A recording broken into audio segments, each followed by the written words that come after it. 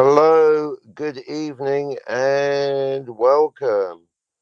I actually thought, oh, this is too early. It's too late. That's 12:30. That's ages away. I've not even got my coffee. Mm, uh, uh, uh, Dave Parker.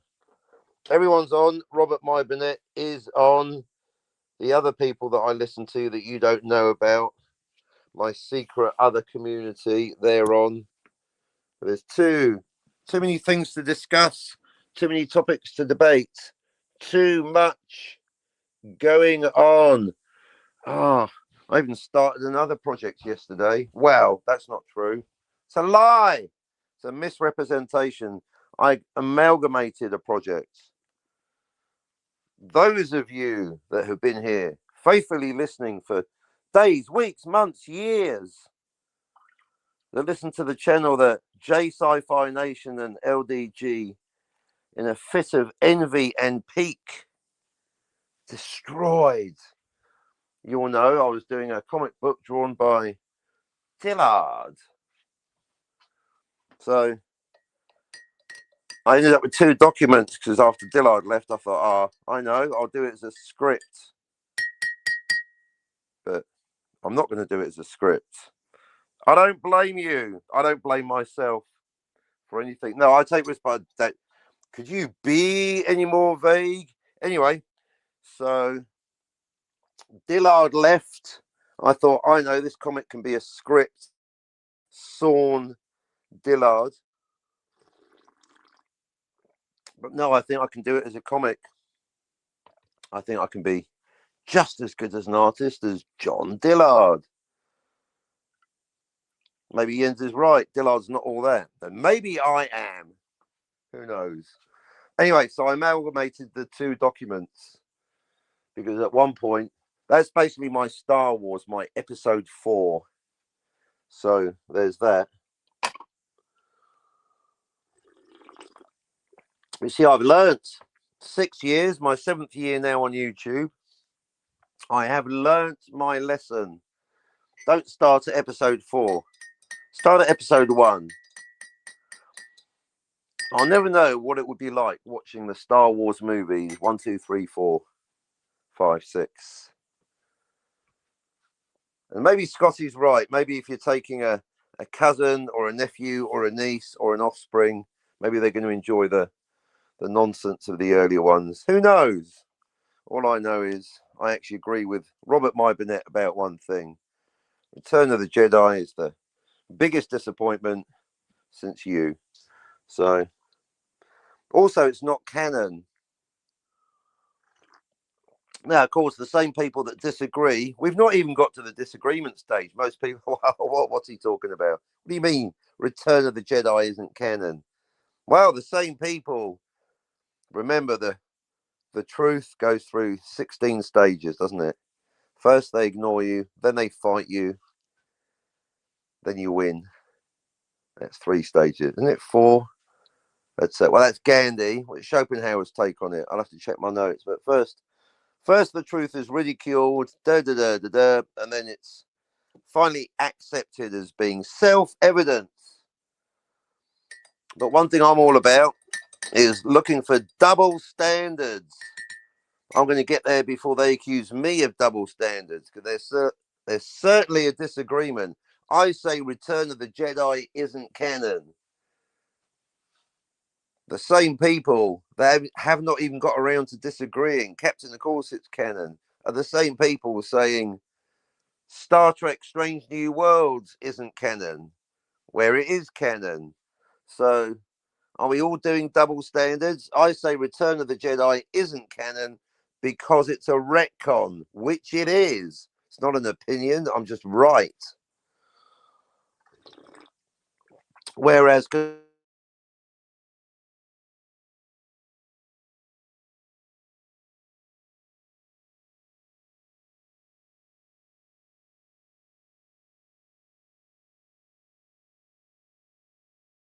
shouldn't matter who says it. Otherwise, it's an ad hominem. It doesn't matter who says it. But what about a reverse ad hominem? What about if it's someone that you generally respect for being either intelligent or knowledgeable in Star Trek lore, or both? People like Anti-Derivative Jill and Darth Plato. Is that a reverse ad hominem, or is it still ad hominem? Jill, Plato, you of all people, I'm shocked. Don't you get it? Of course New Trek's canon. Don't you understand anything? I thought you understood things, especially Star Trek. Which goes back to sheer double standards, like script writing, YouTube punditry, general having of opinions, something that comes up in time travel discourse that goes beyond the scope of even time travel. Self-consistency.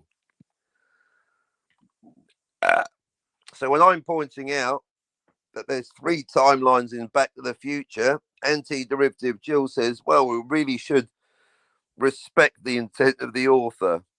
Is that the same Jill that arbitrarily says, oh, I don't like New Trek, so it's not canon? Well, Jill, shouldn't we respect the intent of the author? Of course, you could flip that equation and go, well, Captain, if you think we should respect the intent of the author and Star Trek Strange New Worlds is canon, then why are you messing with Back to the Future? Because it breaks the core law. Even people that don't get time travel, almost everyone understands that the time traveler in fiction cannot prevent their own birth. And yet that's what happens in Back to the Future. I mean, they don't go through with it. It's a bluff. But Marty does start to disappear. Well, if Marty disappeared, who's driving the DeLorean? He-Man and She-Ra? Is that what you want, Anti-Derivative Jill? He-Man and She-Ra canonically driving the DeLorean to 1955? Because it sure as shit ain't going to be Marty McFly if he was never born. That's what I'm talking about. So I, broadly speaking, agree with Anti-Derivative Jill, a fan of Star Trek and a very intelligent lady, also a good friend of Scotty's. So I'm not going to disagree with her unless I've got a valid point to make. Jill is a good egg. Used to be a guest on my show. Anyway. So broadly speaking, I agree with Anti-Derivative Jill that we should respect the intent of the author. No headcanon. Of course I agree with Jill. I am an author. Unpublished, but whatever. That's coming. That's what she said. Hello, Captain Infinity, says Suzanne. Hello, LDG. Hello. Speaking of channel strikers, according to going to be a hit. Speaking of double standards, I don't like advertising other shows. I do like advertising other channels.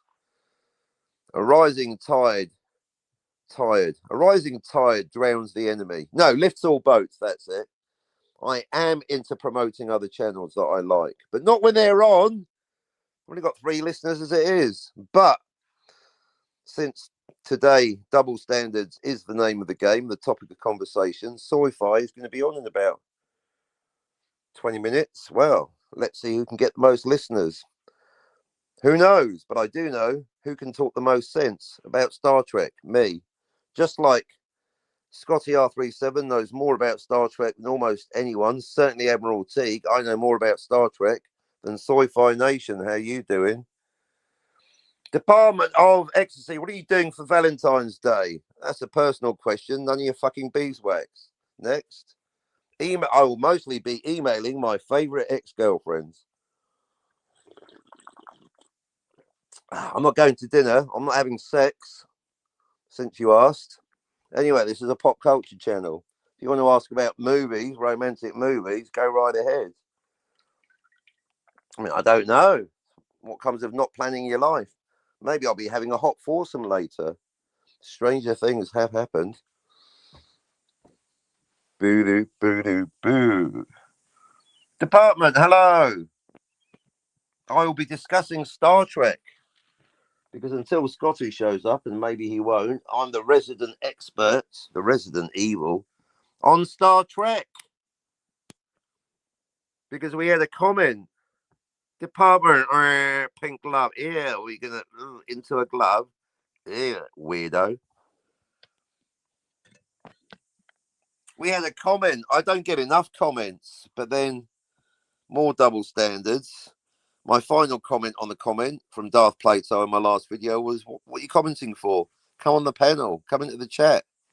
Darth Plato says that Ethan Peck Spock is not canon and therefore is not Spock, is not Leonard Nimoy Spock. Darth Plato is once again incorrect. Like when he incorrected me when I said there hasn't been a Game of Thrones book for 14 years.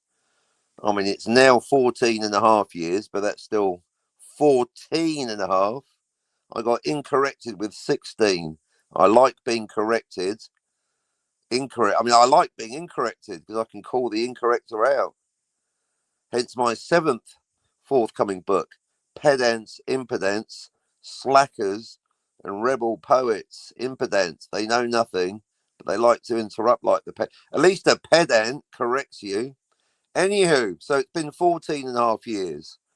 I mean, time keeps moving. So maybe July 2011 is the last time we got a Game of Thrones book from George R. Martin. I mean, it will be 16 years, then it's going to be 17 years. So rather than counting how many years, maybe, mind if I take notes? Yeah, as long as you pay me money. Is that sarcasm? I mean, you'll find, unlike most channels, if you take notes, the notes will make sense. But I tend to publish my notes because my notes are so good. Most YouTubers talk a good ramble, but it's just a random load of old self-contradictory bollocks. I can give you an example right now. Robert My Burnett, who's also live on air right now, was talking about making generalizations, prejudging, prejudice, bigotry, and then he said all new Trek is rubbish. And as I pointed out in Robert's chat, well, bigoted much. So even the mighty Robert My Burnett, arguably my favorite YouTuber, my favorite big YouTuber. I mean, subscribers, I'm not saying he's fat. Even Robert My Burnett, one of my favorite YouTubers, totally contradicted himself, speaks out against bigotry and prejudice, and then goes, all new Trek is shite. Bigot, isn't it?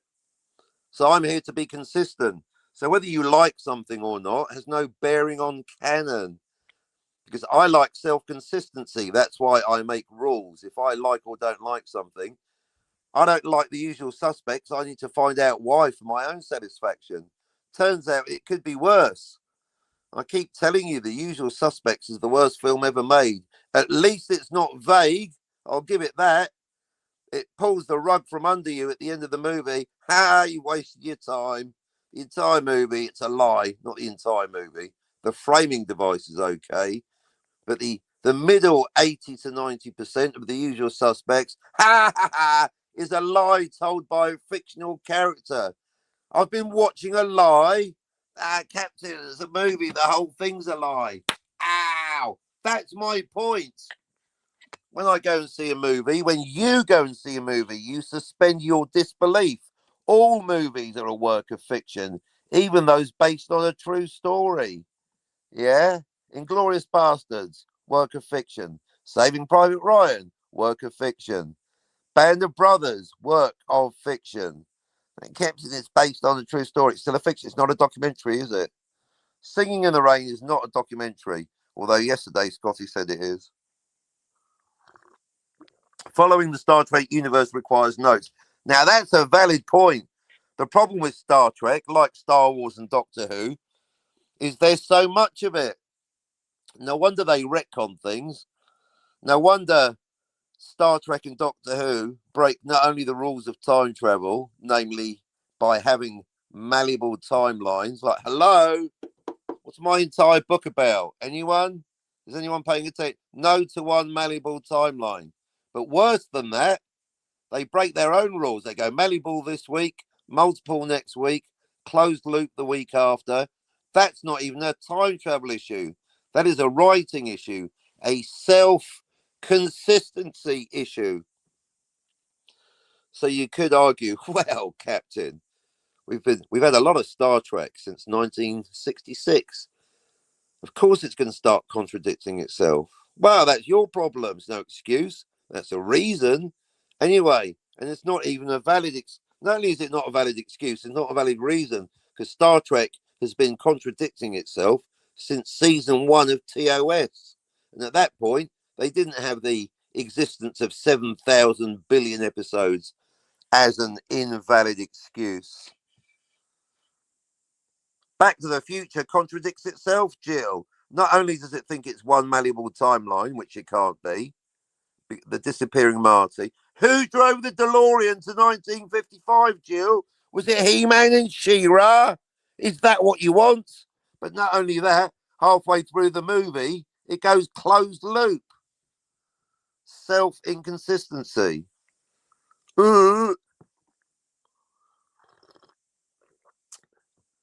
So someone's been contradicting themselves. Anti-derivative Jill wants me to accept the time traveller Marty McFly preventing his own birth. No! Everyone agrees with the first part of the statement. The time traveller cannot prevent their own birth. It's the second part. No to one malleable timeline. People are failing to see the link. Hence the book. The entire 120-page book, Time Travel Police, is the leap from the statement almost everyone agrees with, the time traveller cannot prevent their own birth. Even Department of Ecstasy agrees with that.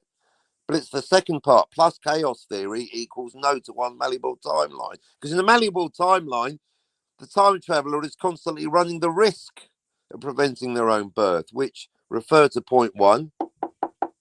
Think, Zemeckis, think. Think, Gale, think. Time traveller cannot prevent their own birth. Or who's driving the DeLorean? He-Man and She-Ra. And that's why Star Trek City on the Edge of Forever has got 3 timelines. Clearly. So, Star Trek, the point is, a lot of people don't like Starfleet Academy. A lot of people don't like Star Trek Strange New Worlds. Any of it. Well, if you don't like something, likability has got nothing to do with canon. I like The Empire Strikes Back. It's not canon. And people that don't realise that Return of the Jedi and The Empire Strikes Back aren't canon are the same people trying to tell me that Strange New Worlds isn't canon when it is. Tell Chat to Puckett it's the 13th. It's the 14th here. It is Valentine's Day. Love your bunches, Jill, but you're wrong, dear. See, that's the important thing. And I think Jill will respect that. I think Scotty will respect that. We can disagree with each other and still have a good time. Nobody wants a yes man channel. I mean, some people do, but we don't. We like hard disagreement, intense debate, robust discussion. Exactly. Love your bunches, Jill. Therefore, you're wrong. And it's the self contradiction. Jill's wrong twice, or I am. I can't be wrong. I'm perfect. One of us is wrong twice. When it comes to Back to the Future, Jill says it's got one malleable timeline because respect author intent. Not when the authors don't know what they're doing and have the time traveller preventing their own birth, requiring He-Man to drive the DeLorean to 1955. Is that what you wanted Back to the Future, Jill? A DeLorean driven by He-Man with She-Ra reading the map? I don't think so, Jill. And also, Jill also says, because I like to listen to the counter arguments, well, they don't go through with it, Captain. Yeah, but it starts to happen. And in fact, Daniel's friend, Matrix Muppet Idiot, uses the opposite argument. Oh, look, Marty starts to disappear. Clearly, the time traveler can prevent their own birth. Well, no, they don't go through with it. That's where I need to take Daniel and myself out the argument. I like to see anti-derivative Jill and Matrix Muppet Lord argue it out. Jill going, well, they don't go through with it. And then Matrix Muppet Lord going, yeah, but it does start to happen. See, that's why it's such a weak bluff. They don't go through with it, but it does start to happen. We should hear from the rest of the chat any minute now. I can't control the chat or lack thereof, and I can't that we always get lurkers. Happy Valentine's Day to everyone. Happy Valentine's Day. That's it's actually shifting, isn't it? I thought it was a romantic day, but some people take it as a general day of on 20 minutes platonic love too. In which case, happy Valentine's Day, Scotty. I wonder where Jens is on Valentine's Day. Maybe a nice young man is taking her out to dinner. It's chocolate day, yummy. Ah, good call. I'll wait for my cup of tea. I won't have any biscuits or chocolate with my coffee, even though it is the weekend. It's Valentine's Day and it's Saturday here. Happy Valentine's Day. Hooray. Do you know what? Maybe I'll go for a total double reverse double bluff. And I will email an ex-girlfriend on Valentine's Day. Yeah, take the hint. I haven't had a romantic Valentine's Day for I think 3 years. I think I'll have to check the records. I believe it was 2023 where I did spend Valentine's Day with a lady. So 3 years, that goes quickly, doesn't it? 2024, we're still seeing each other, but for one reason or another, not on Valentine's Day. 2025, nothing. And now it's 2026. No, 3 years. I mean, it could even be four. I'll have to check. 3 years since I've had a romantic dinner on Valentine's Day. Might be 10 years. God, well, see, that gets you thinking, doesn't it? Am I good this time next year? Mark it. If you fuckers haven't left me, I know you'll be here, Suzanne. Nothing personal, Department of Ecstasy. You're still new. Maybe you will be here. You don't have to be. I mean, Grace was a regular. She's not here. Mind you, she wasn't in the Robert My Burnett chat either. So she's probably busy. Grace, eat some chocolate. That's why Grace isn't here. She's busy stuffing her face with chocolate with one hand and writing an essay to me about how I should eat more healthily in the other one. You could get drunk with strangers. Yeah, I don't drink. I mean, I don't strictly not drink. The only people that don't drink are alcoholics. Obviously, that's another thing. All people that don't drink strictly are alcoholics, but not all alcoholics don't drink. I mean, look at Cam and Tony. Yeah, I don't get drunk with friends, let alone strangers, because I don't get drunk because of Tony and Cam.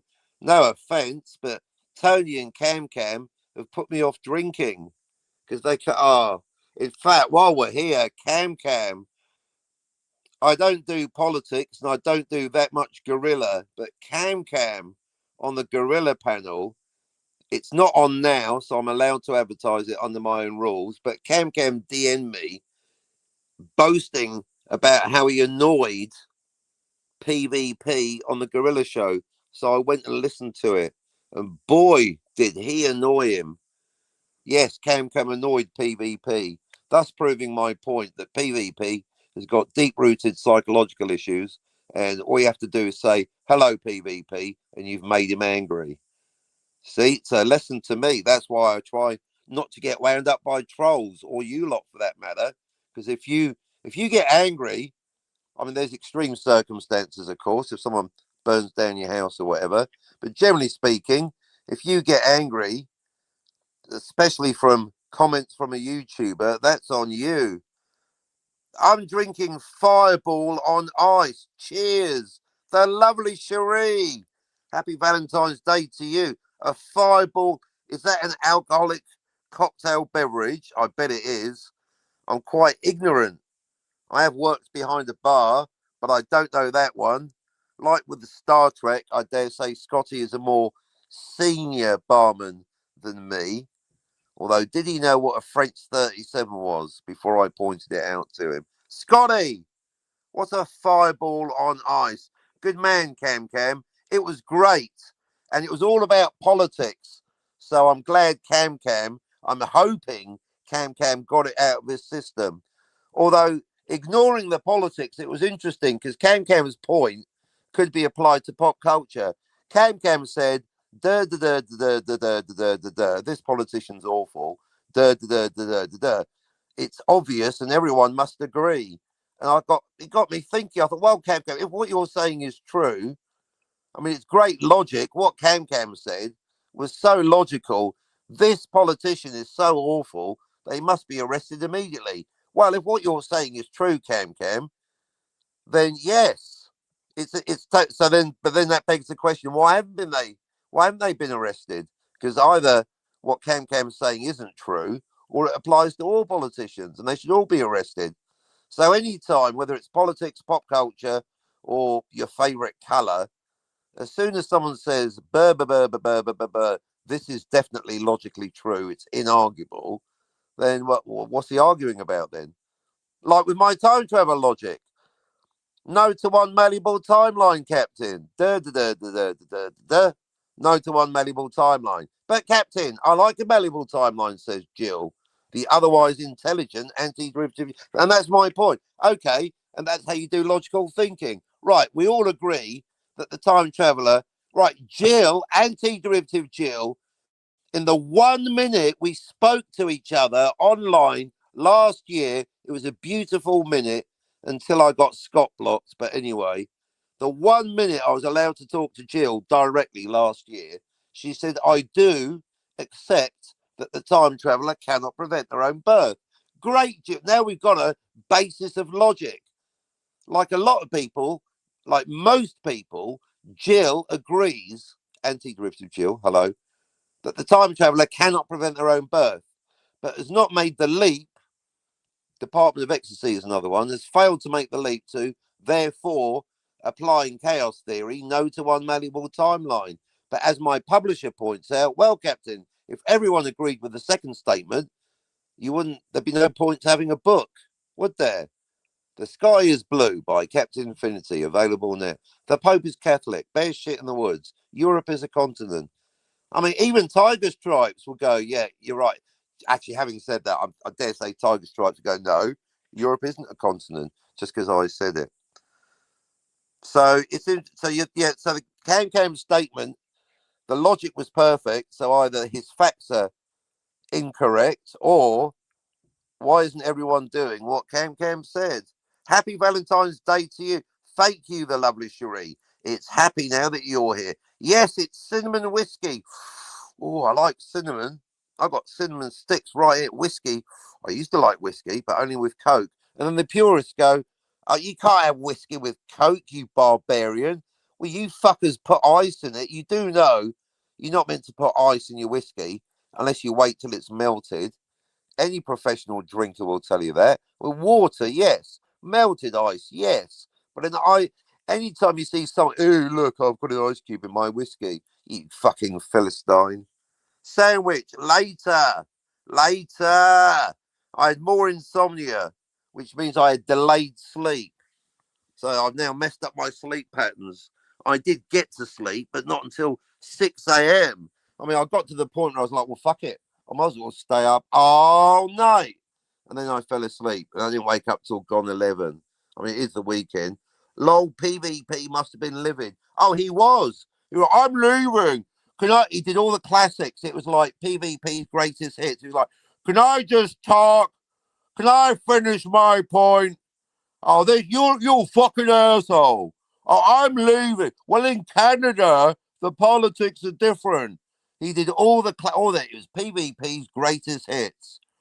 Cam Cam, you fucking asshole. Can I just finish making my point? Oh, you ass, I'm leaving. Gorilla, I'm leaving. All right, PvP, this isn't an airport. You don't have to announce your departure. God knows I've tried. Now, I believe in freedom of speech, but I don't. Gorilla, if you let Cam Cam on again, I'm leaving. All right, you're going on my naughty list. He actually said he's got a list of people he doesn't talk to. Actually, that's everyone. So he's got a list of people he does talk to, which is Gorilla and a tin of beer. Cam Cam, I'm taking you off my list of people that I talk to. You're done. Cam Cam, you're done. You fucking asshole. Classic. He is so. What is it with PvP? He's just so angry. What about OVO? OVO. Oh, speak of the devil, it's Cam Cam. Yeah, you did a right number, Cam Cam. You totally wound him up. Ah, ha, ha, ha. Oh, look at the chat. Hang on a minute. Sure, I saw a chat with Cam. Has it been deleted?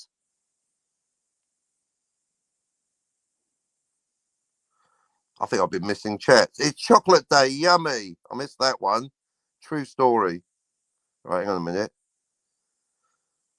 Cam, the lovely Cherie. Always a pleasure, never a chore. The lovely Cherie.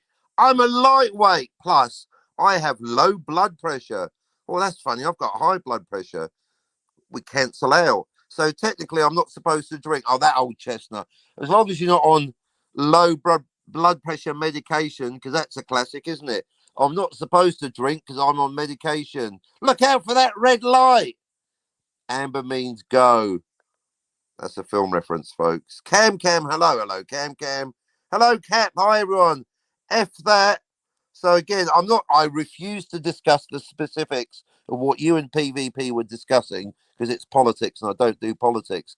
But I was able to apply what you said to pop culture in the abstract. If what you said is true, Cam, you did one of them. You did a logical statement. Arrest this guy. Well, then how come he hasn't been arrested?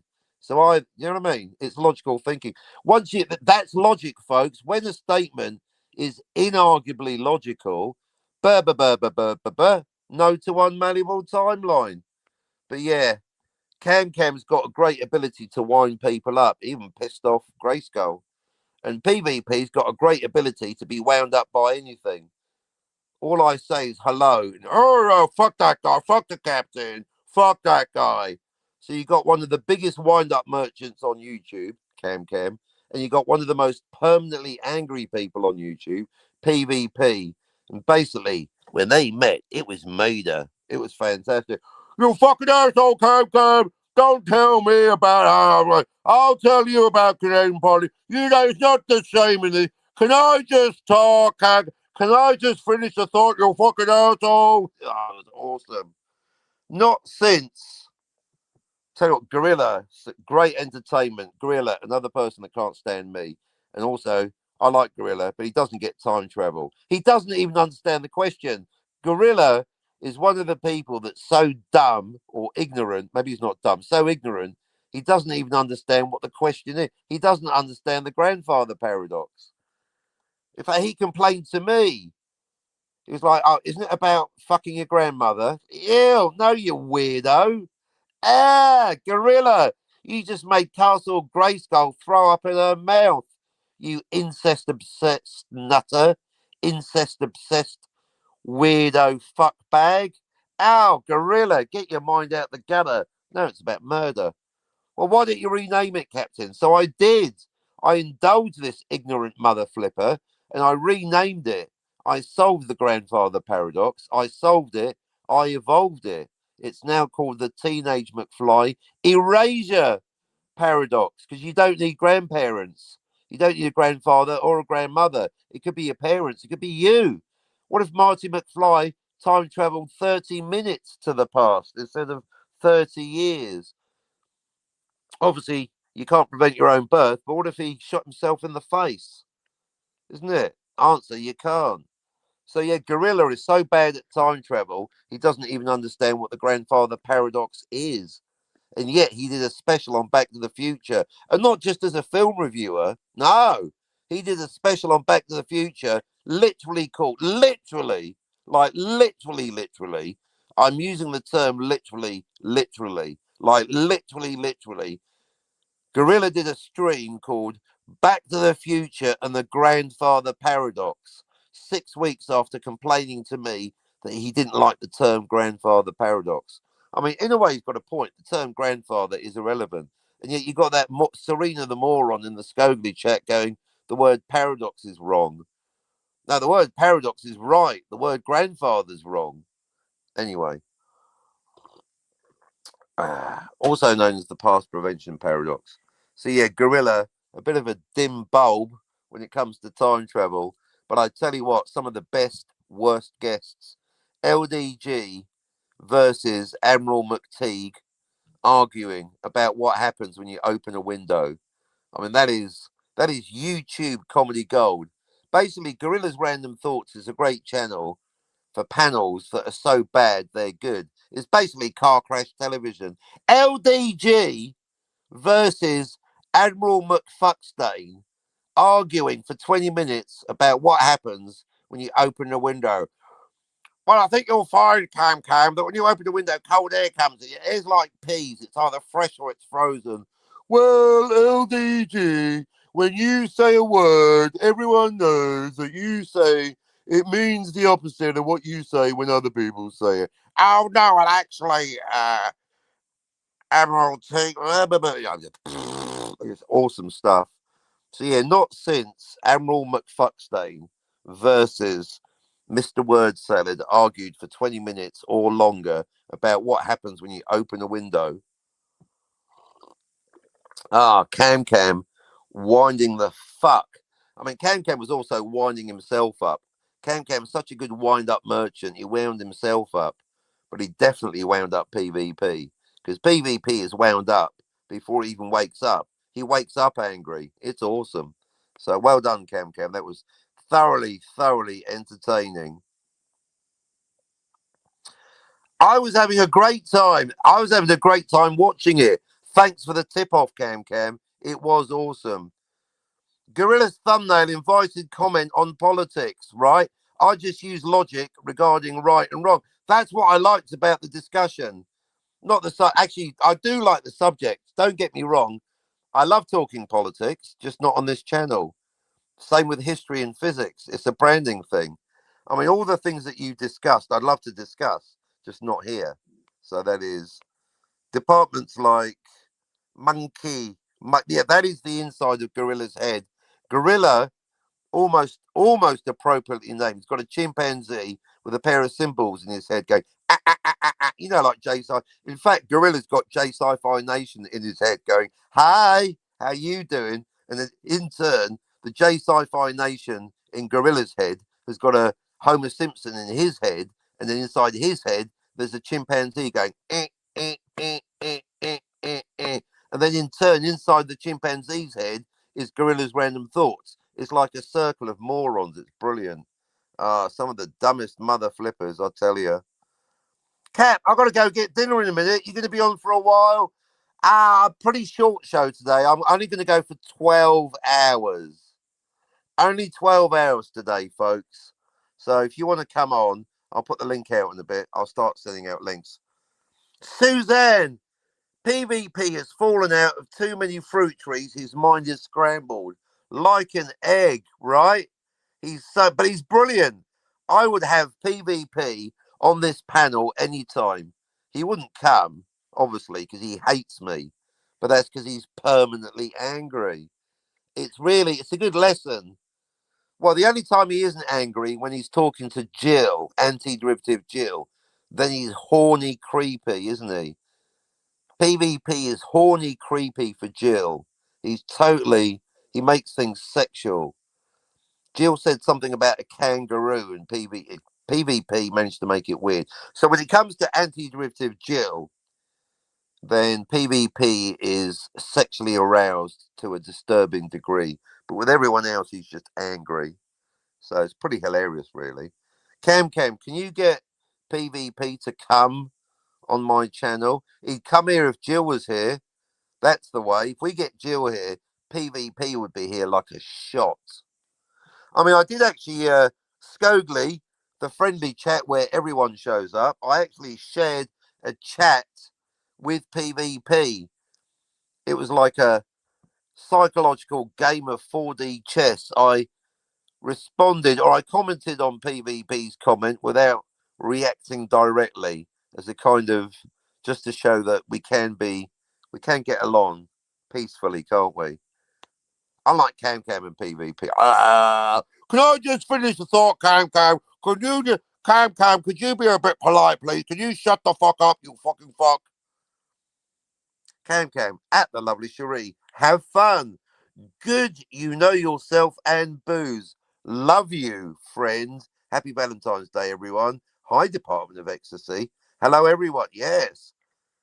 Captain, I offended Grace. Apologies. Yes, I was winding everyone up, including myself. True story. Well, I can't speak for Grace, of course, but you might not remember, but Suzanne came up here and knocked all your heads together. Scotty came, then you and Scotty disappeared, Then Scotty came back and apologised. Then I hadn't seen you since, but then you DM me about the PvP show on the Gorilla, and then I watched it, and then I started the show, and here we are. So on 40 minutes, I'm not offended. I'm kind of upset. Not Brian's not here, but not Brian has started being here more, so I'm hopeful. Hopeful we might get some not Brian action. But that's my fault, isn't it? As soon as I label someone as a favourite, namely not Brian and Grace, they're not here. But I have full faith. If I do keep going for 12 hours, like Scotty with the tantric sex, if I keep this show going for 12 hours, then on a long enough timeline, Castle Grayskull and not Brian will show up eventually. So Cam, are you coming on later after dinner? So remember, I'm more than happy to hear about anything except politics, including your take. Now, here's a challenge for you, Cam. I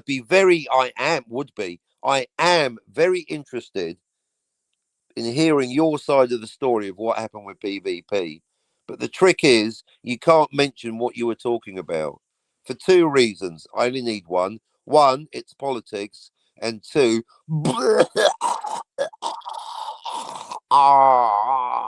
Cam was talking about things so disgusting, it makes the most disgusting elements of Back to the Future seem almost normal.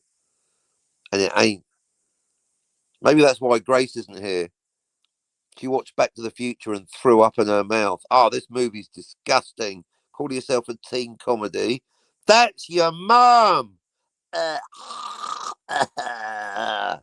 I mean, it does bring up a valid point because Scotty and Mr. Grant Gregory, both of whom have come back since, I really did start having a go at them for bringing up the most disgusting elements of Back to the Future. I don't even need to say what they are because that's the point.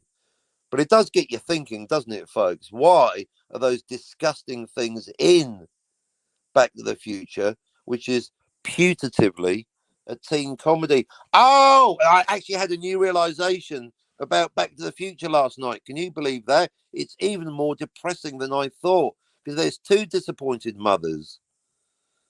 Now, those of you, if you're new here, or if you're not good at listening, or you've got short-term memory loss because you're a goldfish, or that actual guy. Anyway, Back to the Future is the most depressing movie ever made since Old Yeller because Marty McFly, Marty A is always Marty A, but Marty A is stuck in timeline B, isn't he?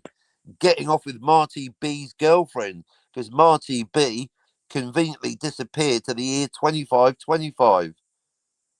Yeah, that's right. You heard me. The year 2525.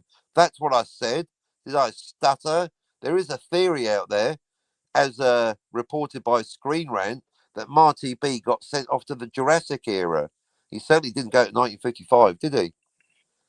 Anyway, and that's why he left the gates open, and Marty A stole Marty B's life, his girlfriend, his house, his bedroom, his parents, his car, the big black 4x4, everything. That's why the movie needed him gone. You know, like Max Walker in Time Cop. The point being, my whole point about Back to the Future with the time travel is that Back to the Future is the most depressing movie ever made since Old Yeller or Return of the Jedi. Because Marty A's mother, because Lorraine A is always Lorraine A, just like Marty A is always Marty A, right, Cam? Lorraine A is also always Lorraine A, and she's been left behind, destitute, minus her firstborn son, because he's stuck in timeline B.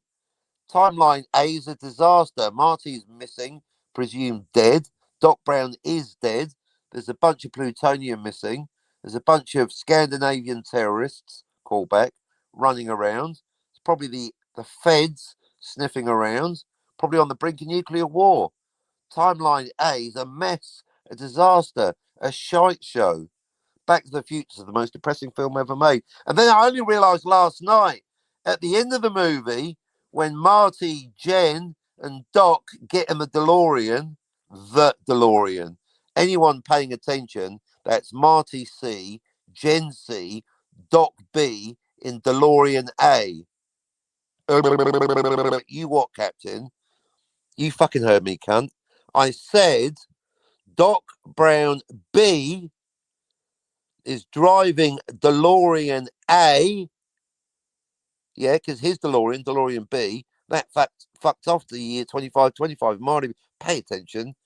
Doc Brown B in DeLorean A goes to the year 2015 of timeline B, then travels backwards in time to 1985, thus creating timeline C, right? And Marty C and Jen C. And then he goes, "It's your kids, Marty." And Marty should have said, "Doc, I haven't had any kids. I am a kid. What a high school sweetheart. We've not even had unprotected sex yet. We were just kissing and you showed up." Right?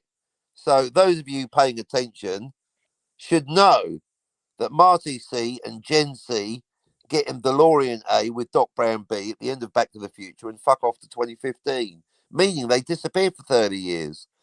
Q, another disappointed mother. Lorraine C is now missing her son, Marty C. So actually, there's two grieving Lorraine's. Lorraine Baines?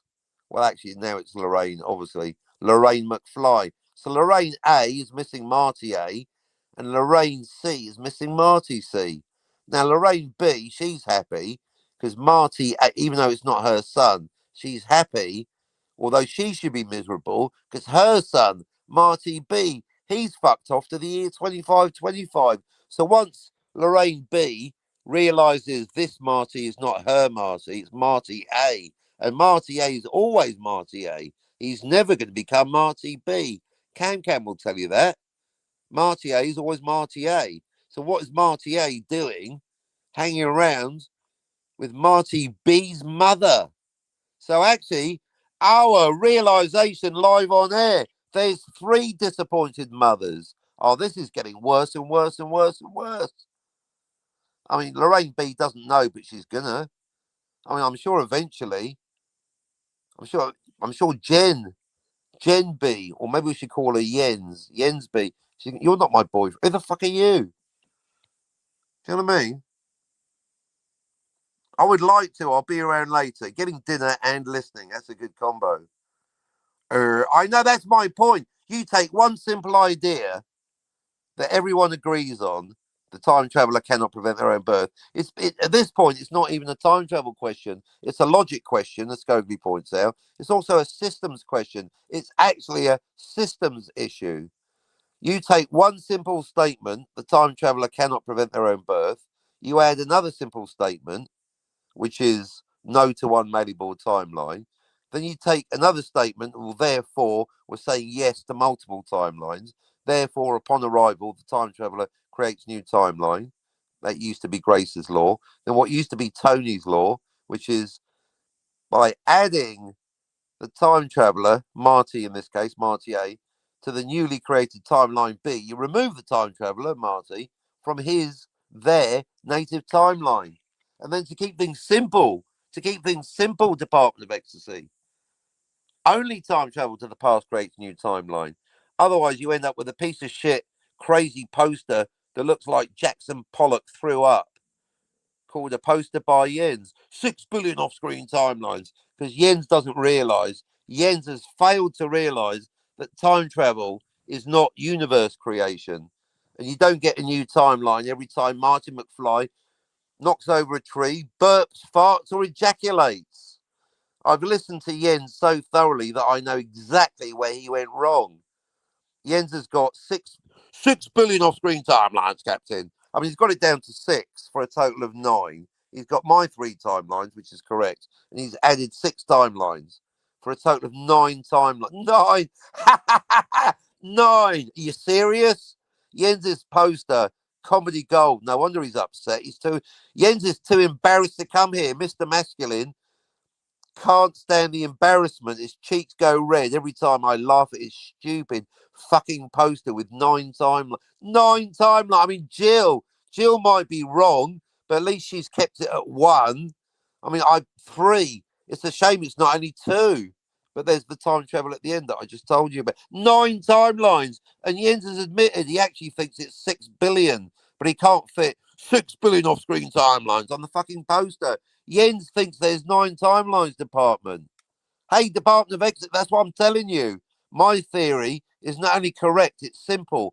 I want it correct. You want it simple. Scogli wants it self-consistent. I've checked all 3 boxes. The correct way of looking at time travel is correct, is simple, is self-consistent, not like Jens. 6 billion off-screen timelines. Every time Marty farts, he creates a new timeline. No, he doesn't. Keep it simple.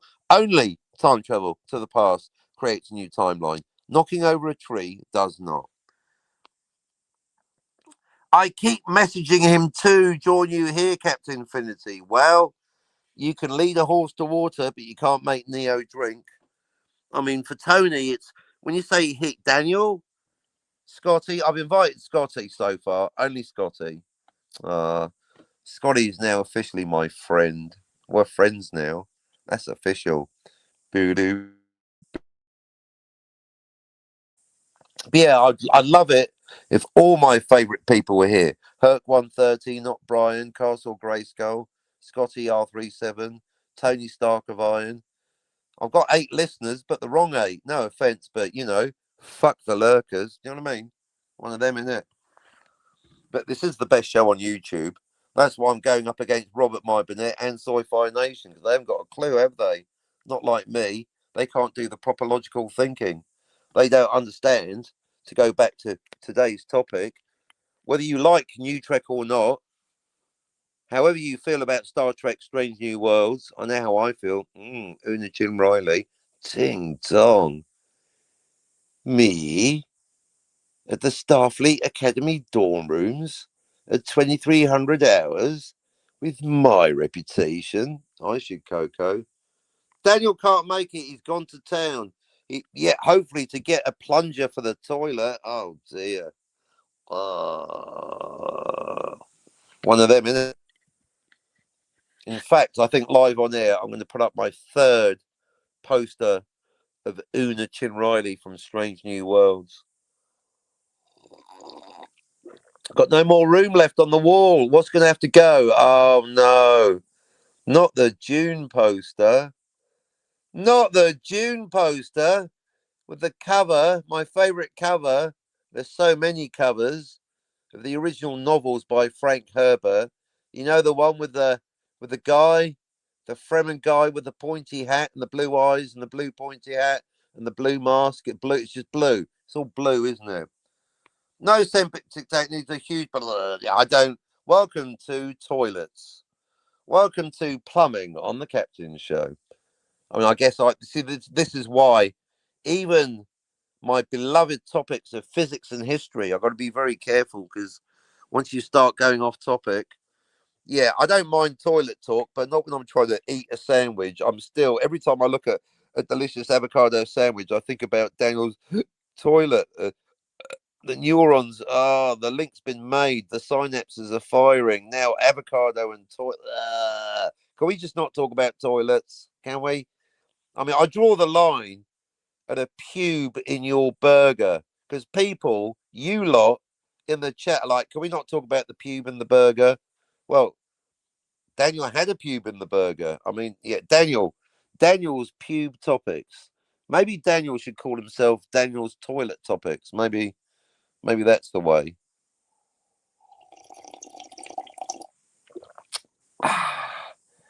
So where am I going to put? It's like Hotel Finity, isn't it? There's not enough. Everyone's going to have to move. Where am I going to put the June poster? Well, you could take down your Blade Runner poster. Yeah, right. Whatever. In fact, I've already got more. I need more room for the Blade Runner poster. Which Blade Runner poster you mean? Plus, I got the art print. But no, I think, to be fair, the June poster. I mean, I've got 2 on that wall, but that's the wrong wall. That's not actually where the June books are. But where the June books are, I've got one of my 2 Winona Ryder Scanner Darkly posters. I'm going to need I need more walls. Wow. So one of them in it. God, I went from 9 listeners to 4.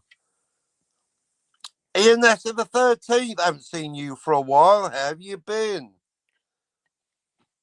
What do you think about Star Trek? Long time no see. What are you thinking? Are you finally accepting that Back to the Future has got 3 timelines? Not 1, not 6, not 6 billion, not 9, as per Jens's ridiculously stupid poster. Are we all agreed now that Back to the Future's got 3 timelines? I know that Department of Ecstasy doesn't get it yet, but they're new. But at least Department of Ecstasy is at level 1 on the pyramid, having accepted the inevitable truth, the facts, that the time traveler Jill cannot prevent their own birth. Something Jill claims to accept and yet rejects by accepting Back to the Future. Yes, I have accepted it has 3 times. Good. Now, next time, please spell out the word 3. Good to see. Now, how many timelines in Time Cop? Oh, that's a. Although, as Skogley points out, no one, even me, is ever going to know how many timelines altogether.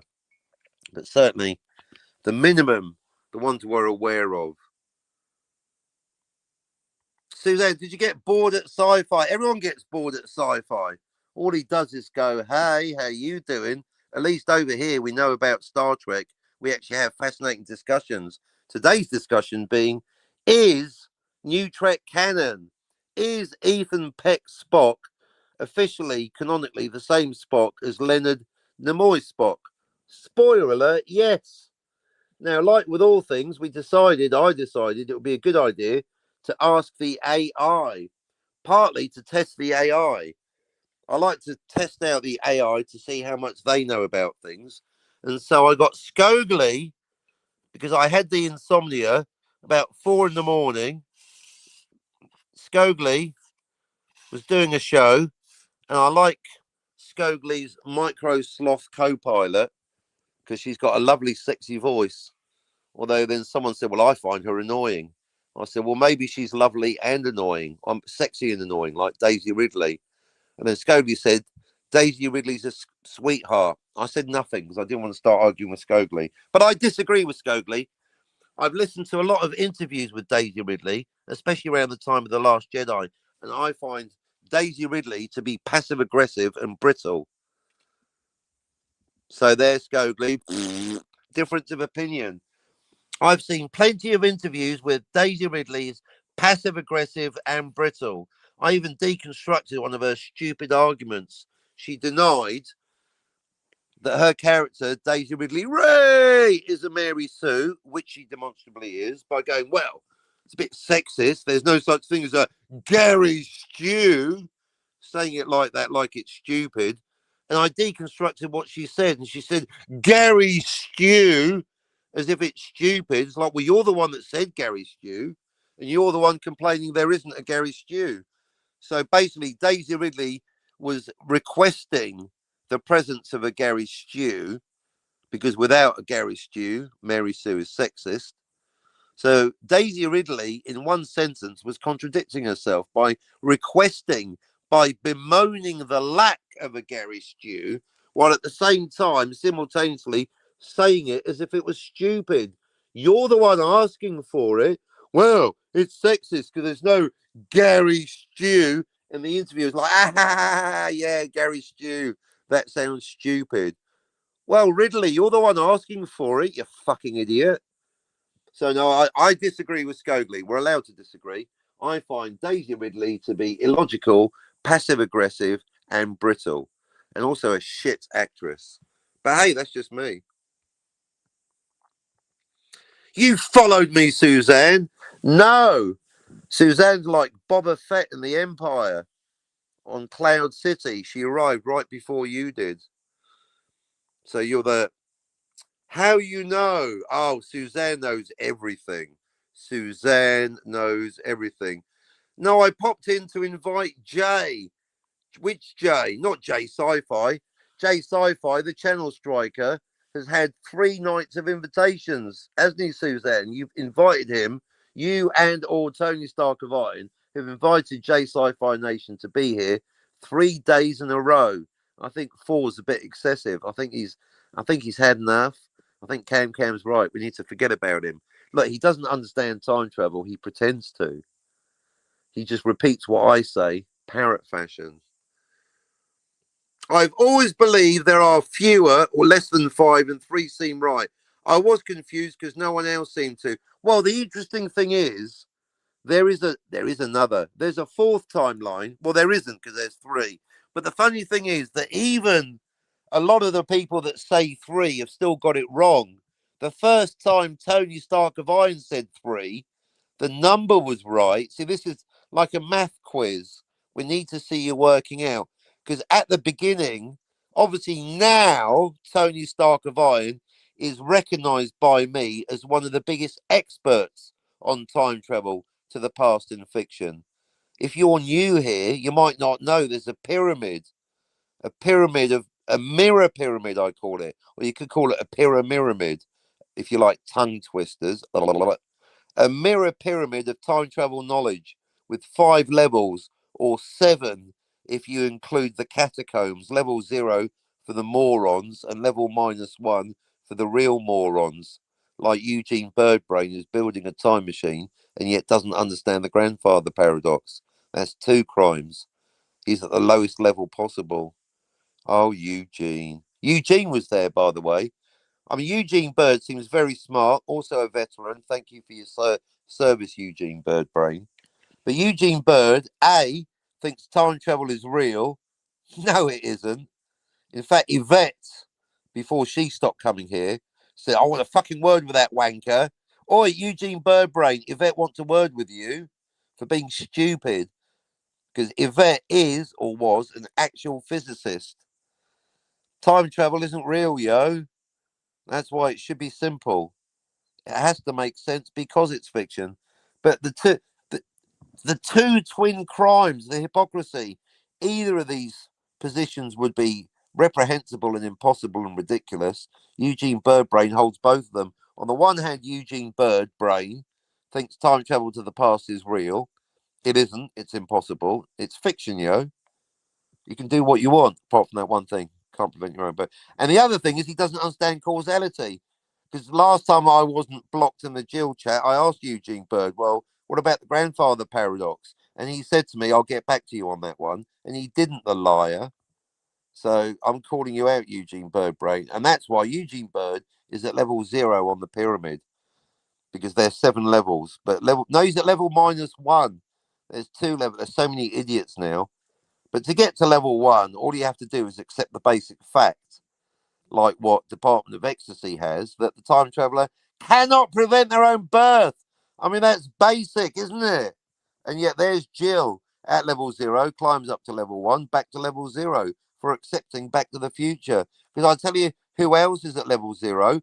Bob Gale and Robert Zemeckis. Anyway, the point I'm making is once people realise there's more than one timeline, they get to level 2. But Jens is stuck on level 2 because he went mad and ended up with 6 billion timelines. Whoa, calm it down, Jens. You've accepted that you can't have one malleable timeline, but 6 billion, or indeed nine fucking times. I'm not joking. He's got a poster, 9 timelines. Anyway,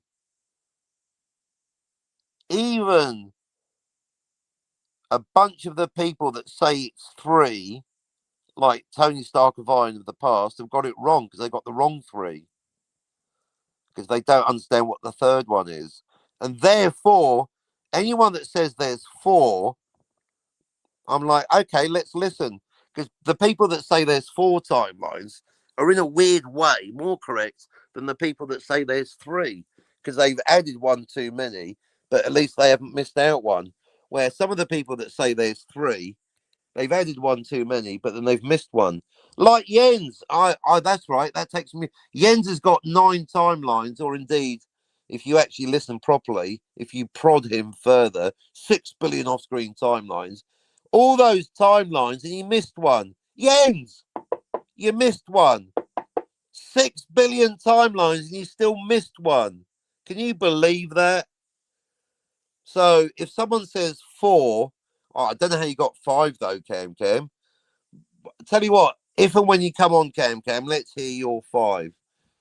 Because now that the book is done, I don't need to say anything. if you don't get time travel, those of you that don't understand that it's 3, and those of you that understand it's 3, but you haven't got the right 3, buy my book. So I am genuinely interested in how you got to 5. So Cam, if and when you come on after dinner, let's make that the first topic of conversation. Tell me about the 5 timelines, because we are waiting for Castle Grayskull to give me her answer. Because like Tony and Trip, she's at Castle Grayskull, and Tony and Citizen 333 are at level 4 of the pyramid, the super genius level. To get to level 4, you've got to do a poster. That's right, you heard me. The further up you go, the harder it becomes. That's what she said. To get to level 4, you've got to do a poster. Tony's done a poster. Trip's done a poster. Grayskull is doing a poster, apparently. Captain, so where am I on this eponymous pyramid? Asking for. You're currently at level 1, I believe. Now, I've made it subjective. The pyramid is clearly labeled. Like, for those of you like Tony that are very ambitious, if you're ambitious and competitive, I'll tell you what you need to know to get to the next level. So I've got to redo the pyramid, actually. So many names. I believe you're at level 1, Cam, which is understanding that the time traveler cannot prevent their own birth. But to get to level 2, you've got to say no to one malleable timeline, and you've also got to understand that time travel to the future keeps you in the same timeline, which is where Euler Greg falls down. I mean, in binary terms, there's basically levels -1, 0, and 1, and there's levels 2, 3, 4, and 5. That is, again, that's on the front cover of the book. Almost everyone understands the core law that the time traveler cannot prevent their own birth. But the big jump is to get to level 2 to apply chaos theory and to understand the fixed law, which is no to one malleable timeline. And so Cam and Department of Ecstasy, once you accept that once you say no to one malleable timeline, you're at level 2. And then to get to level 3, you've got to understand what we say yes to. If we're saying no to one malleable timeline, then what are we saying yes to? Once you remove the malleable timeline from the time travel stories, then what are the 2 remaining options? Now, if you don't know offhand, I'll take you through it. See, it's easy because I'll take you through it. I will teach you how to get up the pyramids. But yeah, at the moment, Cam, I do believe you're at level 1, along with Department of Ecstasy, because you know that the time traveler cannot prevent their own birth. The moment you say no to one malleable timeline, the moment that you disavow any story with one malleable timeline, then Cam, then everyone, then Department of Ecstasy, you're at level 2. But don't be like Sci-Fi Nation and just repeat what I said. See, this is why it gets tougher. That's why I'm going to need a poster for level 4. But yeah, once you get to level 2, you should be able to get to level 3. So Cam, you're at level 1, but let's get you up to level 2 today. All you need to do to get to level 2, what I also call the Aubrey Plaza, is to say no to one malleable timeline. And also, time travel to the future in fiction is a different topic, but to also accept that time traveling to the future keeps you in the same timeline, because it's not malleable, because the future hasn't happened yet. It's funny, isn't it? A lot of the people, the same people claiming that going backwards in time keeps you in one malleable timeline, which it doesn't. Yeah, that's what you need to understand to get to level 2. Those same people are saying going to the future does create a new timeline. Cap, I agree with all those things, as I've always stated. Have you now? I also said less than 5, which means 3 or 4. Yeah, but I said, Cam, pay attention. There's no need to get defensive. And I said, even people that say 3 have the wrong 3. That's why 4 is actually a better answer than 3 a lot of the time, because they get the wrong 3. They add one that isn't there, and then they fail to see one. And that's why the incorrect answer of 4 is often better than the ostensibly correct answer of 3. Because people that say 4 have probably added the wrong one, which a lot of people do, but they have seen the almost secret one, which we all missed, which I missed. No ego. I missed the third one. As DVB's constantly pointing out, Cam and I and DVB and Dalek 451 were part of the original triumvirate working it out in the first place. I mean, you would be able to. I would be able to point you to all the streams that I did with Cam and DVB and Dalek 451. But unfortunately, there's a guy called J Sci-Fi Nation and a guy called LDG, and the two of them nuked my channel and all of the hard work that Cam did on time travel, along with Dalek 451 and, in fact, Anti-Derivative Jill. That's been my big realization this week. It wasn't me. It wasn't just me that got struck by Jay and Louis. It was all of you. He struck your work. So I missed it too. The only person that got it, the first person to spot the third timeline, I believe I was the first person to point out that the third timeline isn't the third timeline. And at that point, we said, right, Back to the Future's got 2 timelines, game over. And then Dalek went, hang on a minute, guys, we've missed one.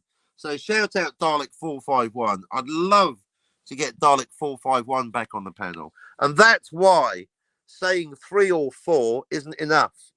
Even if you say 3, which 3? So to recap, here's a clue. First of all, the first one, every movie gets a timeline. Yeah, you get a timeline. You get a timeline.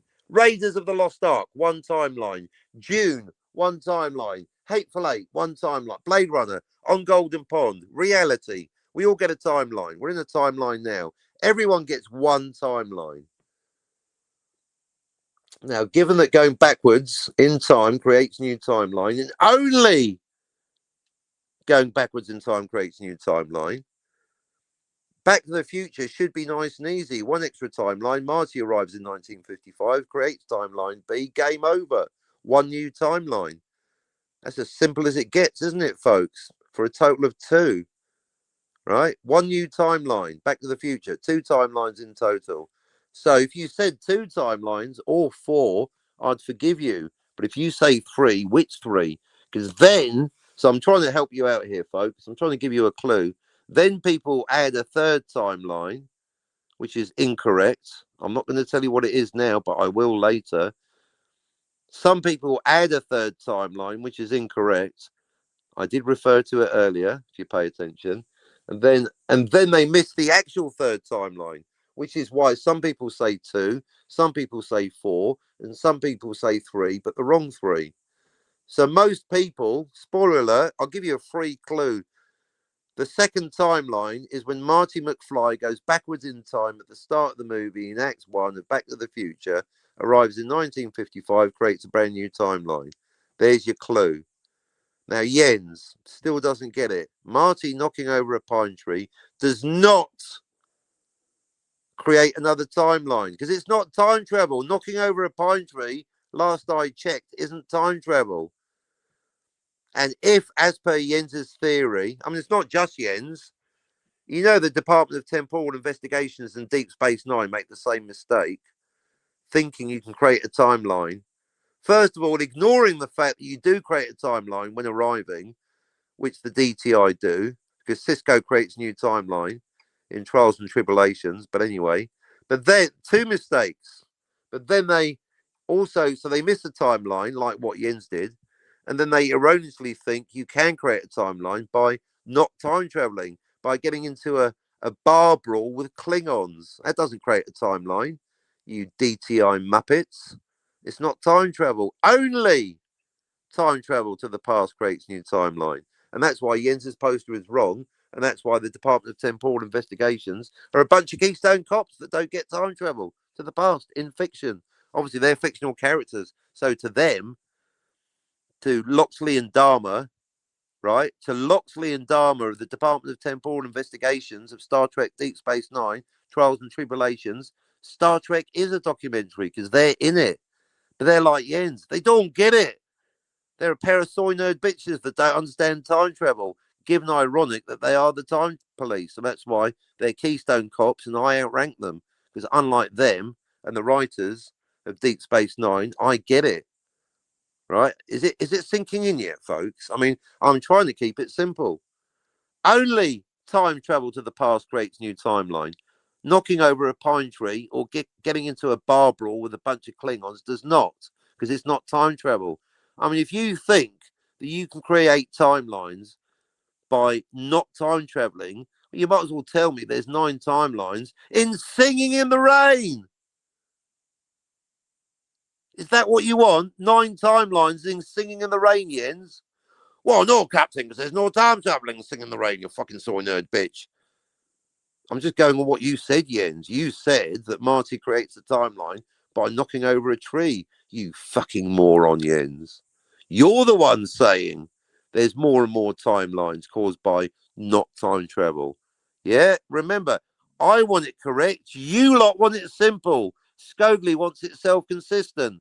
And that's why Loxley and Dharma of the DTI, the Department of Temporal Investigations, who interview Cisco in Star Trek Deep Space Nine, Trials and Tribulations, are full of shit. And so's Jens. One of them, innit? Cam, yes, on your channel, led by yourself, by all of our work, Spidey, Dalek 451, DVB, even Cardinal Sin. Cardinal Sin weighed in on time travel. I'm saying no to one malleable timeline and yes to 2 alternatives. Knowing what those 2 alternatives are gets you to level 3 on the pyramid. Only Cardinal Sin, the only person in history, get the late Gilbert Bell, rest in peace. Cheers. It's not an Irish coffee, it's a coffee. Here's to you, Gilbert Bell. I'm sorry that we fell out twice. Not I'm sorry twice, we fell out twice. Anyway, because only Cardinal Sin said to me, Captain, there's a 4th way of doing time travel. Then we fell out, then he died, then I never found out what it is. Now, I could have gone through previous recordings for clues, but I can't because Louis and Jay struck the channel into oblivion and all the time travel discussions with, as Cam said, Spidey, Dalek 451, DVB, and Cardinal Sin, and Clobby, and Anti-Derivative Jill. Gone forever. Well done, Louis. Well done, Jay. You communists. Ever the contrarian. No, I'm not. Be up to discuss eating. Might also have a date, but no sex. So I'll be back early. Well, even if you did have sex, let's just add on another minute. So, yes, there's 3. I mean, in a way, I'm giving you the answer. So I'm very generous. For a contrarian, I'm very generous. I'm telling you the answer to the question, how many timelines in Back to the Future is 3. I'm also giving you a clue that you might get the wrong 3 because some people miss 1 and some people add 1. That's why some people say 2 and some people say 4. And that's why, Cam, if your answer is 4, because you clarified, you said less than 5, fewer than 5, I will forgive the answer of 4 because I'd rather you add 1 than miss 1. Hence, shout out Dalek 451 for spotting the one that everyone missed, including me. I missed it, and I'm the only person on level 5. Oh, what a coincidence, Captain. You're at the top of the pyramid on level 5, and it's your pyramid. Yeah, funny how that works. Well, to get to level 5, you've got to write a time travel story. I've done it. Scott to the Fuhrer. How you doing? All right, time for a cup of tea, I think.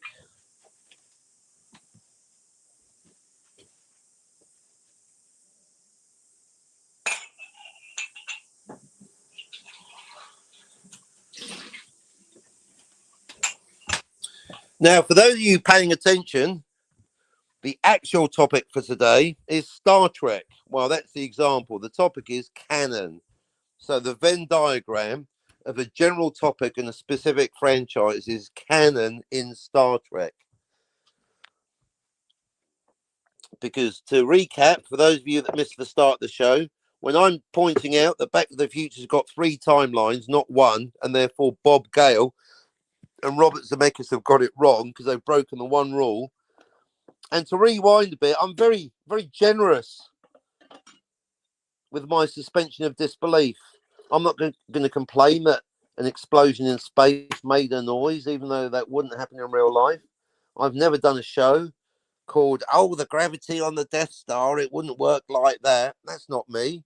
You can ride a unicorn into the sun. As long as you're self-consistent, yeah, that is the consistent theme, you can do whatever you want. It's fiction, yo. And that is the context for my statement about no to one malleable timeline. Not everyone gets that, but almost everyone gets that the time traveler cannot prevent their own birth. In fiction, in spite of the fact it's made up, because it's fiction. It has to make sense because it's fiction. How you doing? In fiction, because time travel's made up, Eugene Bird, to the past, I mean to the future, different story. Just ask Yvette. Time travel to the past is impossible. Yvette will tell you that. She's an actual physicist. And that's why Yvette was on my channel a few weeks ago before we fell out. Inevitably, I annoyed her. I always do, sooner or later. But I did spend a lot of time trying to entertain Yvette, talking about time travel to the past and fiction, while she plugged the gaps in my knowledge of actual physics, because she's an actual physicist. And that's why Yvette said, you get me that fucking Eugene Bird brain. I want to speak to that wanker. Hilarious. Funny because it's true. Time travel's made up, but in fiction, therefore in fiction, it has to make sense because it's fiction. The time traveler cannot prevent their own birth. Almost everyone gets that. Jill says she gets it, but then she agrees with Back to the Future. But Back to the Future breaks that statement, breaks that rule, breaks that law. Back to the Future is the only movie in history to break the basic rule of time travel in fiction, the only rule in all of fiction that you have to obey. Because it has Marty McFly, the time traveler, about to prevent their own birth with the disappearing Marty, with the disappearing hands. And that's bullshit, yo. On some level, even Bob Gale and Robert Zemeckis know it's bullshit. That's why they don't go through with it. But it does start to happen. Because if Marty disappeared, as the late Mike Alonso Clobbering Time pointed out, talking about Deep Space Nine, not Back to the Future, and also not Trials and Tribulations, a different time travel episode of Deep Space Nine, Clobby pointed out quite logically, quite spontaneously, and quite hilariously, not talking, so I'm going to adapt it for Back to the Future. Well, Jill, if Marty McFly, not if, Marty McFly went backwards in time, and according to the movie, according to the author intent that Jill wants us to follow, Marty McFly went backwards in time, then prevented his parents from meeting, although he did that in Act 1. Why did Marty disappear when he knocked George McFly out the path of the oncoming vehicle driven by Lorraine's dad? I'll tell you why. Plot convenience. It wasn't convenient for the plot at that point. And at that point, Back to the Future got it right because Marty didn't disappear. And that's why it's bullshit. In fiction, it's bullshit in a work of fiction to have the time traveler preventing their own birth. And that's why Disappearing Marty is the most egregious nonsense ever since JFK by Oliver Stone, because of historical verisimilitude. Because Lee Harvey Oswald was a fucking Marine, a crack shot, a Tuscan Raider. Look at these blast points, Luke. Only Lee Harvey Oswald is so precise. So fuck Oliver Stone. Oh, but Captain, it's a movie.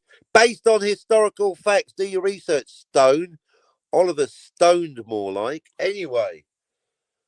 So anti-derivative Jill says, respect what the author says. Broadly, I agree, but not when the author says the time traveller prevented their own birth. Marty McFly time travelled to 1955. If Marty was preventing his own birth, if Marty disappeared, not meaning Marty put on a ring of invisibility like Bilbo Baggins, and not like disappeared because he got shot with a ray gun. Ray! if Marty McFly, if they went through with it, if it wasn't a bullshit bluff, right? If Marty McFly disappeared on screen in Act 3 of the first Back to the Future during the Enchantment Under the Sea dance, because he was never born. Well, if Marty was born, if Marty was not born, if Marty McFly was never born, if Marty McFly prevented his own birth, disappeared, was never born, then he didn't exist. Then who drove the DeLorean to 1955? Was it He-Man and She-Ra? If Marty never existed, Jill, that means he never went to 1955. If he never went to 1955, he never knocked George out of a tree and didn't prevent George meeting Lorraine and didn't go to the Enchantment Under the Sea dance and didn't disappear, which means he didn't prevent his own birth. Well, if Marty McFly didn't prevent his own birth, that means he was born and he did exist. So he did drive the DeLorean to 1955. He didn't need a lift from He-Man and She-Ra. And if Marty did travel to 1955, then he did go to the Enchantment Under the Sea dance, which means he did prevent his own birth. And if Marty prevented his own birth, that means he was never born. He didn't exist. So he didn't go to 1955 and he didn't knock his dad out of the tree because it wasn't his dad. And therefore he didn't go to the Enchantment Under the Sea dance. Or indeed the Fish Under the Sea dance, as a certain YouTuber calls it. And I think it's Enchantment, thank you, actually. One of them in it. West Cagle, not West Cagle, the other one. Anyway, the other friend of Tony's. Max Redstone called it the Fish Under the Sea dance in the chat on Jill's special on Back to the Future. And I corrected him and he said, whatever. Well, Max Redstone, it's a shame you're so passive aggressive, isn't it? It's just facts, yo. It's called the Enchantment Under the Sea dance. Fish Under the Sea.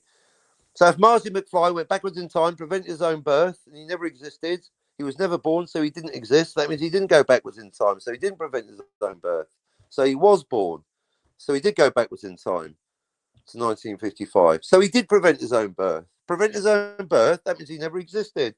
What if Marty was never born, he never existed, then he didn't go backwards in time? He didn't go backwards in time, then he didn't prevent his own birth. He didn't prevent his own birth, then he was born. He did. See what I mean, Jill?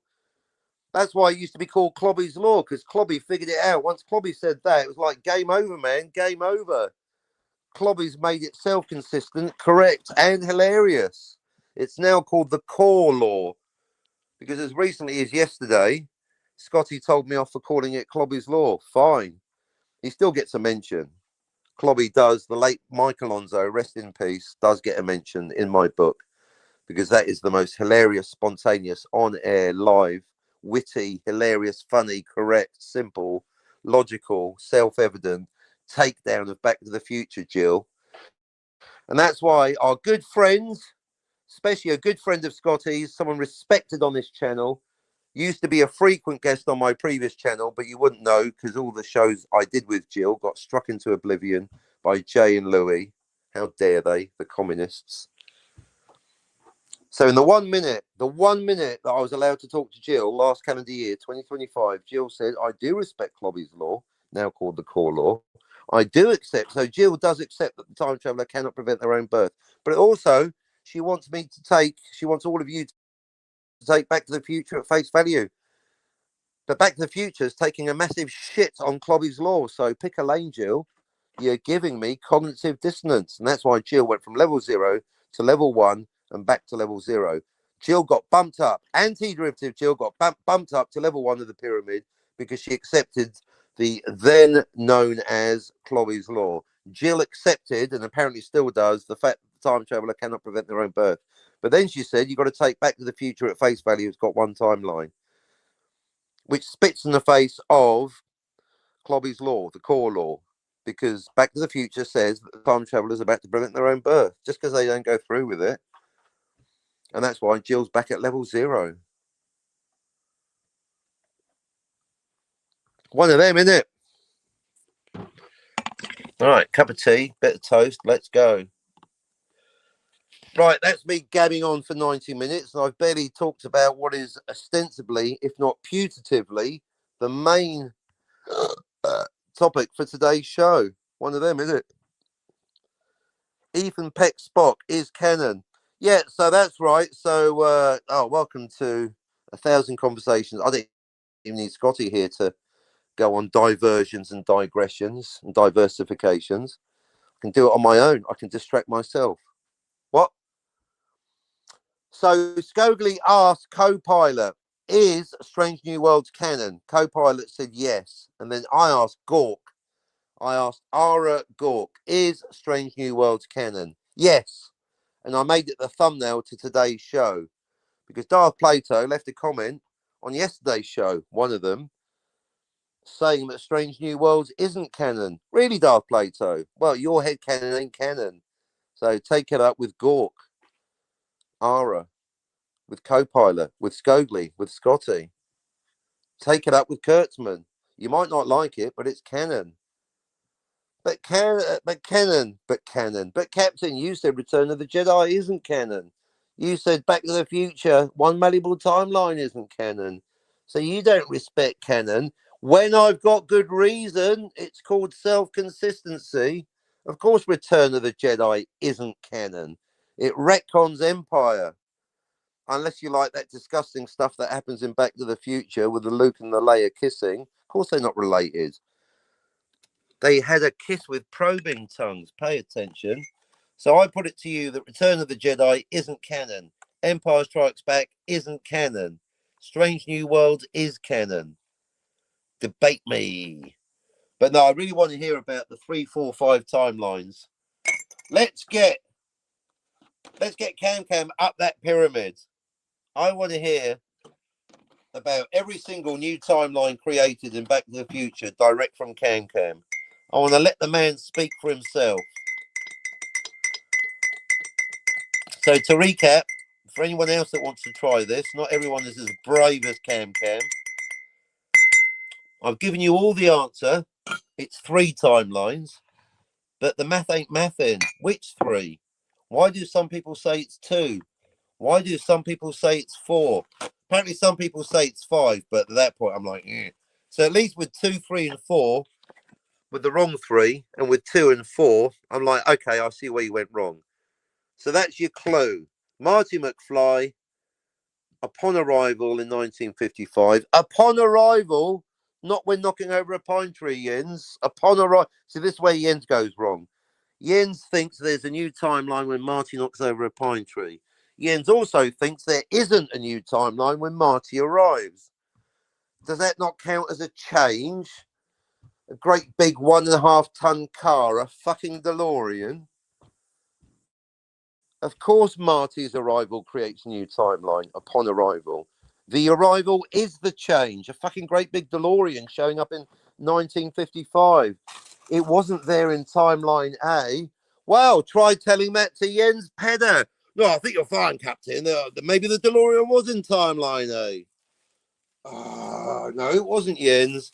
Marty A is always Marty A, and timeline A is always timeline A. It's a virgin timeline. It's protected. It's locked. You cannot change, fuck with, or abort the original timeline.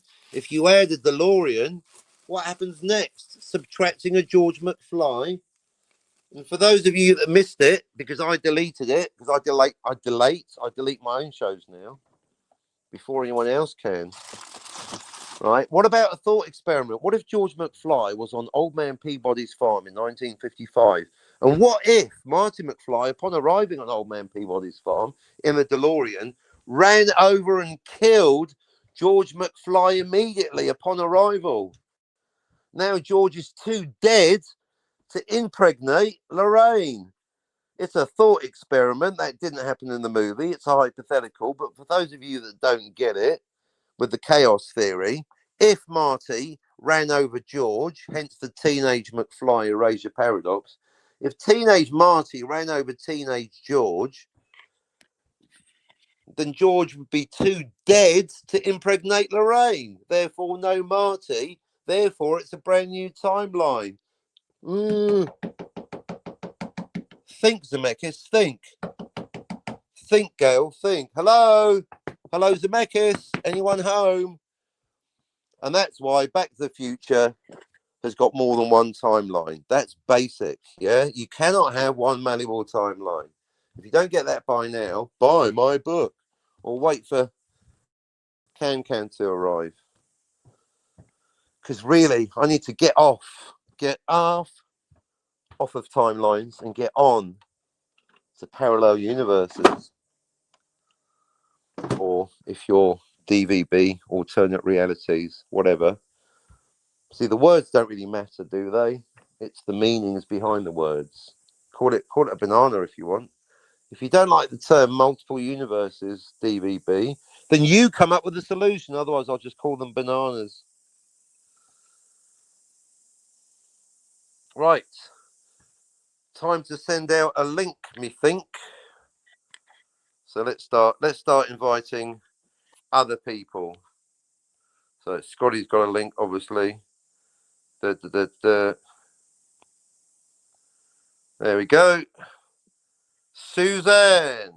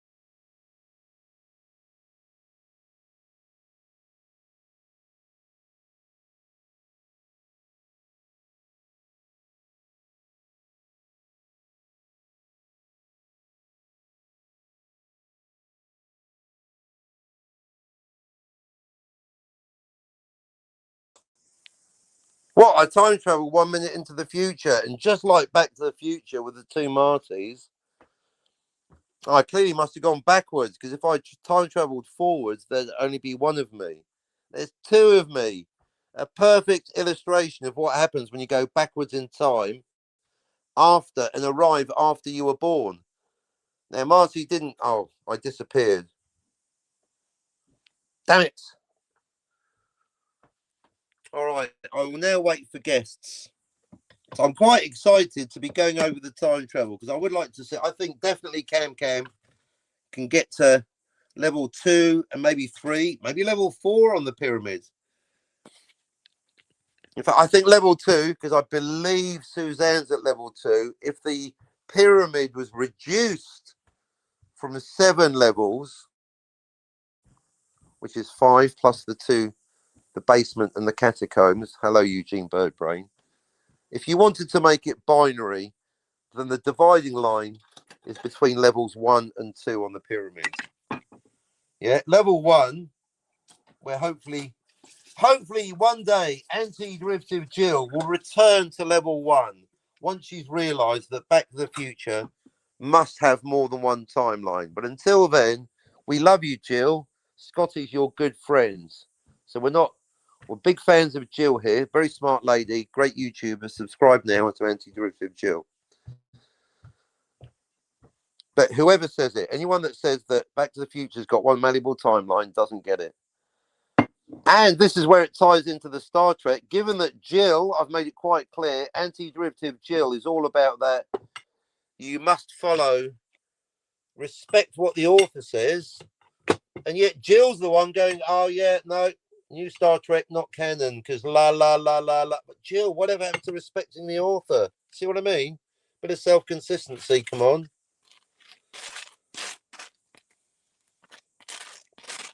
That's why I do care how many listeners I've got. Otherwise, I might as well just go back to my books. I do care how many copies my books sell. But ultimately,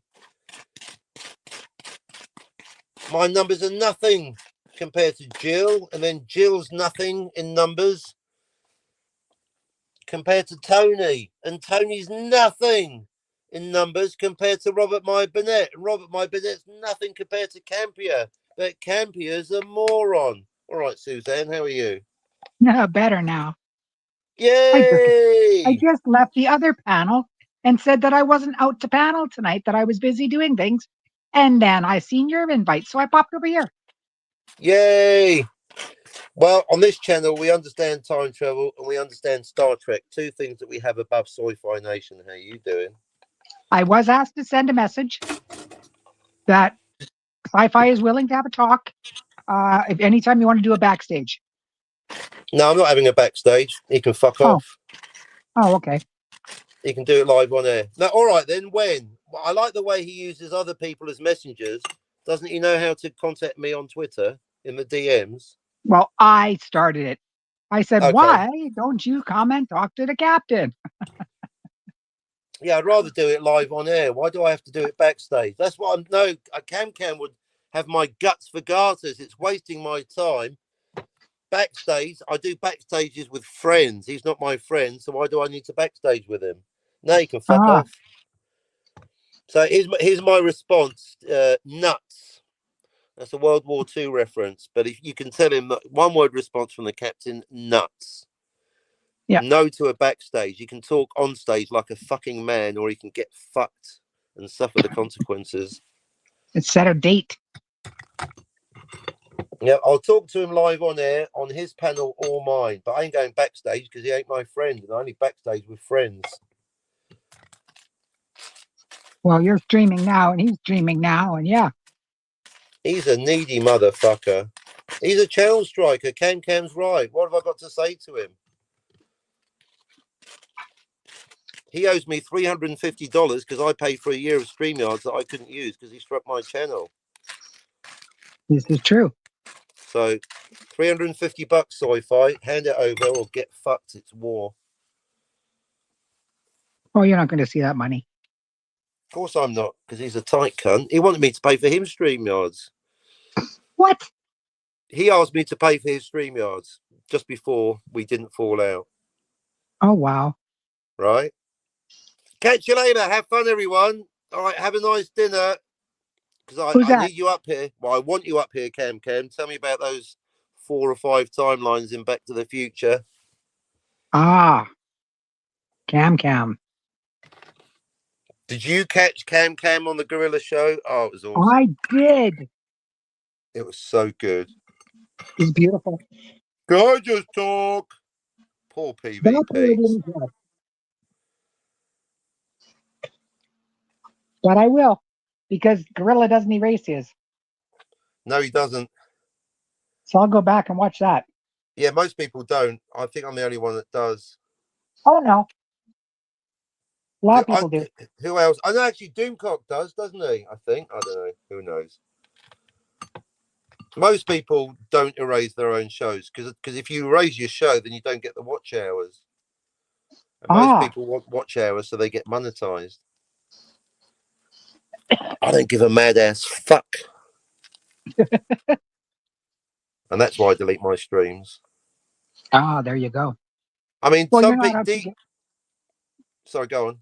You're not out to get paid by YouTube, so. Correct. I do not accept their business terms. Now, some people like Jens and DVB complain or tease me for deleting my streams. I'm like, well, you didn't complain when J Sci-Fi Nation and Louis LDG deleted my channel. They deleted all my streams, as Cam says. So, and everybody else. So of course I delete my streams. I kept some of them up. You get the best ones. If I get 110 views or more on the stream, then I'm more than likely to keep it up. Okay. So it's a self-perpetuating dynamo, Suzanne. If a stream is popular, I'll leave it up. Well, it stands to reason, yeah. Yep. Now, if it's good but not popular, then I'll write down. I take my notes on my own stream. Sometimes I listen to my own live stream. Sometimes, Suzanne, I make notes while I'm doing the live stream. Sometimes I have a realization live on air, like I did today about Back to the Future with the 3 disappointed mothers. Well, that's a smart thing to do, though. Yep. Because it shows you're paying attention to the actual growth of your channel. Right. Ultimately, it's idea. Just as Tony's keen to point out, he's a YouTube professional and he's not going back to the old 9 to 5. Well, I intend to be a writing professional, although I would actually go back to the 9 to 5. under the right circumstances. Not me. Depends on the job. No, I used to really like my job in the corporate world because it gave me my incredible, unwavering self-confidence that I have to this day. Because I got paid a lot of money for thinking. You were a corporate fella, Yep. like a suit and tie fella. Because I know it's shocking to believe, right? My goodness. Yep. I mean, I was probably the wacky one out of the suit and tie fellas. But yeah, sometimes I even wore a suit and tie.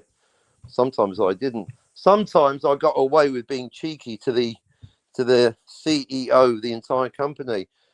They even wrote a song about it. Maybe I was popular because I was cheeky. I mean, in that moment, he had to either destroy me or accept me. He chose Hmm, wisely. cool.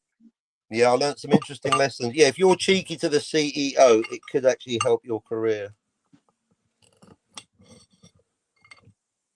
To One of help or them. hinder, either way. So yeah, no, I love my corporate days and I love my memories of my corporate day because yeah, seriously, Suzanne, it was a valid reminder that I'm not just a complete moron because someone was paying me for my ideas, my insights, and my original thinking. I must have been doing something right.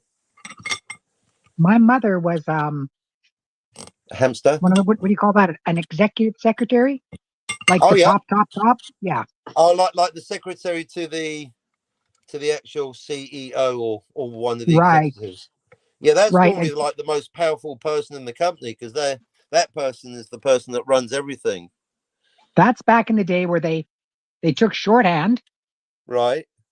right, and they did stenographer stuff, and yeah, and she went from that to being a head accountant.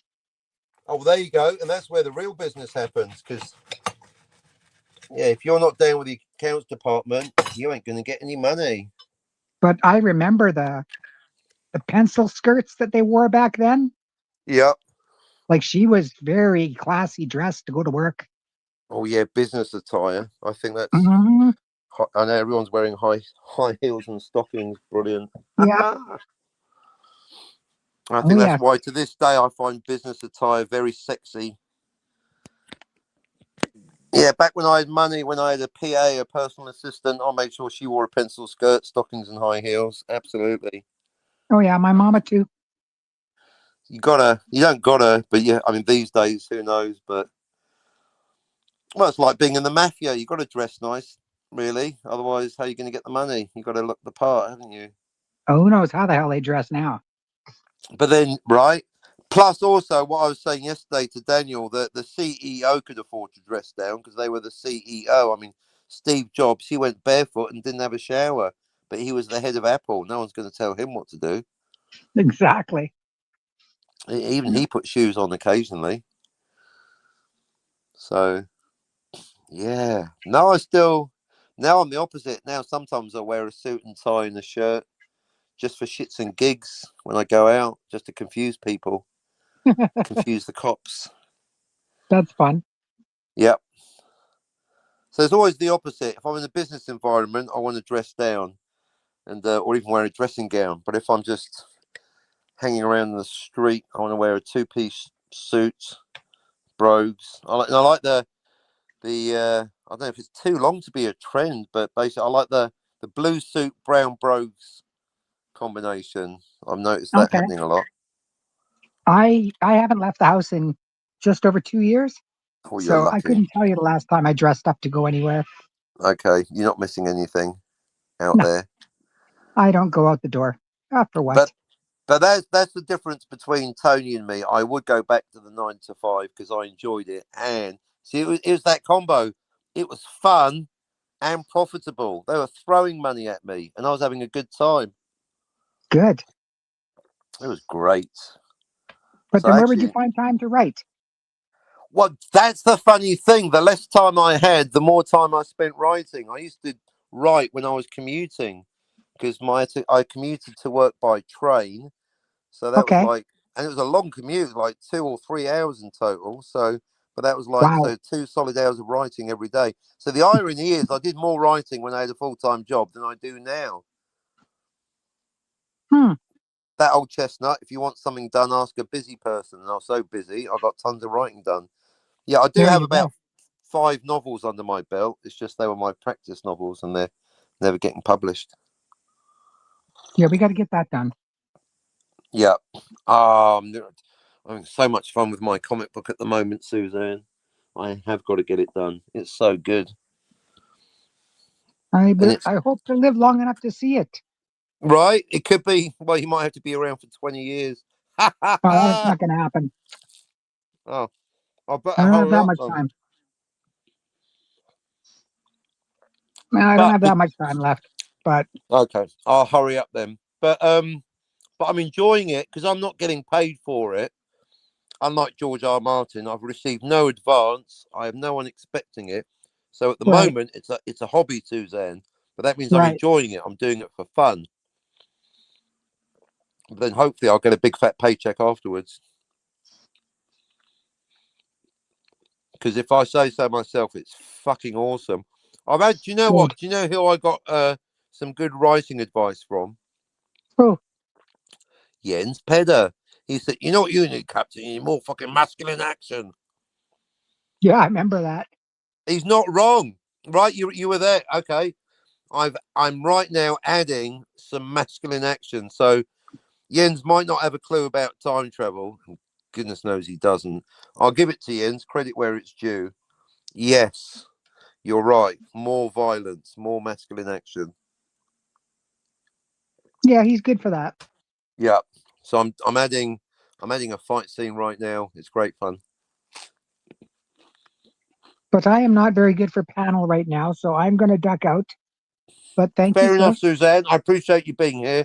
Because Thanks for having me. welcome back anytime, including on this show today. Thanks, Suzanne. Suzanne's a mention, she folks. That's a good friend right there. Always in the chat, always on the panel. Where is Castle Grayskull? I hope she's okay. Speaking of friends that are always here. Oh, well, like so many things in life, it's a waveform. I did have 9 listeners, now I've got 3. So that's probably Suzanne or 4. Suzanne and a couple of lurkers. So, see, poor old Tony making YouTube his career, he's got to grow his channel. He's got to get those listeners. He's got to get those subscribers. Me, I don't give a fuck. I'd rather have one person in the chat interacting with me, keeping my brain active, than 100 fucking lurkers. So, anyone wants to laugh at me for only having 2 listeners, one's just gone. It's worse than that. They're lurkers, which is fine. I'm not getting paid to be here. Neither are you. So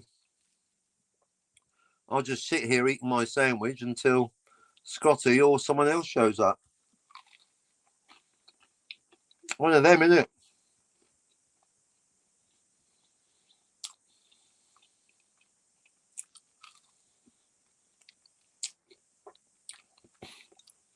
But yeah, J Sci-Fi Nation using my friends Herc 130 and Suzanne as messengers.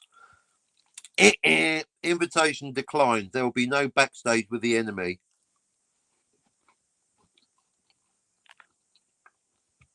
I've got nothing to say unless I'm saying it in public, because when I'm in public, I'm playing to the audience, aren't I? So I'll happily talk to J Sci-Fi Nation. How you doing on his channel or my channel, live on air? But I'm not going to. So to be very clear, I will not be talking backstage to Sci-Fi Nation because I don't give a fuck about him. I'm not going to waste my time. Do you know I was such a good friend? I was with Jessica. I was having sexy time with Jessica. This is years ago.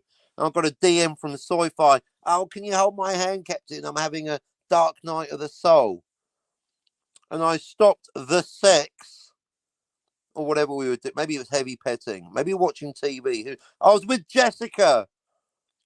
And I went and spent backstage time with Sci-Fi Nation. And then he struck my channel. So no, J Sci-Fi Nation, you'll be not getting, even though there's no Jessica here and it's Valentine's Day, you'll be getting no satisfaction from me, Sci-Fi Nation, backstage, get fucked on stage or nothing. How you doing? And also, you don't get time travel. You're a moron. You don't know anything about Star Trek either. You're a tourist. You know more than Teague, but Teague doesn't know anything, does he? He's the biggest moron out there, apart from Campier.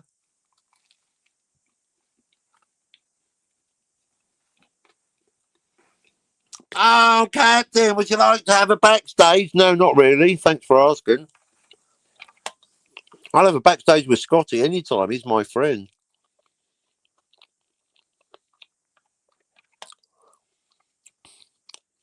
$350, Sci-Fi. Pay up, you fucking cunt.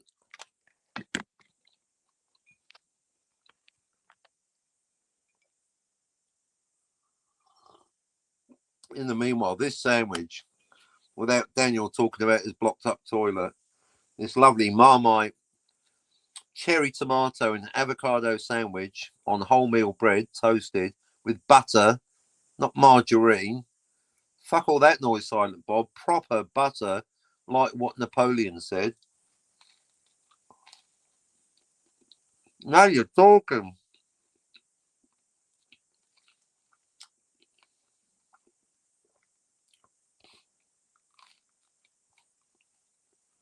Mm. Mm-mm-mm-mm-mm-mm.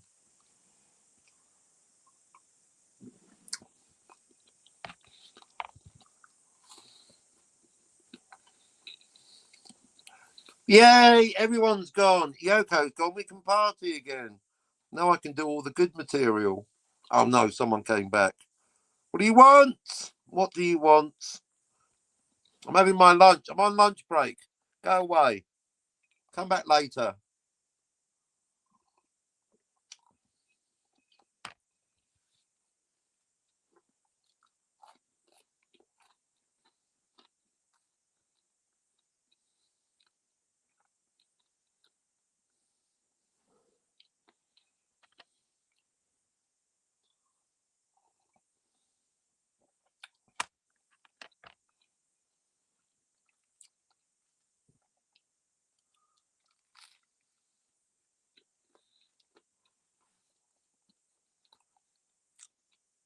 Boo boo boo boo boo boo.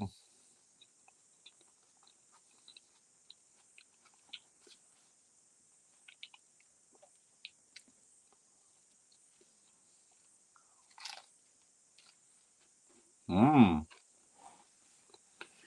Real good.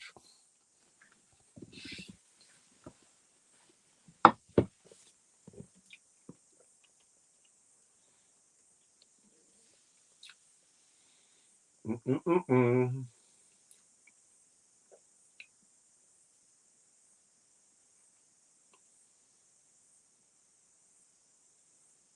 Mm-mm-mm-mm-mm-mm.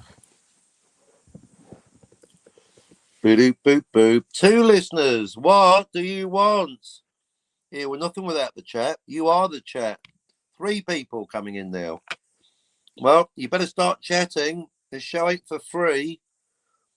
You don't have to pay any money, but you have to contribute some effort. Oh, good.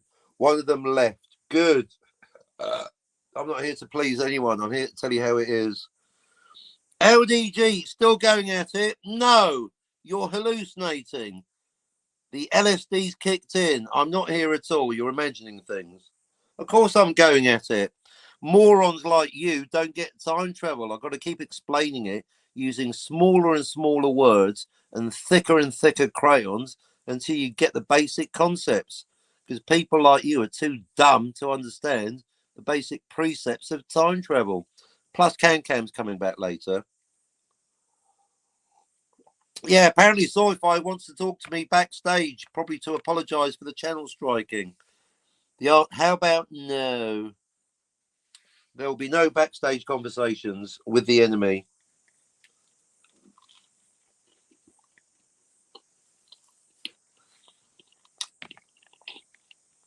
See, it's what I'm talking about. I teach you how to do it. You don't understand anything.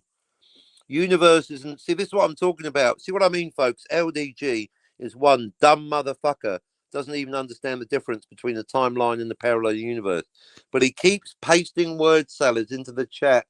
We're nothing without the chat. I make a point of branding this channel as being the only channel on YouTube that reads all of the chat. As of this moment, I'll make an exception for LDG and his bullshit word salads. You don't get it, LDG. You're not listening. I'm here to teach you about time travel because you haven't got a fucking clue, as demonstrated by this latest word salad nonsense. You're a moron. You don't get it. Okay. Uh, well, dumb is ad hominem. Maybe you're the world's biggest genius, but you don't get time travel because every statement you make about time travel to the past in fiction is ridiculous, moronic, and nonsensical. I suggest you stop, but it's all good for other people, bit of entertainment. That's what I'm talking about, folks. A Muppet that doesn't get it. He doesn't even understand. He doesn't. LDG is one of the people giving an incorrect answer for how many timelines in Back to the Future, and I told him it's 3. Don't you, LDG? In fact, you've got 2 answers. Talk about hedging your bets. Last time we spoke about this, LDG thinks you've got either 1 timeline in Back to the Future. You're serious? Or infinity? It's 3, you dumb cunt. It's 3. Oh, my me. See, that's why I'm telling you. I'm here to teach you about the time travel. I'm not here to listen to your word salad bullshit. Why don't you speak to Mick Teague for 20 minutes about what happens when you open a window? Fuck me. I may be dumb, but I ain't stupid, said LDG yesterday.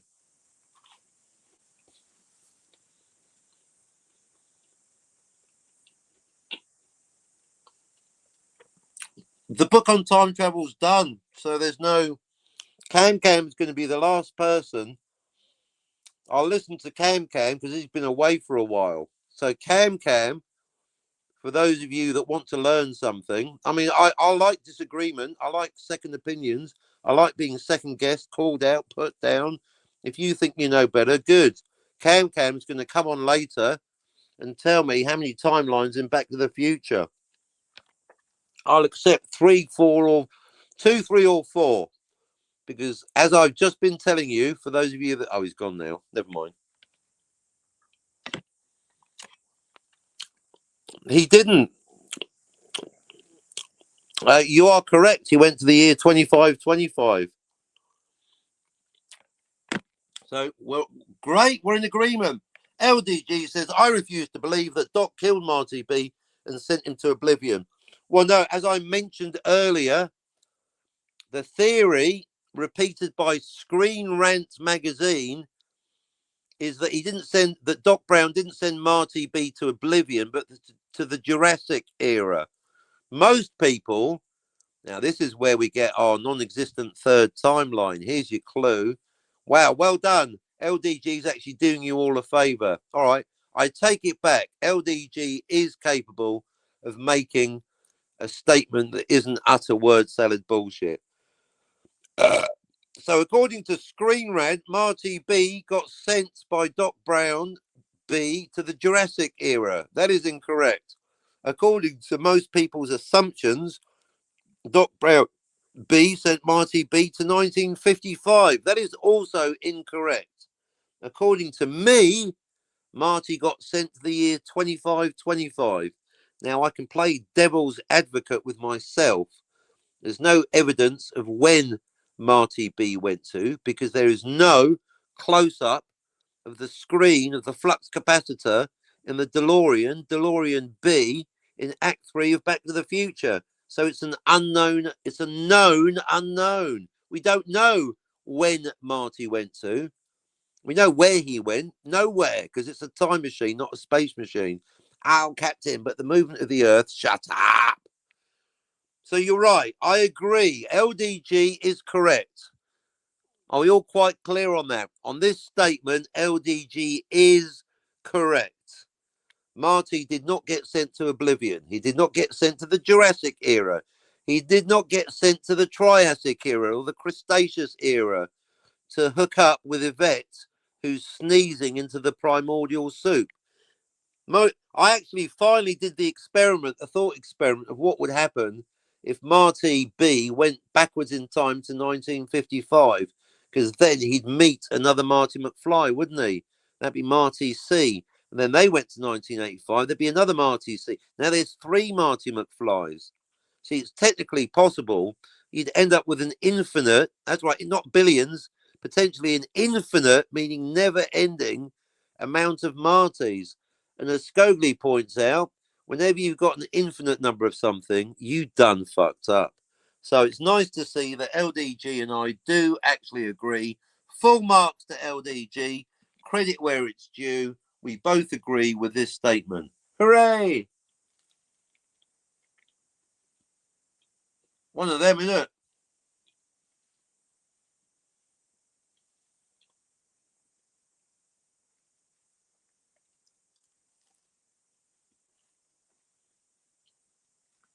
Mm.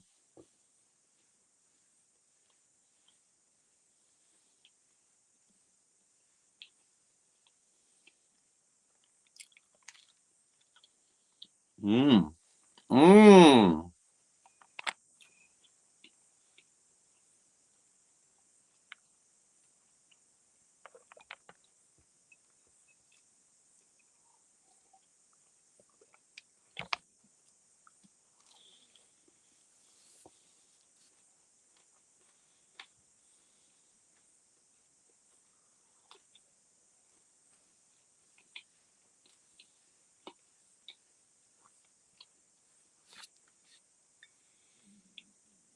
Mm. Oh, that was good. Really, I'm so loving the avocado. Mm. What next? Couple of chocolate biscuits.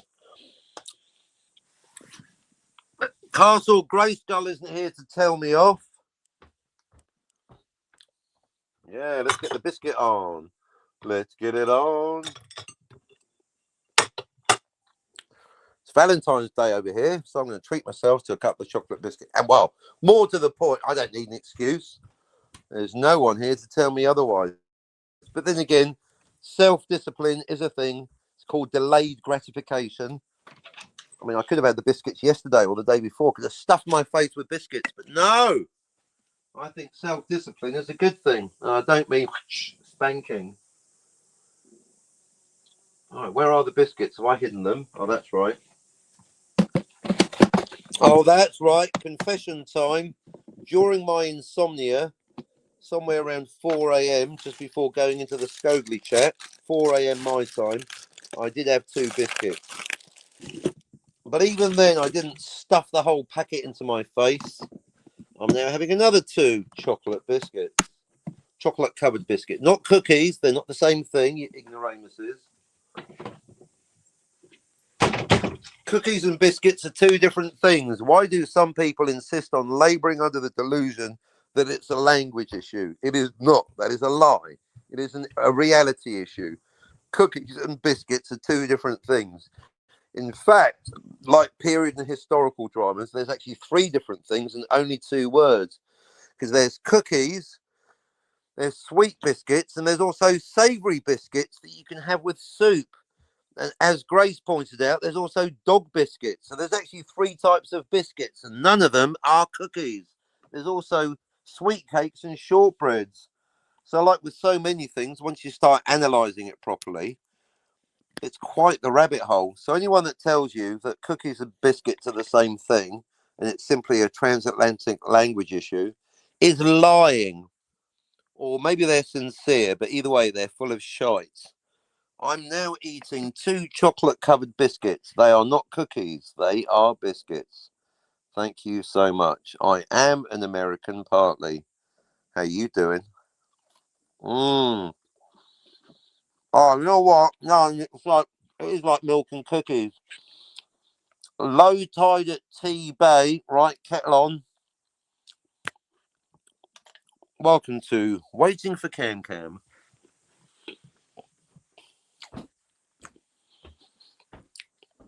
And to tie it into the thumbnail, the actual main discussion for today is Star Trek Strange New Worlds and Ethan Peck Spock. Is Ethan Peck Spock canon? Yes, says Grok. Yes, says Paramount. Yes, says Scotty. Yes, says Skogley's Microsloth co-pilot. No, says Darth Plato. Well, no, says Jill. Well, Darth Plato and Jill, I'm afraid I'm going to have to ask you to show me your working out. Why is it not canon? Because we don't like it. That's not a good enough reason. My favourite Star Wars film is The Empire Strikes Back, and that isn't canon. So you can't canonize something just because you like it, and you can't decanonize something just because you don't like it. Empire Strikes Back is brilliant, not canon. Where Star Trek Discovery is awful, but it is canon. That's not canon because I don't like the way the Vietnam War ended. I can't just go la la la la. It's not canon because I don't like it. I don't like what's happening right now in Persia. Doesn't mean it's not canon. And yes, it is. The correct term is Persia. You don't call Germany Deutschland, do you? No, you call it Germany. The English word for Germany is Germany. The English word for Persia is Persia. Get it right. Oh, anyway. That's talking about reality, isn't it? We don't want that. You don't want that, do you? No.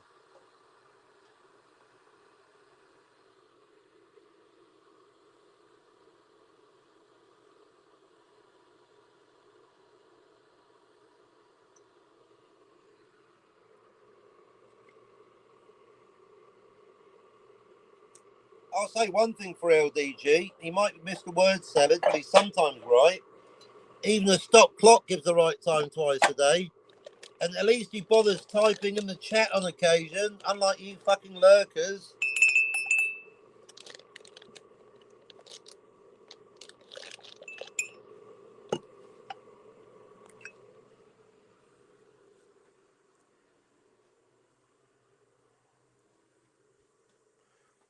Boo doo boo boo boo.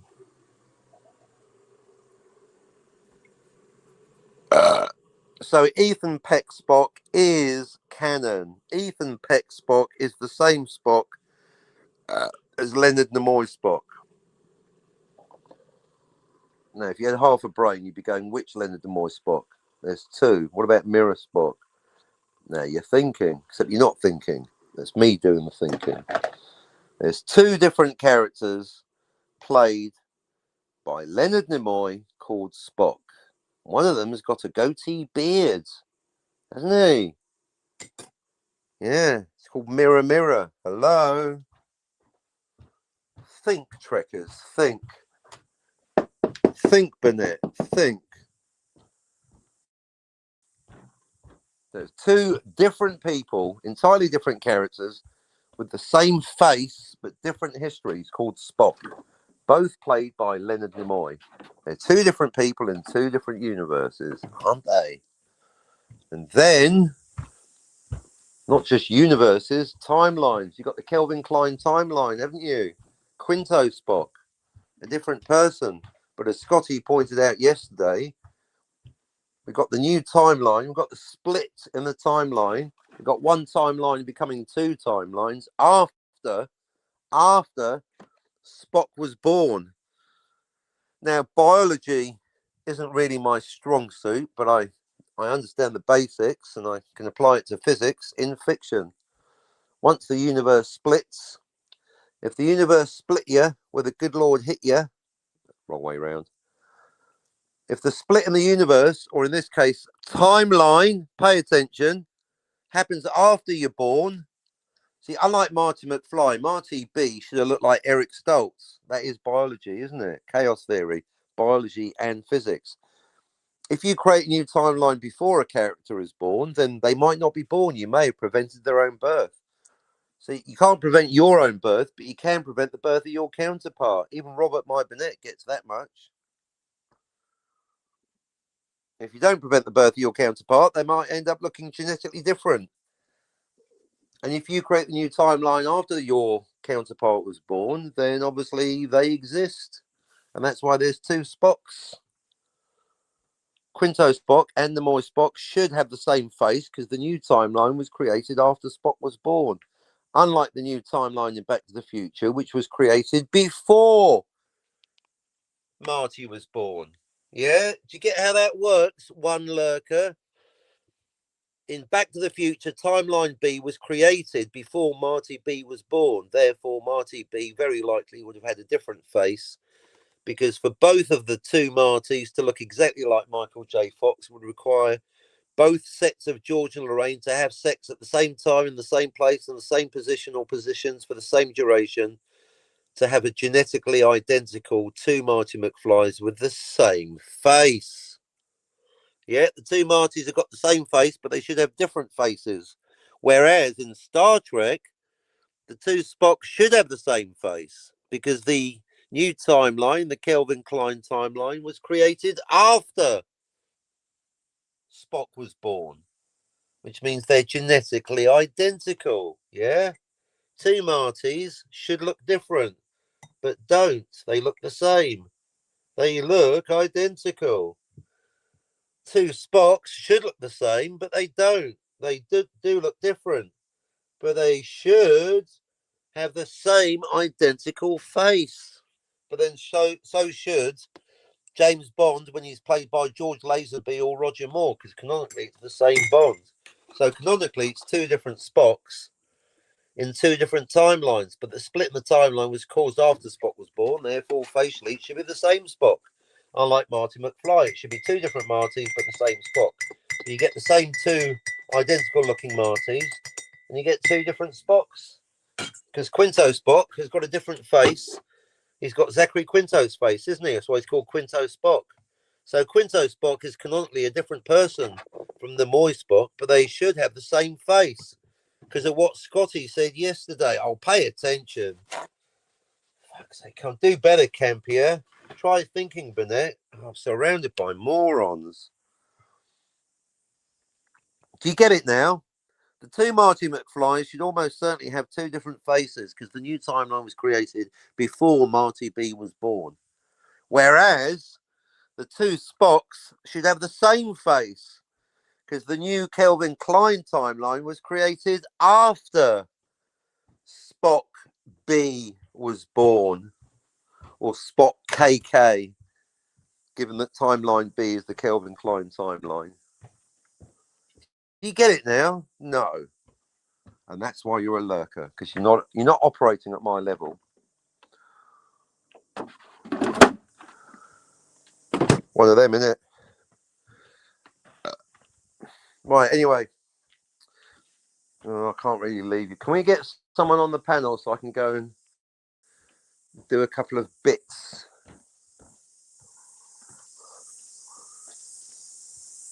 Mind you, if Cam's out.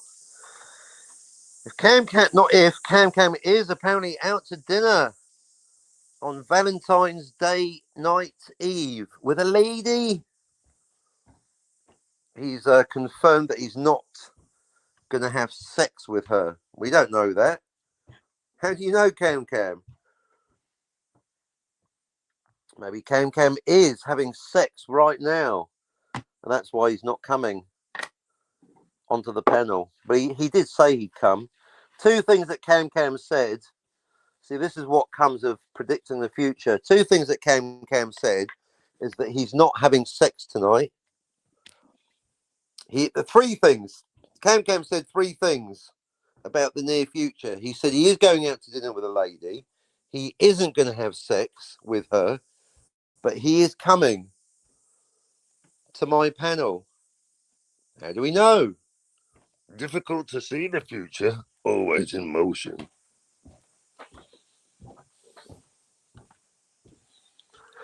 Now I've got a new cup of tea. I can polish off those biscuits that aren't cookies. Yay! Yay me.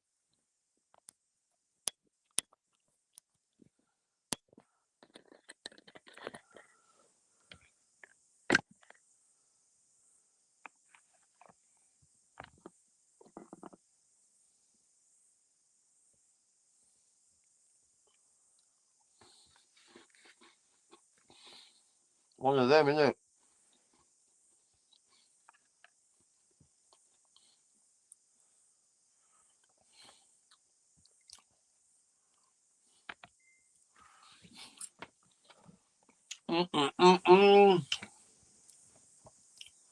Right, you're boring me, so I'm going to go to Twitter. Dear Twitter, thank you,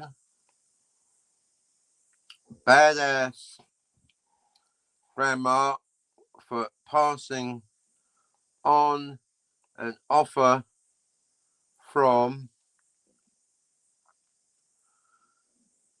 Sci-Fi Nation to have a backstage conversation. The answer is no. It's in public or forget it. In other words,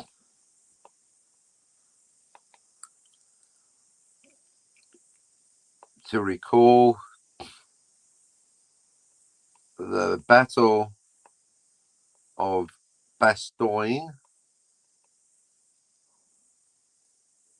Nuts! Bastogne nuts.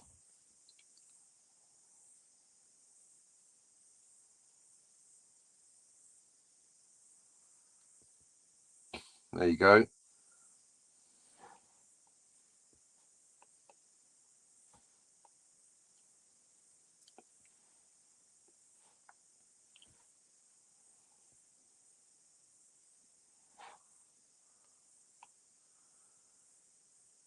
There you go. And send.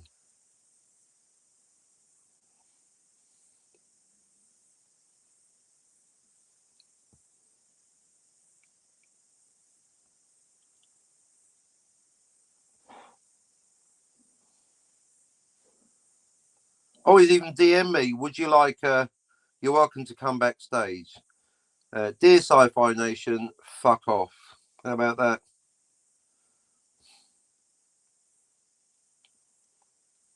Backstage. Get the fuck out of here, you pussy.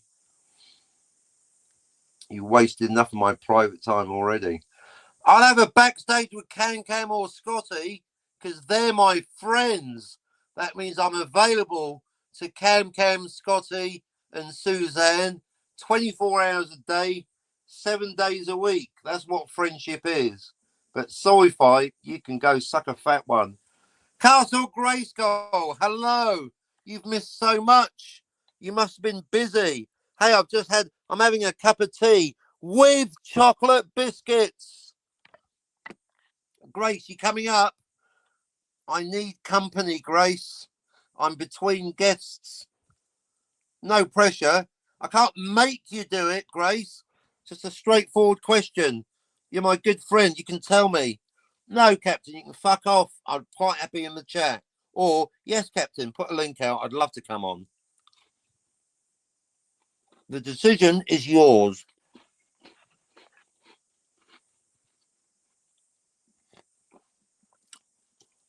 Yay for chocolate and tea. Just 2, Grace. I'm not overdoing it. 2 chocolate biscuits. They're not cookies, they're biscuits. They're also not savoury biscuits, nor are they dog biscuits. You were conspicuous by your absence on the latter part of my show last night and in the Robert My Burnett chat today. Chai Tai was there. Plato, 16 years Darth Plato was there. How big are they? About a metre. About 3 feet long. Huge. Good question. You got me. There's someone that's been lied to, but not technically. Yeah, you got me there. Massive. About the size of my head.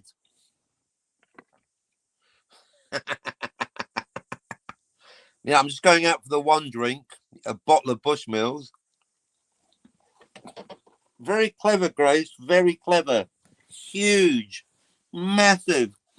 One of these biscuits is so big, it crosses 2 time zones. One end of this biscuit is 2 o'clock, the other end it's 4 o'clock.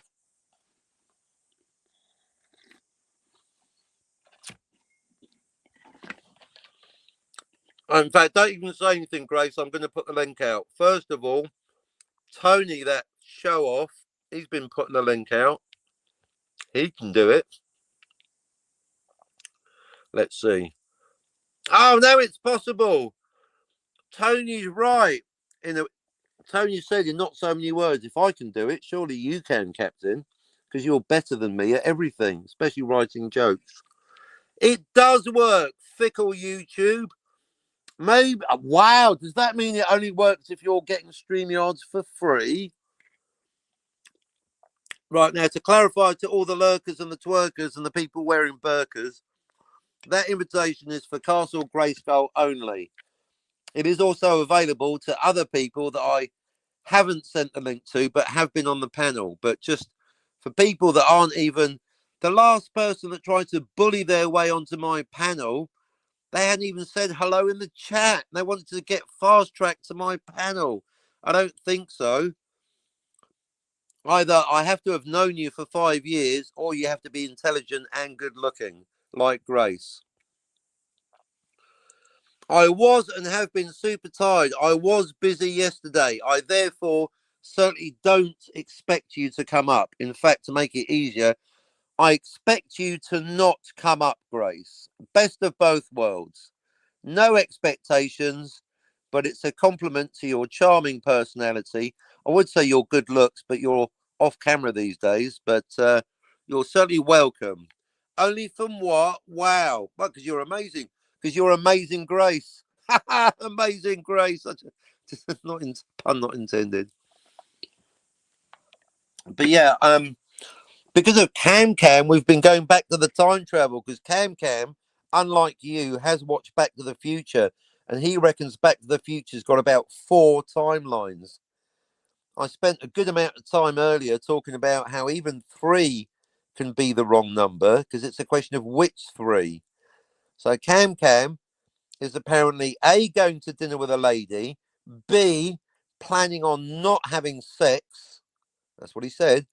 And C, is planning on coming all over my channel later, which is nice. But until then, Grace, you're more than welcome. And if Can shows up and you're here, I think he might give you an apology. I don't think he realised he was being a bit loud and rude because I like running a tight ship here, very professional. Okie dokie, I shall come on. Hooray! The show is saved. Good. Because I've got a Star Trek topic for you. Now, regular listeners will know that Grace chooses not to watch the Star Trek. She's still allowed to talk to Robert My Burnett. It's fine. But we both know Rob and we both know Darth Plato. So even though I was mentioning earlier, it's like a Venn diagram. The specific franchise is Star Trek, but the general question is canon. So I'd like to ask you a question about canon, given that you're not really, at this point, you'd be the first to admit, Grace, you're not an expert on Star Trek, and why should you be? But I've got a question about canon, because it also applies to Star Wars, Back to the Future, Blade Runner, all the things. And you could even go back to history and talk about the canon of religion. Hey, let's talk about the Council of Nicaea. Now, let's not say we did. Because I don't know if you noticed, Castle Grayskull, but Darth Plato was so moved by yesterday's live stream that he actually left a comment. Yay, Grace! Amazing. Hey. How are you, Grace? A bit tired, but it's okay. Been Okay, now, quite busy, and I had a bit of a headache today. So, speaking of headache, Grace, can I you hate hear to me? complain Okay. about your Grace. I hate to complain about your oral. You're not too loud. You're not too quiet, but you're very distorted. But can you hear me? Okay now. No, very badly. I'm getting an immediate headache. You've got a distortion, like you're talking through a fuzz box. Like on the Death Star run in Star Wars, where you can't quite hear the pilots, like they're going. You sound like you. Have you been buying microphones from Stephen Amore? No. You are massively distorted. Am You I? sound like you're in an asteroid field. Ay, ay, ay. Yeah, don't shoot the messenger. I don't like complaining Well, too maybe it's much. the my iPad's microphone that's not really good. I deconstructing the IT problems at your end isn't really my. I don't know. All I'm saying is you sound terrible. I mean, you're brilliant. Let's get it right. You are amazing, Grace. I'm But brilliant. Oh, thank you very much. Is it better but now or no? no, it's just as bad, if not Okay, worse. hold on. Hold on. Let me put in my. Standing by. Hold on. I mean, the Let's moment see. you arrived, we doubled the number of listeners, so that's good. Oh, But from what? 1 to 2? oh, you're funny. You are. Get the fuck. Yeah, no, from 2 to 4 actually. 2 to 4. Hey, better than It's 0. funny because it's true. No one listens to me. Better than 0. I don't care Hold about on a listeners. I'm moment, right. I baby. am better than John Campion. I don't care. I'm just putting on my earbuds. Is this better? No, it's worse. It's awful. What are you doing? Have you Hello? thrown your iPad into a tumble dryer or something? No, is this better? No, it's worse. It's awful. I'm getting a headache. Are you Are you trying to serious? hurt me on purpose? Oh, God. I don't know what's going on. This Maybe. is quite literally no joke. The worst you've ever sounded. Oh, great. And We're which one hemorrhaging is it? listeners. That's one. There's one gone. Is it better? Nope, still worse. Okay, I'm gonna take it out then. Hold on. There goes another listener. Yeah, they're all fucking off now. Oh, Their well. ears bleeding. Probably straight to Here's hospital. that. Is this better? Nope, still awful. Oh, mamma mia. I don't know what to do then. Have you tried turning it off and on again? I'd suggest reboot the entire thing and come back. I can't really reboot the entire thing. I'm on freaking iPad. How am I supposed to reboot? Don't you know how to reboot an iPad? Well, of course you Of course can. I know how to reboot an iPad. Well, then reboot it. Oh my God, you're so difficult, Captain. And here I am Wait, trying to be hang nice on. to I you. resent that. I'm not And, difficult. Your and we're audio just is trying to be shit, nice and to you. I'm trying to We help haven't even you. had a chance to tell you happy Look, if you don't Valentine's believe me, no, Day. I'll tell you what. You go back and listen to the last minute. You've just lost me half my listeners, and your audio is awful. And you're Is calling it? me difficult? No wonder he Okay. dumped you. Excuse me? Oh, our first argument. It had to happen sooner or later, folks. Well, you're coming onto my channel with shitty audio and calling me difficult. I'm trying to help you. Okay, I'll be back in 2 minutes. Thank you. And I suggest you listen to the last minute of the show so you find out how awful your audio actually is. Oui, monsieur. There you go. See, that's why we've Okay, got a phrase called "Don't shoot the messenger," folks. No one likes to be told their audio is exit shit. stage right. I'll be right back. All right, then. The listeners are coming back in anticipation. Okay, au revoir. Au revoir, Pee Wee. See, there's an Mm. important psychological lesson, folks. No one likes to be told they got shit at the end of their nose. But if someone tells you got shit on your nose because you got shit on your nose, that is a good friend. Hence the phrase, don't shoot the messenger. Because people do tend to shoot the messenger. It's a psychological reaction, isn't it? You all heard that, didn't you? She called me difficult. The nicest person on YouTube called me difficult for pointing out a demonstrable fact. Your audio was shit. This is this is why I'm done with YouTube. The nicest person, I'm not even joking, Castle Grayskull actually is by a long chalk, like it's not even close, the nicest person on YouTube. And you all heard her. You probably didn't because her audio was so shit. She called me difficult for pointing out a fact. You did have the audio equivalent of shit on your nose. Can't win, can I? This is why I miss my corporate days, because when I told you had shit on your nose, I could tell the boss that he had shit on his nose, and he'd listen. You know why? Because he was paying me a fuckload of money to be there. If you're running a huge company, one of the fastest growing companies, number one in your specific sector, great internationally, international. When we finally expanded to the Indian subcontinent, basically they bought another company. They were expanding so quickly they just started buying other companies, because that's what you do when you hit a certain size. And then someone was like, "Sir, apparently we've got an office in Mumbai." And they're like, "I know, send the captain down there. We need to send someone down there to see what's what." "I know, send the captain." I was the first choice. The first, send captain to India. It was awesome. Got a free holiday in India. You know why? Because I'm a fucking genius. That's why. I went down there and I told them, hey, you got shit on your nose and your audio's awful. And they're like, thank you, Captain. Do you know what we had in the Mumbai office? Talk about cultural differences. We should have this everywhere. The only office I've ever worked in was the Mumbai office. Yeah, that's right. I called it Bombay when I arrived. I called it Mumbai when I left. I got taught. The only office I've ever worked in that had a dedicated tea wallah. A tea wallah. A tea wallah in the 21st century.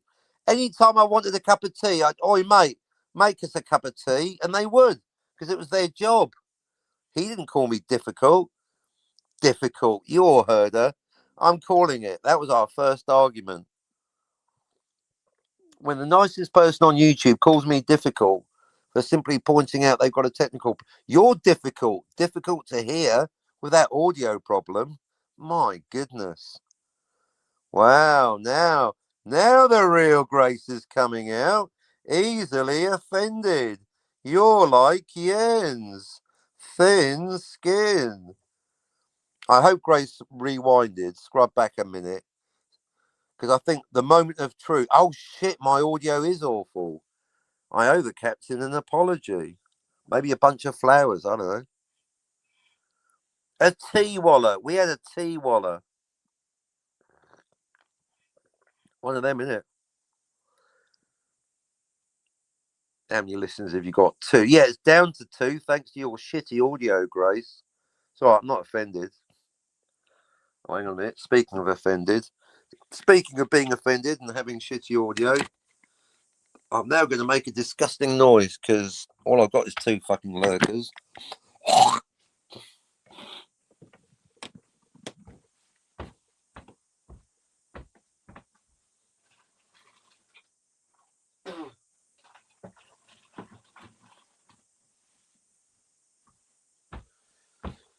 Oh dear. Welcome to This Is Exactly Why I Hate YouTube. Oh yeah, there goes another listener. Yeah, oh no, another one coming back. Yeah, we're still waiting for Grace to sort out her audio. She's probably not going to come back now, is she? Probably throwing a moody. Difficult. She called me difficult for pointing out reality. Well, I guess reality is difficult, isn't it? Should we just pretend that everything's perfect? That's what you lot like to do out there. That's exactly what I'm talking about. You lot, yes, you, the listeners, you are the problem. Just going through life, sticking your fingers in your ears, going la la la la, not listening, la la la, everything's perfect, la la la. You know that GIF, you know that meme, both a GIF and a still picture. You know that meme of the dog sitting in the kitchen, surrounded by flames, going, "This is fine." That's you, Castle Grayskull, with your audio. This is fine. It's not fine. It's awful. I'll tell you what, if we had not Brian in the chat, he'd be going, "What the fuck are you doing to my ears, Grace?" I would assume the tablet's going to take a little while to reboot. I'm assuming nothing. But you all heard her. She called me difficult for pointing out reality for the sake of my few remaining listeners whose ears aren't bleeding and aren't basically getting driven right now to the intensive care unit going, "Shit, I'm deaf."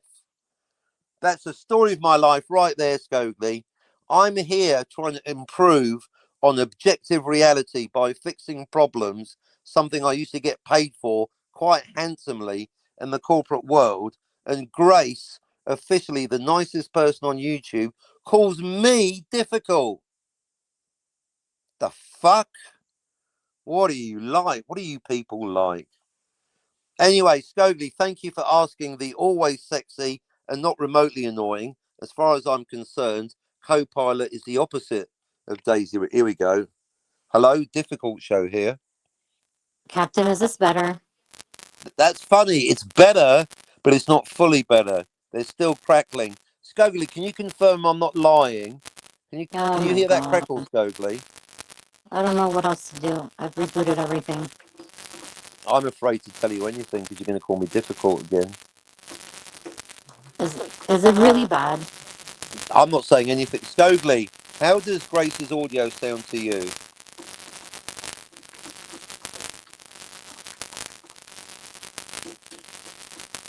Lock our balls in attack position. Is this Negative. We lost Tyree. We lost Hart. Is this better? Well, the interesting word better. It's a bit better, but it's not fully better.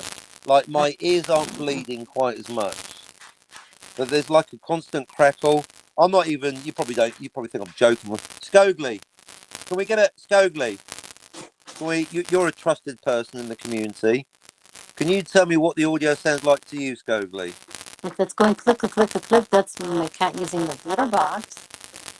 Oh no, it's definitely not that. It is what I know electronic interference when I hear it. I have no idea what's going on. Well, that's another life lesson. It's not my problem. I mean, you've made it my problem. It's a problem for my listeners, but Unless it's something downstairs next to the Wi-Fi. There you go. Can you read this from Scogli, Grace? Like there's a pulsating interference. Okay. There you go. It's Can the you distortion. give me... I mean, I like the distortion. You can make a techno record with that Oh, distortion. no. I don't want to have the distorted thing. Give me 2 seconds. I'm just going to go check out next to the Wi-Fi if there's something going Take on. your time, babe. Okay. I'll be back. Adding greater numbers. Ah, that was awful. That is. Thank you, Scogli. See, I'm not remotely joking. That does remind me of the distortion they must have used in it. Is it?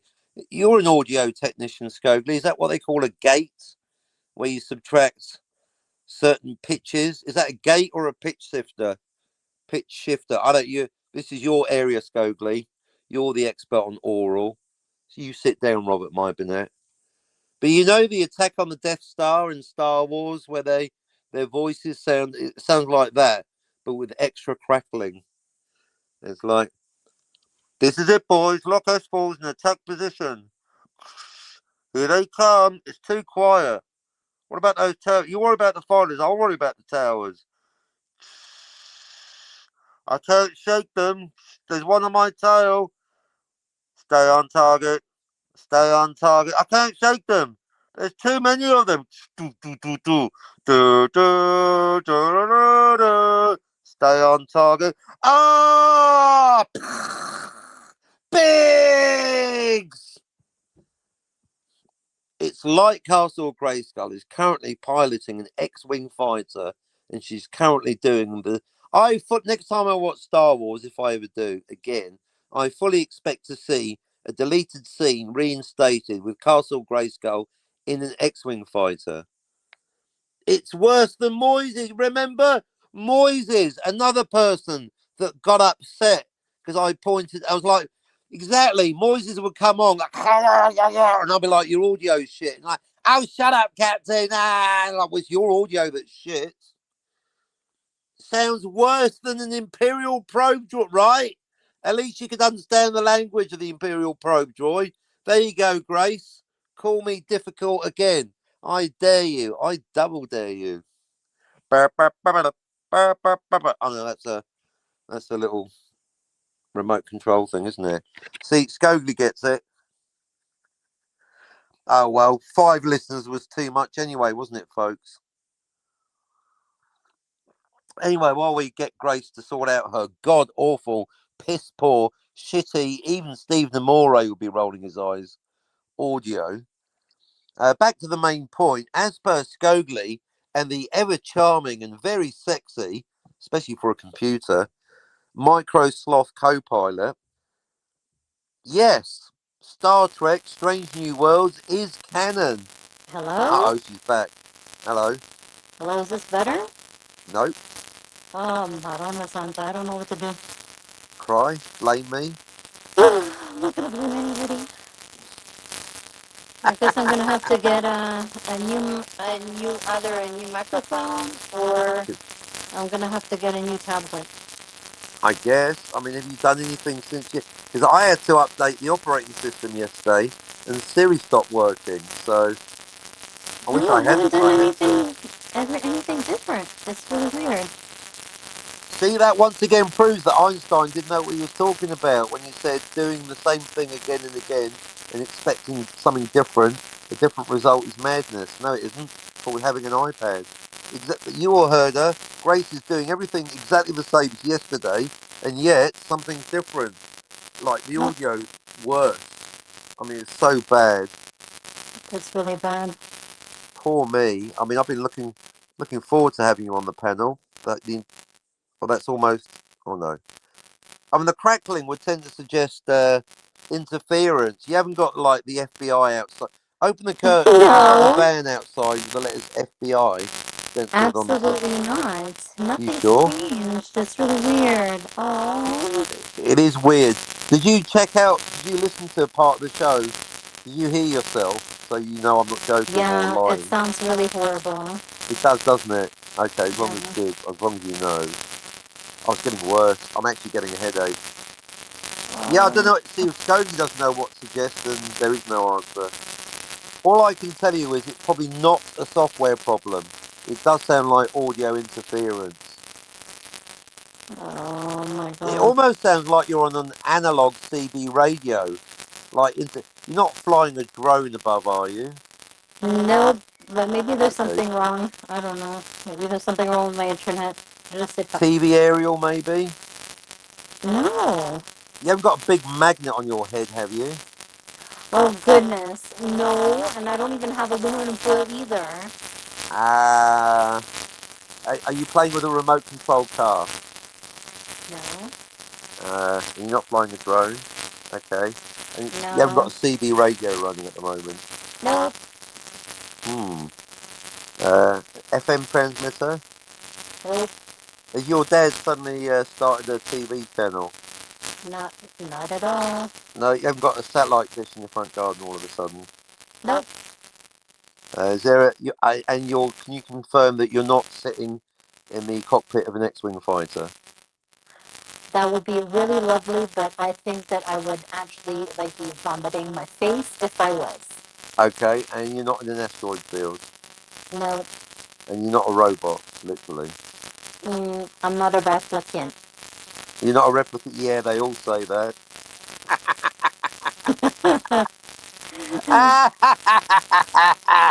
Yeah, That tell is it to Darth funny. Plato, Rick Deckard. So it's really, really horrible. I tell you what, we could just ignore it and carry on. I mean, we've only got one listener now anyway. You've scared off the others. Oh my god. Who cares? I don't care. You care? I don't care. I think I'm gonna need my new iPad then. Yeah, I am getting a headache. Well, I never thought I'd ever. You're literally the last person I ever thought I'd say these words to. But Grace, I'm going to have to ask you to leave. Okay. That's really. I'm crying over here, Grace. It's not easy being the captain. Okay. We'll try Grace, this you're my again. favourite person for your I audio. know. It's okay. But you're amazing. Remember, Grace, you are amazing, Grace. Okay. We'll try again tomorrow. Maybe. Happy Valentine's Day. Well, happy Valentine's Day to you, and enjoy your big, ginormous, massive cookies and your tea. It's huge. There's a dent in my head. There's a Maybe that's dent in what's your causing the head? distortion. Oh my. Okay. Oh my. You really All gotta right. be careful, okay? All right. I'll be careful. Until Okay. next time. Thanks for trying, Grace. Au revoir, Pee-wee. Au revoir, Pee-wee. Bye-bye.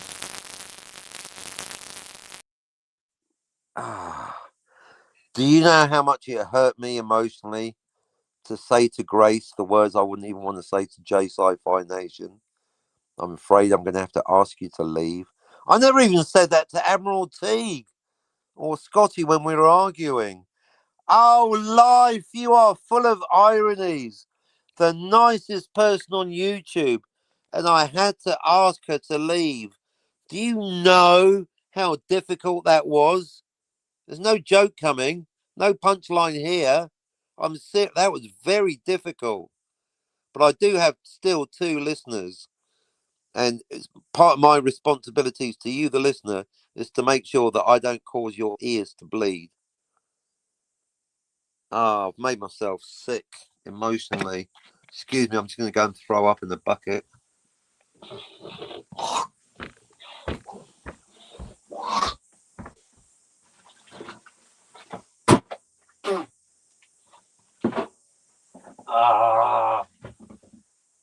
Why?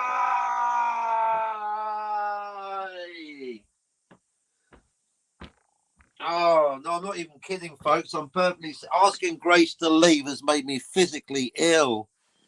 That is the last thing I wanted, but it's all I wanted. Well, I didn't want Grace to leave. I just wanted her. Stay. Can you, everyone, please? I don't care how good the prices are. I don't care what kind of discount you're getting. I don't care how good his sales patter is. Everyone, can you please stop buying microphones from the Stephen Amore Microphone Emporium? Oh, Grace, I hope you're not too upset and you're still in the chat on 2 hours and 50 minutes. Oh, well, I guess now we've got to wait for Cam, who said he's A, going out to dinner with a lady, B, definitely not having sex with a lady, and C, coming back here to explain why he thinks there's 4 timelines in Back to the Future.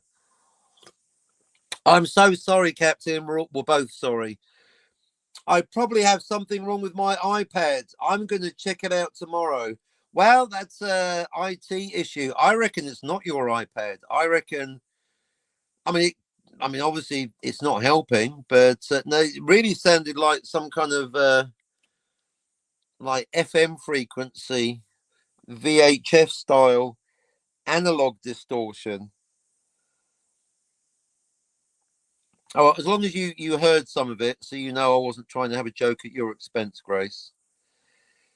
See, that's see, good. See, we didn't end up falling out. Hooray! That's the key thing. It's not you and it's not me, Grace. It's neither of us.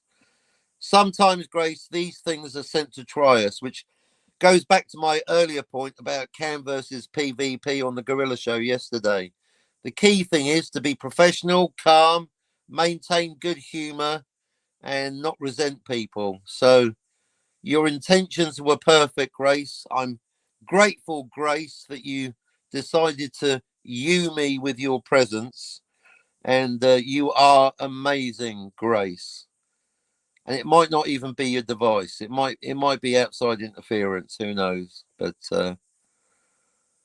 we tried, Grace, and we managed not to have an argument about it. I mean, I've got a splitting headache, and my ears are pulsing black goo, like I'm that Gary Oldman character from The Fifth Element. Yeah, my nuts are halfway up my ass. Apart from that, I'm perfect. Oh, well, silver lining. At least that proves that I can put a valid link out in the chat. Oh, well, for what it's worth, now that you've gone, I've halved my number of listeners again, Grace, which goes to show that more people would rather listen to me talking to Grace with awful audio than listen to me alone with perfect audio. So that's a good boost for your ego, Grace. Even a distorted Grace is better than no Grace for half my listeners. Oh, now I've got a really bad headache. I hate headaches because I hardly ever get them.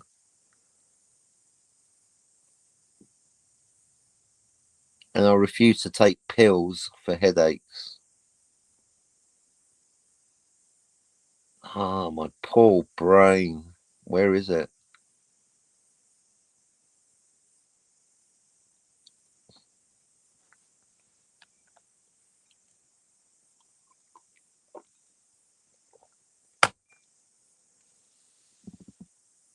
One of them, innit?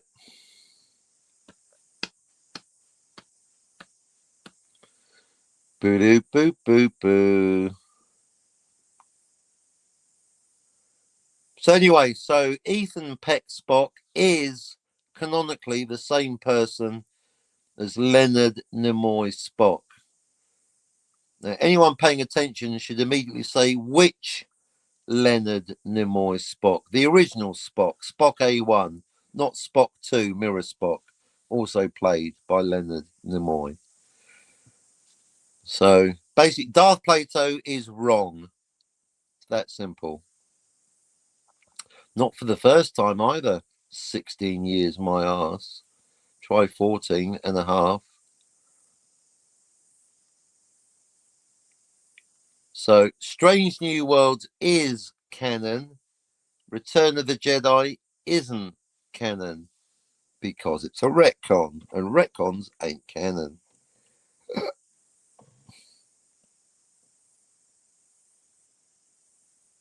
I don't want to see two characters French kissing. I mean, I do, but then I don't want to be finding out one movie later that they're.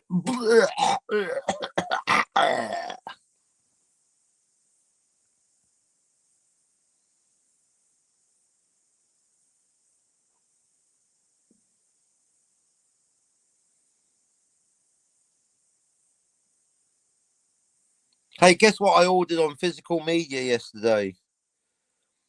Because in a rare exception that disproves the rule, at the time, I actually purchased a certain movie or movies, there's your clue, on download because it was available exclusively on download at the time. That's right, June parts 1 and 2. The more time goes on, the more I prefer David Lynch's Dune. But the advantage of Denis Villeneuve's Dune is the visuals and the oral. And given that the quality of my setup at home is better than most cinemas, and you haven't got fuckers talking on their phone, or videoing with their phone, or fighting, or throwing popcorn, or talking into their phone, I like to have a nice cinematic experience, which ironically enough is no longer these days available in the cinema. So I've purchased on 4K physical media Dune parts 1 and 2, even though that pretentious wankstain Villeneuve has decided to add 0 in the way of deleted scenes. But since I've got an entire shelf dedicated to Dune stuff, it's overflowing. So many editions of the books, and I've read none of them. I've got the David Lynch, then I've got the David Lynch 3-hour version on semi-bootleg DVD, and now it's been officially released as part of a Blu-ray. So I've got the David Lynch special Blu-ray box set. So conspicuous by its absence from my Dune. I've even got I've got a Chani doll. I can't stand that fucking Zendaya. She's no Sean Young. Biggest come down ever. Sean Young to Zendaya Coleman. One of the most beautiful, best actresses ever. Replaced with one of the most dog rough bad actresses ever. She can't even do a fucking accent. I mean, piss off back to Spider-Man, Zendaya. But I still bought the doll. And obviously I got Lady Jessica, obviously. So conspicuous by its absence was the actual movie Dune, parts 1 and 2, by Denis, I don't know if Descartes replicant Villeneuve. That French-Canadian fuckstain. No offense, Grace. But his microphone doesn't work either. So I'll be watching that at some point soon. Bit of Dune soon.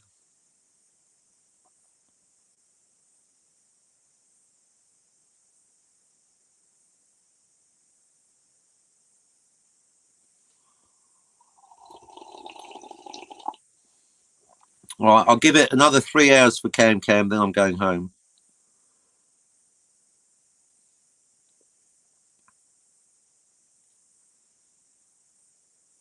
Shame we can't get PvP on for a bit of anger. Cam and PvP, talking about Star Trek and canon. That'd be nice, wouldn't it?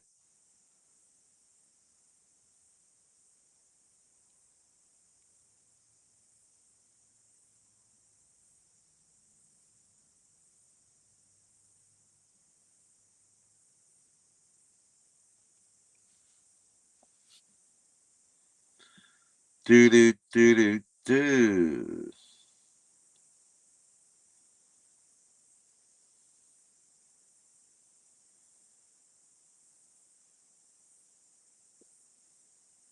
Actually, I wouldn't mind having 2 guests on because I can always do with working on my book, my comic book, a bit more.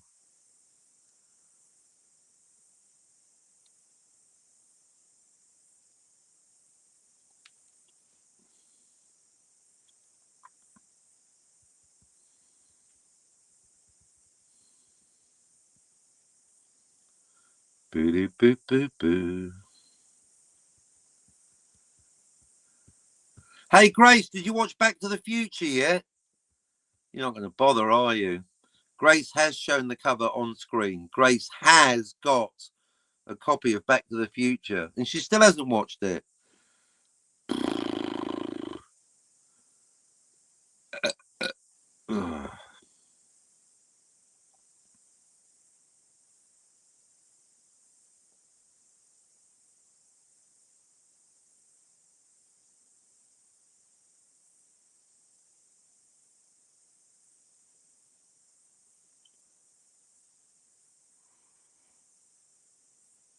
That's on 3 hours. Well, I'm waiting for some intelligent conversation on the panel or the chat.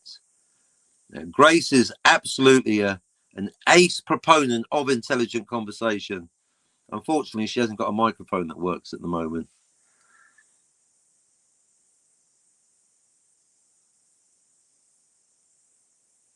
Oh, I didn't click on the thing. Hang on. That's better. Better late than never.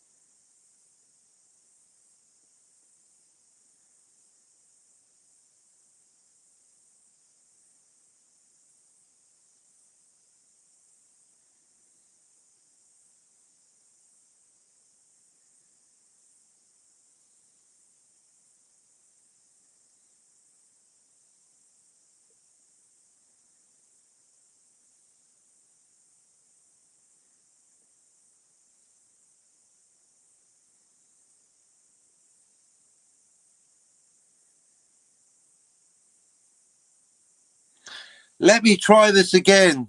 Sure, you're more than welcome to try as many times as you like.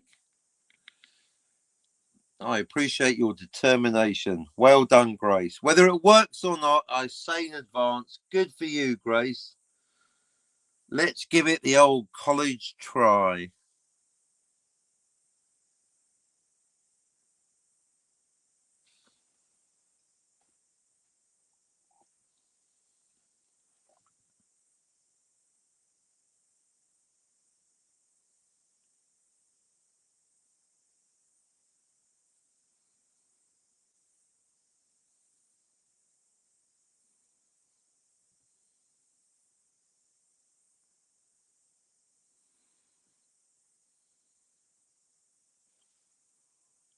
Boo doo boo boo boo.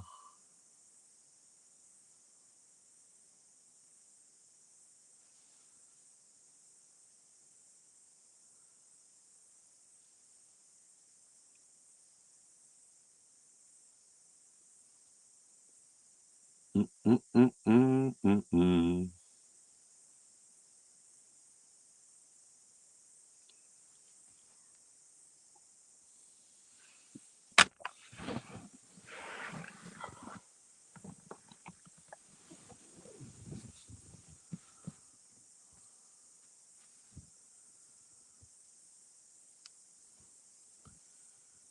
Boo doo boo boo boo.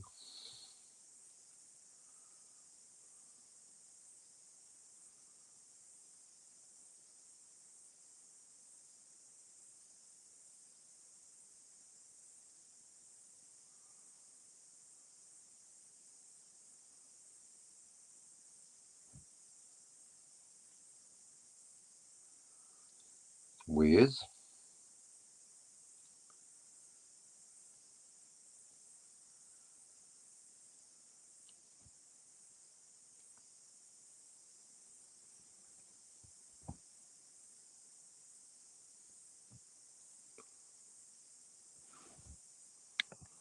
Grace says, I'm going to come on to see if my adjustments work. Awesome.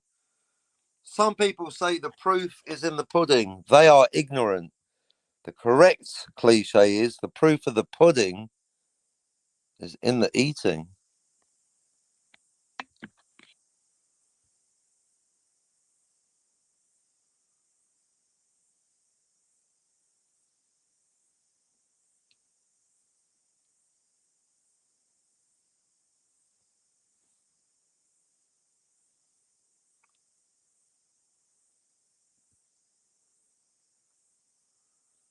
Boo boo boo boo.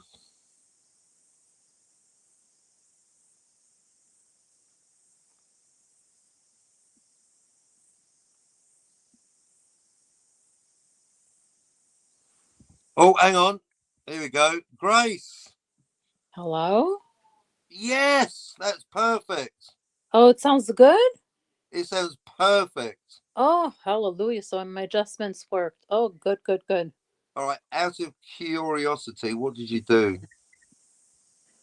I Googled what to do and Yeah. I adjusted my settings in my audiovisual. I had to turn something off and I turned down the ambient noise Okay. and it works. It's fine now. I mean, it's not even. It's like it's black and white, day and night. It couldn't. Could Really? it be any more different? Like you are Oh my crystal God. clear. It's like Oh, you're in the room, Grace. oh my God. Thank you, the Lord. Oh, I guess Google is good for something, right? Yeah, I do. In fact, I discovered because I normally go straight to Gork, but I caught Gork doing something yesterday. I finally realised that Gork will basically does the dandelion approach. Gork will just suggest 10 different things, and one of them's right. Not very precise after all. Mm-hmm. Because I was having a problem yesterday anyway. So yada yada yada. And So you the one sound thing really I've good learned about too. what's that? You sound really good too. Thanks. I feel good. I knew that My you audio would. is always good because I don't get microphones from the Stephen Amore Microphone Emporium. No, I don't. But I don't even have any microphones. It's just the iPad. That's it. What So, the irony? Maybe you should mm-hmm. get a micro. Anyway, no, whatever you're doing now is fine. Just always do this. Okay, So, so I'm gonna leave it like this. I'm not gonna yeah, if it change ain't broke, anything. don't fix it, right? Right. Although there's a whole What? book called "If It Ain't Broke, Do Fix It." So that's actually there's a whole corporate discussion to be had. Why If do it you ain't have to broke, fix something if it ain't well, broken? see the word "fix." What the idea? If it ain't broke, do fix it means you can always improve things.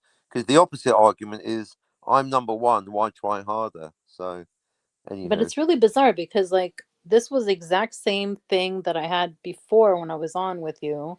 right, and suddenly it wasn't working. Oh, yeah. Weird. So I don't know. Maybe something happened with the iPad and reset. I don't know. I don't care anymore as long as it's working now. Fabulous. So happy Valentine's It's Day. it's so good, Grace. It is so good now. Oh, good. I'm so glad because I don't want to give you any headaches. I get headaches enough myself. Thank you. There you go. Yeah, literal or allegorical. Well, speaking of headache, we got a Star Trek headache. Now I know you're not into Star Trek, but you know all No. about canon. Which ones? The one with the big balls or the small balls? Ah ha ha ha ha! That's a canon pun, folks. There you go. There you go, brass monkey. Yeah, because it's not often that anyone leaves a comment on my live streams, let alone Darth Oh. Plato. Oh, really? Okay. Yeah, I got a comment from Darth Plato on my live stream yesterday. Ooh, so what did he say? He said that Ethan Peck Spock isn't Leonard Nimoy Spock because he isn't canon. Who's Ethan Peck? Ethan Peck plays Spock. Apparently, he's Gregory Peck's grandson, but nepotism aside, he is the actor that currently is playing Spock in Star Trek canonical prequel Strange New Worlds. Ah. And does he actually look like the real Scott? The Spock. real Spock? Does Roger Moore look like Sean Connery? Well, no, but I'm saying like did they make them similar or I is think this they're like similar. Yeah, there's a kind of visual link there. They're not, but of course they're not identical. But neither is George Lazenby or Timothy Dalton, but they're all apparently the same James Bond, aren't they? But this Ethan Peck dude, is he supposed to be playing the Spock at the same like age as Spock, or like a younger Spock, or an Younger, because older it's a Spock? prequel. Okay. Oh well, I guess if they look the same, then that's fine. Well, no, that's what I've got to say. It's something isn't canon. Well, whether it's fine or not is a different question. So you're right. It's fine if they look the same, but the question isn't, is it fine? The question is it canon? And just because the actor looks different doesn't make it not canon, but he does look the same anyway. But that's Okay. the question is it canon? Because apparently, according to Scogely's co-pilot, Star Trek Strange New Worlds is canon. According to Gork Ara, Star Trek Strange New Worlds is canon. According to Scotty yesterday on my panel, Star Trek Strange New Worlds is canon. Which begs the question, what are you talking about, Darth Plato? Well, have you seen Stranger Worlds? I've seen it. Yeah, I've got all 3 seasons. I've got the first 3 seasons on Blu-ray, and I'm currently watching it for the second time. Yeah, So I've seen it. It's so awesome. do you see any like divergences, or like, or any instances of, or like any reason why it would not be canonical? I don't. Well, maybe one the display, but you're right. But that's first of all, I like to give you a non-patronizing congratulations because that's a key question. Because as you know, retcons ain't canon. That's why Return of the Jedi isn't canon to Star Wars. So if there was a massive retcon, then yeah, now we've got a room for a debate. But that's my point. Is I don't see any major retcons, or if I, but maybe if I don't see them, I'm not looking for them. Maybe they are there. Daniel said something about the actual displays, but then we got a valid conversation. But I'm not having anyone, let alone the highly intelligent, respected Darth Plato, go, "Oh, it's not But canon the because I said display of so." what? Like what display? Like display of the Starship Enterprise, like the background?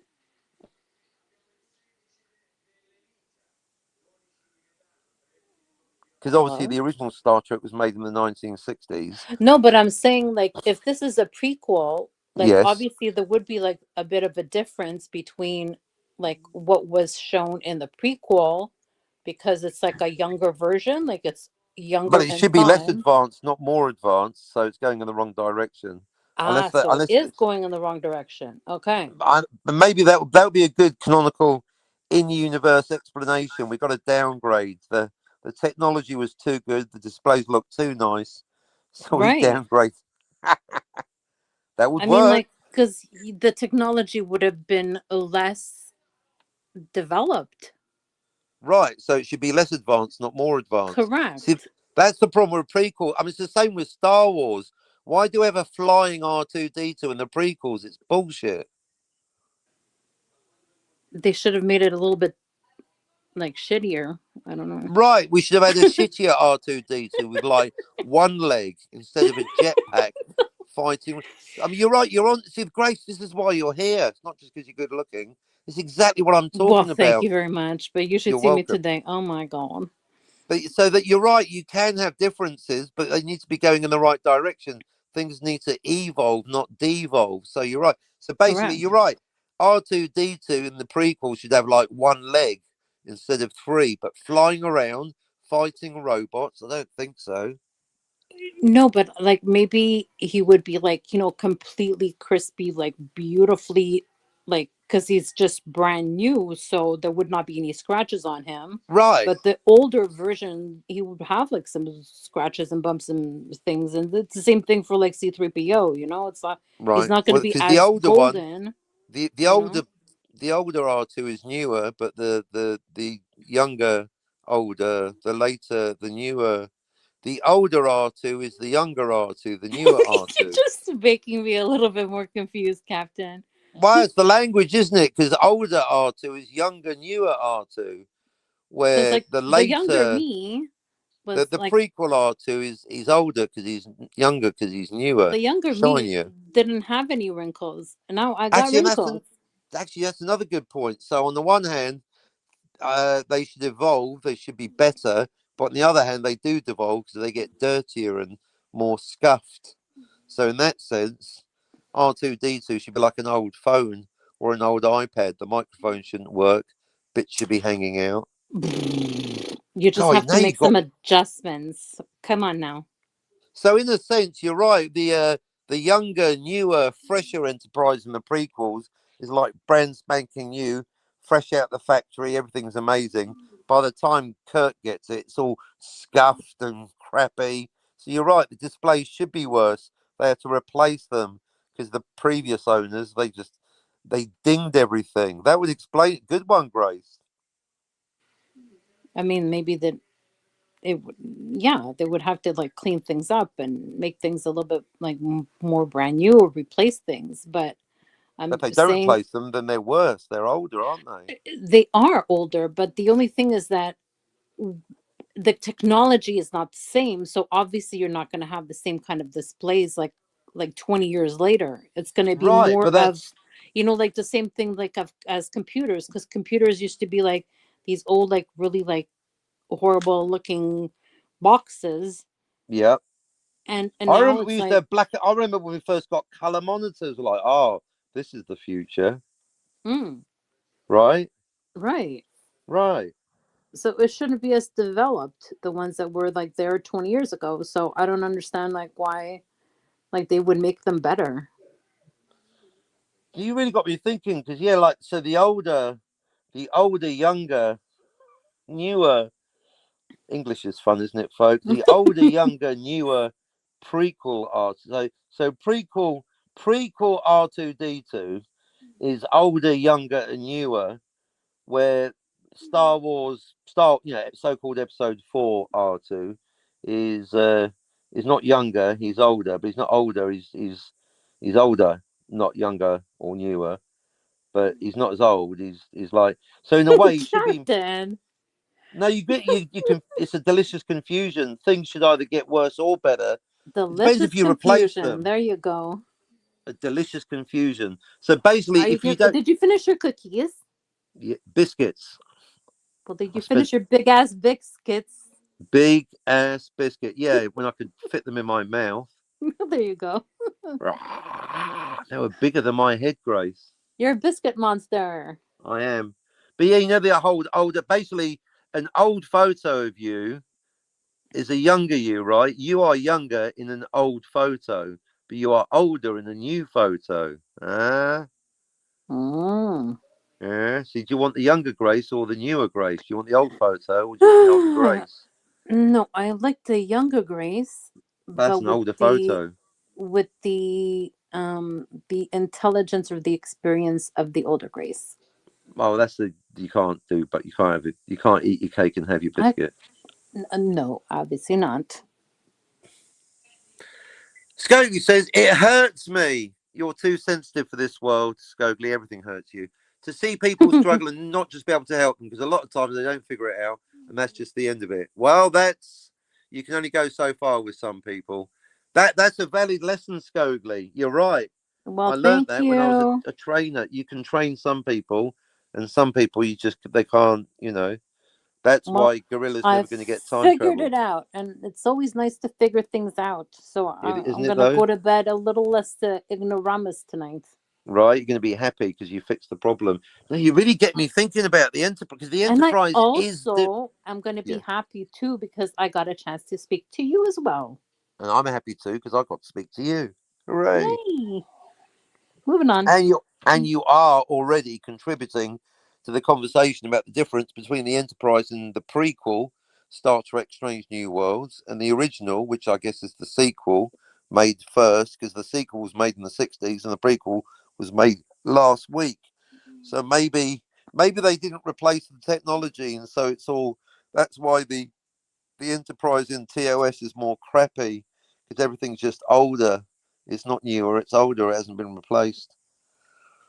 That explains But it. no, but it's not because it has been replaced. It's just because like 20 years ago it could Yeah, like it's new technology, yeah, however it's older technology. yeah. It's new, older technology. It's new at the time, but it's older now.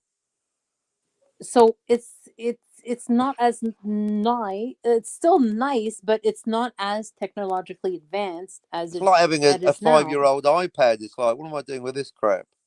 Oh well, do you want to buy me a new one, Captain? You're No, very we're always welcome. going to buy. No, I'm the same. You see, I did go through a Well, phase you of. do owe me $500. No, you owe me $500 because you failed to show the Your video, the DVD on the StreamYards Thursday. wasn't working. How was I gonna show you? You lost the bet. You owe me $1,500. You promised not to bring up this No, bad no, no. joke ever again. Captain, how's Grace, about I do something? we call it quits. No.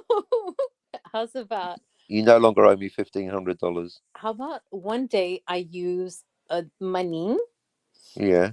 to come and see you in New Zealand? Are you going to bring Dave Parker?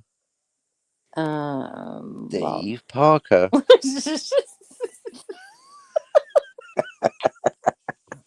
oh God. Yeah, we can finally watch Back to the Future. I've got it on Blu-ray. That's Shiny. gonna be like in 2 years or 3 years. Yeah, well, maybe by then you'll have done the poster. You know what I Well, mean? I think somebody's gonna have to give me a new DVD player because mine's gonna probably be not working. You got to get a Blu-ray. I mean, I drew the line at 4K. I'm not doing 4K for Back to the Future. Unlike June, where I did spring for the 4K. Maybe I can get a Blu-ray. I don't know. We'll see. Yeah. Have you Maybe watched it somebody yet? can give Back me to the one. Future? No, you would have told me. Excuse me, pardon. Hey, paparazzo. My God, you really hear him well. I know, right? That's because your audio's so good.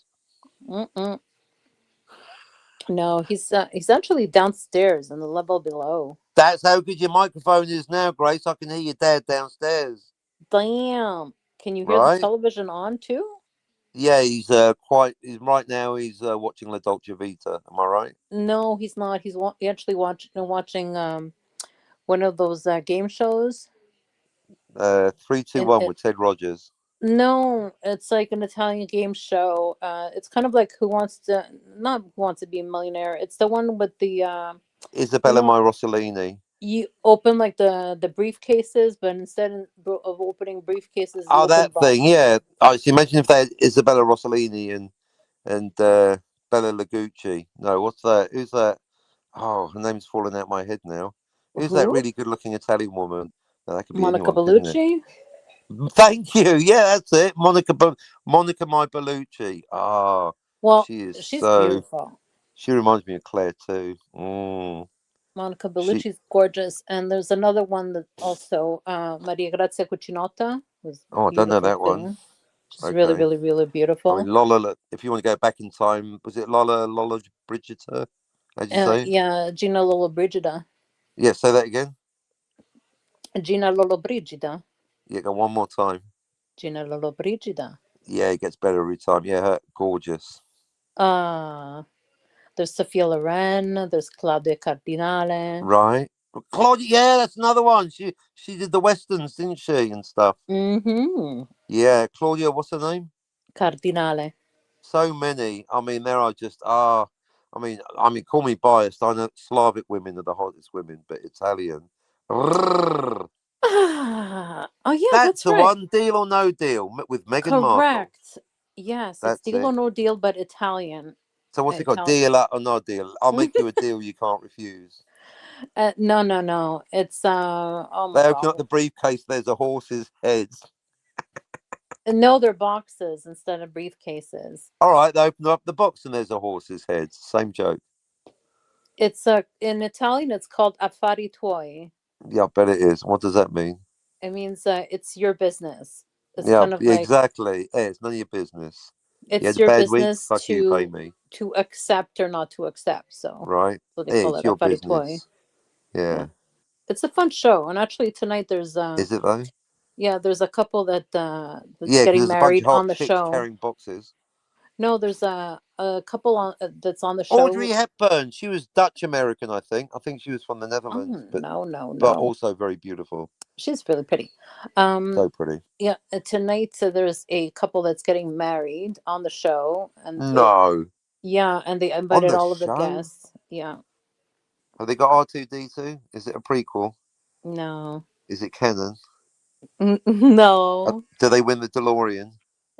no. They probably won a golden chariot of fire. That's Driven by He-Man and She-Ra. Because that's how anti-derivative Jill wants to understand Back to the Future. pulled by a thundercat and the swift wind. Right? And don't forget Garfield in the corner eating lasagna. There you go. Going, Yum yum. I hate Mondays. Never could get the hang of Mondays. And then you're gonna have Captain like on the other side eating big ass biscuits with tea. With a who now? With tea. Tea and biscuits, but not dog biscuits. And not savoury biscuits either, because that's different.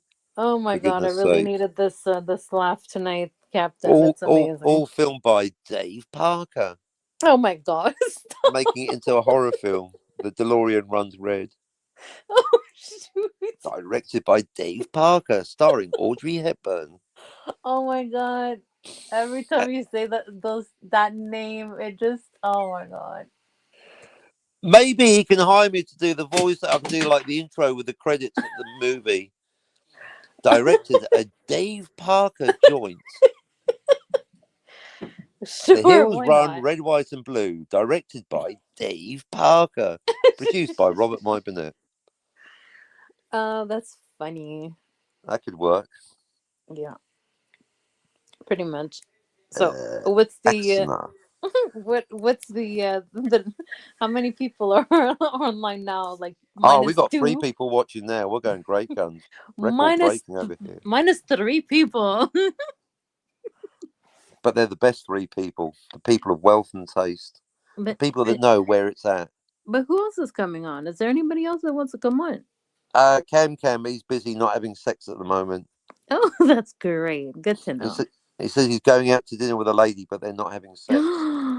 He's going out for dinner with a lady. Ooh. I wasn't clear. Is that an ex-girlfriend or has he moved on already?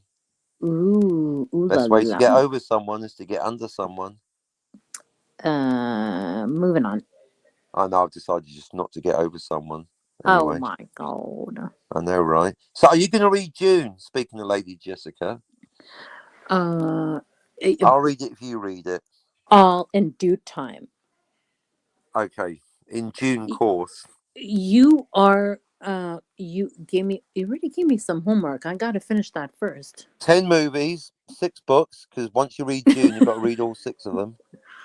Oh my a comic god. book. You've got to read Howard Chaykin's American Flag. And a poster. I do give you homework. And you need to learn Polish. I need to learn Polish too. Well, you can teach it to me then. Oh god. No. I don't know how to speak Polish. Skogli, ty nie mówi po polsku, nie rozumiesz, co to robisz? No. Fine. Skogli says, yep, say everything completely straight and then get to Dave Parker. I hope it actually gets back to Dave, because that would be awesome, wouldn't it? And you know what? I'm not laughing at him. You're laughing with him, towards him. No, it's because Well, I'm not making fun of him. Name. I'm making fun with him. Oh, you know how much I like him, so. Me too. I mean, not as much as you do, obviously, but I do like Dave. You're I actually making prefer him to Rob. fun of He actually knows what he's me. talking about. You're making fun of me, Captain. I'm not making fun of you. I'm not making fun of anyone. Mm-hmm. Apart from Sci-Fi Nation. I always make fun of him. Mm-hmm. I never make fun of you. I'm making fun with you. Where is everybody? Where's Daniel? Where's her? Oh, if you want to complain about the lack of listeners, you've really come to the wrong channel. Daniel's out shopping for pubic hair. No. He's making burgers later, so he's got to go out and get some shaved pubes. Oh, mamma mia. Captain. Skogley's here. Is that not enough for you? How about Jens? Where's Jens? He's out doing some masculine action. Yay! I'm adding masculine action to my comic right now. So Skogley says we are all laughing in celebration of Dave Parker. True story, Skogley. So my AI and Skogley's AI agree. Strange New Worlds is canon. So I really want to know what Darth Plato's deal is. I would like to know where Skogli is from. He's from the United States. To kiss my ass. Really? Oh wow. That's the film quote. Well, I from the name, I dare say his origins, his familial origins might be Nordic, but he's from the US of A or Canada. I'm Where are you increasingly from originally, Skogli? Michigania, Is he? Florida, somewhere up north. Seattle. I I should don't know know. by now, shouldn't I? He's from everywhere and nowhere, baby. That's amazing. Isn't it though? It is. Sicily? Maybe he's from Sicily. Oh, not within a word. Sardinia? No. Corsica? Alberta! Alberta! I knew I'd get there eventually. That is Canada. Oh, great. Have you noticed we've got a very Canadian friendly approach? We've got a lot of we've got Scotty and Scogli and Hello to all the Suzanne. listeners from Alberta. Hi. We've got a lot of Canucks here. You're Canadian, I kind of. met a few people from Alberta. They were very, very nice. They were actually here in, for the Grey Cup, which is our version of the Super Bowl. Oh, okay. Yeah. Is that called Super Canadian nice. football? Yeah, it's the Canadian Football League. Okay. The Is that CFL. like ice hockey but without the violence? No, it's just as rough. Okay. Yeah, but there's a few differences between U.S. Football and Canadian football. So. Sports. Oh wow! I'm sorry for bothering and boring you this much. Almost as Jesus. bad as politics. Oh, damn. I know. I mean, you unless don't you're going to talk about real you don't like football, to English talk about football. You don't Yeah, I'm like sorry. to talk about sports. I know. I'm sorry. Playing sports, that's good, healthy. But watching people do sports on TV, nah, not my. No, Nah, I forget it. find that the major difference would be the number of downs. So you have 3 downs Canadian. Oh my god. Okay, how's about I tell you something like the big difference is that the football is much quicker here than it is. Oh mamma mia! Oh my god! Did I say this is the sporting channel? It No, is not my fault. You haven't part seen of Star Trek. Captain. It's Hello. part of pop culture. No, it isn't. It's popular culture. Sport is not pop culture. That's Oh a my new god! one. I Yes, don't think so. Yes, it is. No, oh no, it isn't. Yes, Well, it not on this is. channel, it ain't. Oh, A.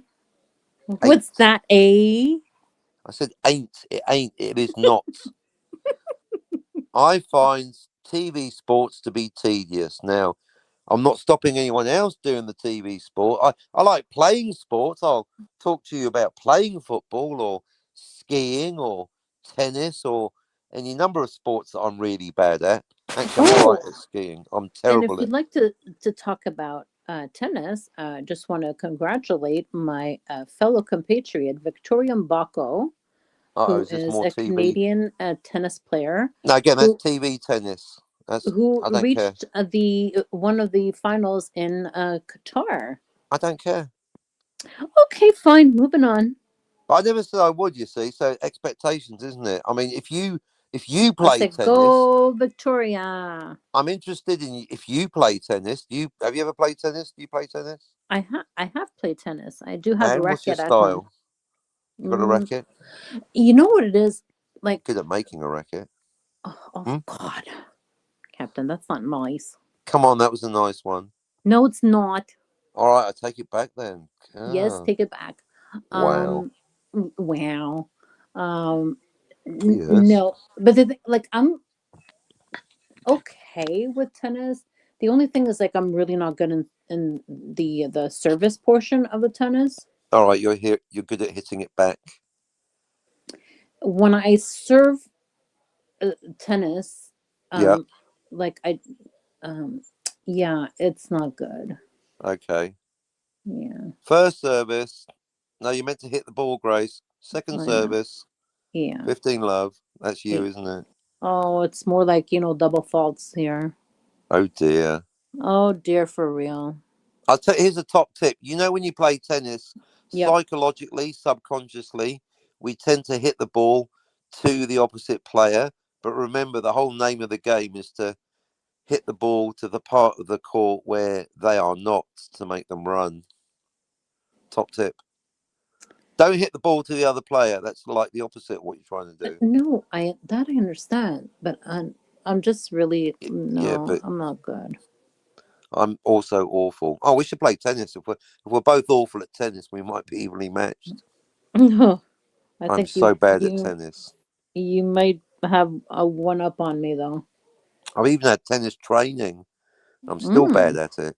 mm. I've had tennis classes and I'm still awful. Because my dad used to be a really good tennis player. So I was a great disappointment in the tennis department. I was a bit better at skiing. Skiing is easier because you're not skiing against anyone. Skiing is a friendly sport because, I mean, it can be competitive, but it doesn't have to. I do It's, a cross country. it's awesome, isn't it? I prefer I straight don't down. do downhill. Oh god, I had Really? Oh, such I like a downhill. I like really, cross country as well. really horrible experience with downhill. You didn't. You didn't hit a rock, did you? No. You got I chased did by one a bear I did one better. off a cliff. Nope. You got chased by enemy agents like James Bond. Nope. Okay, what happened? I hit a tree. Oh, oh, that's the one I didn't think of. You hit a tree. Classic. Did you Yeah. do that classic arms out, legs out, doing? I have no idea because I knocked myself unconscious. Wow. Shit. Yeah. And I woke up in the medical building and I'm like, where am I? Wow. Yeah, it was not good. Okay. Oh, that happened to Jessica once, but without the skiing. But it's like I had to, I had to find her in hospital. She didn't even know she was in the hospital. She's like, I thought I was at the airport. I But that's did another story. suffer a lovely concussion. Concussion. That is yeah. If you don't know where you are, that is pretty much a I was not concussion, wearing a isn't it? helmet. Well, I didn't wear a helmet. You don't need to wear. Well, obviously, you do need to wear a helmet. I don't need to wear a helmet because I'm a reasonably competent skier. I managed not to hit any trees ever. I am unreasonably incompetent. Okay, you meant to. So the low, remember the lower level. Well, maybe that's why you don't do downhill because you can't. You don't know how to. You don't because you don't actually know how to ski. No, cross country for me, that's what it is. That's what it's. It's your lower leg. 'Cause for me, that was. I Much just had it. better. I had it drilled in from day one, A basically. Just little bit safer. so because you're going across the mountain, I mean, you can go straight down, but obviously that's quick. That the whole trick is to go. Well, that's the whole art of downhill skiing. Is if you're feeling brave, you go straight down, but that's gravity. It's physics, isn't it? And if you don't want to do that, you go across, and then in between those binary extremes, the more diagonally, the more downwards you go, the faster you go. The more you go across, the slower you go. And if you're skiing up, then you're in the matrix. I don't mind going slow. Well, that's what Slow I like about it. It's slow like a skiing is valve. It's my like thing. Yeah. if you want to get more excited, you go a bit faster. But by default, you go across the mountain. So it's all about your. Oh, it's all coming back to me now, Grace. It's all about your lower leg, isn't it? If you're going right, if you're skiing towards the right, then your left leg is your lower leg, and so that's what you. I'm almost feeling it already in my thigh, my left thigh muscle. That's amazing. Just talking about it brings it back. And so Wow. all the It's like work is done muscle by. memory. It is, isn't it? It really is. And So I you're haven't skied feeling in the muscles in years. your thighs. Oh my goodness. Yeah, What I'm a already feeling. wonderful feeling. It is almost want to stand up. It's got bends the knees, bends the knees. It's all about the lower leg. That's doing the work. And then you turn, because I'm doing it now. So you see going on the lower leg, the left leg. And then, of course, when you get to the end, because you don't want to hit the tree, Grace, you want to avoid that tree. So then you make a Yeah. turn, sharp turn. So you're going right across the mountain. And then you want to go Unfortunately, left at the end. I lost my balance. Clearly. Yeah, and it wasn't really good. Wow. I must Yeah. be a reasonably good skier then, because it's all relative, isn't it? I'm It bad is. at tennis, but I've never hit a tree while skiing. Mm-mm. It wasn't fun. I'm like, oh God. And I'm like, where am I? Yeah, that's you. Well, that's you and Jessica. The old. So that's like one of those things you generally only see in movies. So that's one thing I've seen firsthand once, and now you've told me secondhand. Someone actually going, "Where am I?" At least I didn't break any bones, which is good. But I did have like a big shiner on my head. Like, Yeah. yeah, a really nice bump on my head. And And then anyone that goes out with you, it looks like you're a victim of domestic violence. so thank God it was the winter. And I was like, okay, I'm going to be, covering up with like a beanie or like a toque. That's what Right. we did here. That was That's like, another Jessica thing. I was trying to yeah. teach Jessica how to shoot, and I was like, when you shoot, it's a gun. It's only an air rifle, but just to be clear, but you get recoil. So this is a top tip for beginners. You never put the sight right next to your eye, because then you get the recoil and you give yourself a black eye. And she was perfect the first 30 times, and the 31st time she forgot, put the eye, the telescopic sight next to her eye, bang, recoil, black eye. And then we have to go out. She's got a black eye. I'm like, oh, this looks great. I know how this is going to look. Wow. I'm So, just looking into, like, I'm just getting a cough drop. So if you hear anything, that's what it is. oh, I can, yeah, because that microphone's so good. I Yeah. can hear you. I can even tell you what brand of cough drops it is, probably. What, It's a what, bag, isn't it? yeah. Not a packet. What Nice. is it? Whitaker's. I know what brands you got over in Canada. Nope. Oh, Lumberjack brand cough Nope. drops. Nope. All right, what are they? Werther's? They're Halls. Halls. Damn, I was going to say that next. Yeah, it sounded like a Halls bag. Yeah, I could tell. The extra strength. Wow, you must be really coughing. No, it's not the coughing. It's just like I got like like nasal Mm-mm. congestion, and Okay, this is like the only way that I can like clear it out, okay. because I don't want to like do Is any that like an nasal allergy? sprays or anything. So Right. yeah. Huh. So is Yeah, that like a permanent thing? Is it an allergy? I don't know. I'm gonna go for allergy tests again, because like last time I did those when I was like really really young, and I have an appointment next month. No, in month of March March. Okay. Yeah, next month. for. Oh, No. excuse me. Ah, Oh, we're you February brought up already. my Yeah, next. allergies by talking about. Hang on a minute. Excuse me. I'll be right back. Sorry, yeah, next month. I keep on forgetting it's February. Sorry about that. It's quite disgusting. That's okay. I'm going next month. I've not had a Sorry. runny nose. I just keep flobbing up occasionally. Oh well, more efficient. Why? Are you getting sick, Captain?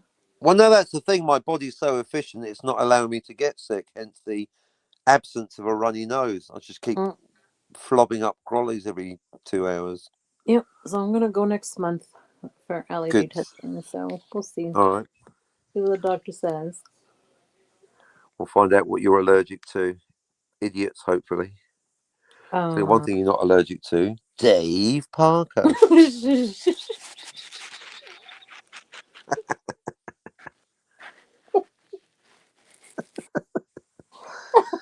Definitely no allergy there. no. Unless the symptoms are blushing, Oh getting a my. slight sweat, Oh, increased heart rate. oh, probably There a slight flush. you go. Maybe a little bit dizzy. Maybe you are allergic to No, I'm not. the opposite. No. You're allergic to the absence of Dave Parker. That is a Ah. possibility. Mm. You're going to love my comic book because Dave's in it, as you know. Oh yes. I mean, you're in it, but more importantly, so's Dave. The lovely Dave Parker. My goodness. Yeah. So He's a not only is he a beautiful, beautiful director, man. He's a isn't beautiful he man. though? Yeah. 1,000 yard stare, brooding Hmm. intensity with the good looks. But it's not just like the looks. It's just the way that he speaks, and like Everything. his presence. He has like charisma. He does, because he doesn't. You know what it is? He doesn't try. He doesn't have to try too hard. Most of No, us YouTubers are putting on a front or a personality or a character. Dave doesn't have to bother with any of that nonsense. He's just himself. he's got that charisma. He has like a charm. He's like witty. He's really intelligent. He knows what he's talking about. So Yeah. lots of great qualities. Right. Yep. Mm. Yep.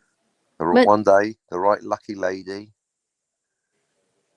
what were you about to say, Captain? is going to take him out to dinner. Oh, I wonder what Dave thinks about Back to the Future now. There's a question. you should ask him. No, you should ask him. No, you should send him a super chat.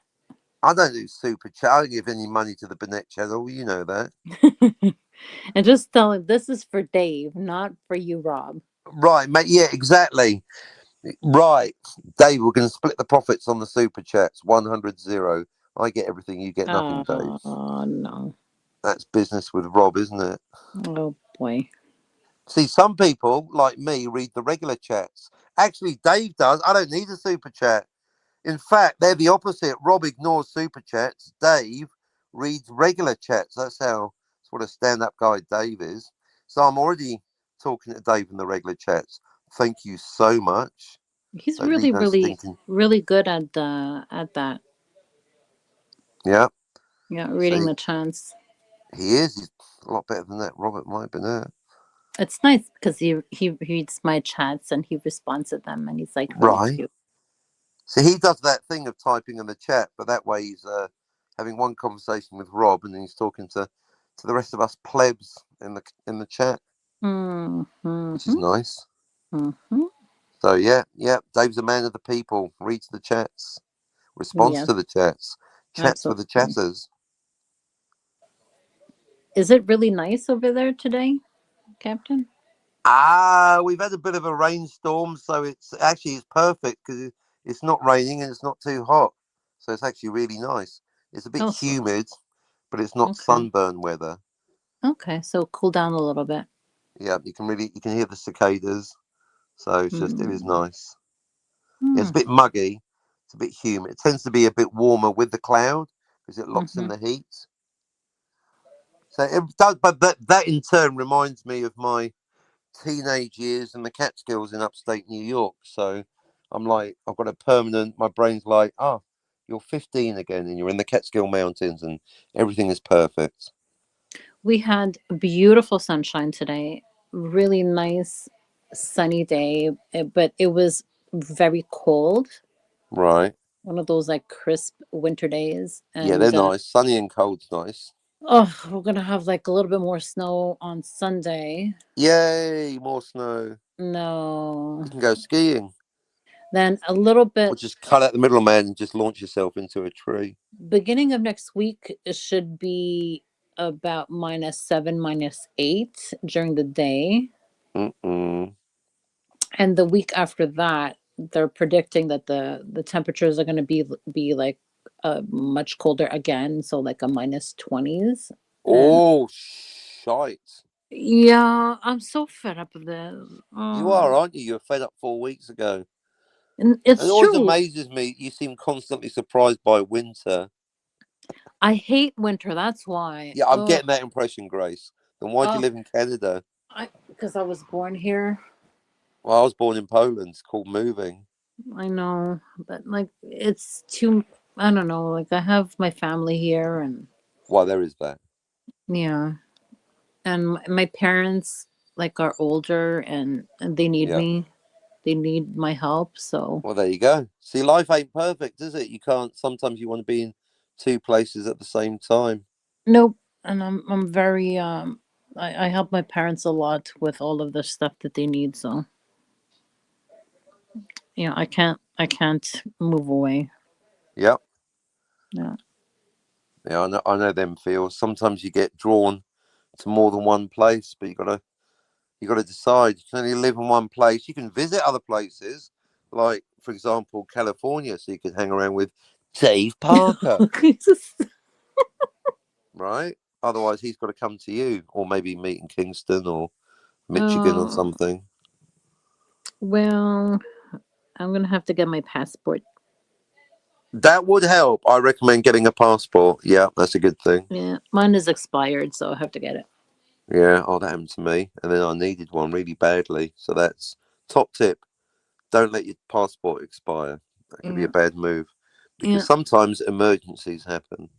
But what I'm planning to do is in April, I'm planning to get my hair like coiffed nicely, and then Oh, I'll put a little bit of makeup on, and then I'll go to the to a professional photographer and get some passport photos. oh, nice. Well, while you're at it, you might as well get some portfolio shots because and then you can become an actress like you wanted to for Dave Parker. Stop. He's not going to hire me for anything. Well, if you get a nice headshot, you will. It's all about the shot. No, he's Any already actor will seen tell my you that. face. He's seen my face already. If he wanted me in a movie, he would have already told me. But I saw you were asking him though, weren't you? Yeah, but he never responded. He True, but wouldn't that's not a put. no or a yes. Hmm, Well, maybe once it's. my comic's out, you can go, look, I've got acting experience. Ooh, maybe. See, my comic's going to get you out of your acting catch-22. Yeah, I was in Captain Infinity. That was me as That's a fabulous. Mountie. Fabulous. There you go. And I look really good in red, so. True, although I've got you in black at the moment, but then we'll see. Ah, okay. Yeah, but no, red could be good. Although red also means Universe B, but then maybe people might thinking you're in Universe B or from Universe B, but you're actually from Universe A, along with Officer Dave Parker. Ooh, One of them. lovely. That's going to be the fun part of the fun of the comic book is after a certain point you get paranoid. You're like, well, anyone can be from Universe B. It could be anyone. It's Reds under the bed. Does anyone have any questions for us? No one's watching. Nobody. Like there's Just 0 Scogly. people? Well, there's 2 lurkers. Oh Could be my. Scogly, could be Suzanne. Who's Yeah, no. lurking? Again, if you want Show to, yourself. don't worry about the audience. It's all the I'm getting like yens, all the big numbers coming on the re-rub. You might get over 100 viewers afterwards. No, I'm afraid the only person you're talking to is me. Wow. It's not like we're stuck for topics because I haven't even got back to the main topic about Strange New Worlds and whether it's canon. Well, I'm the wrong person to ask.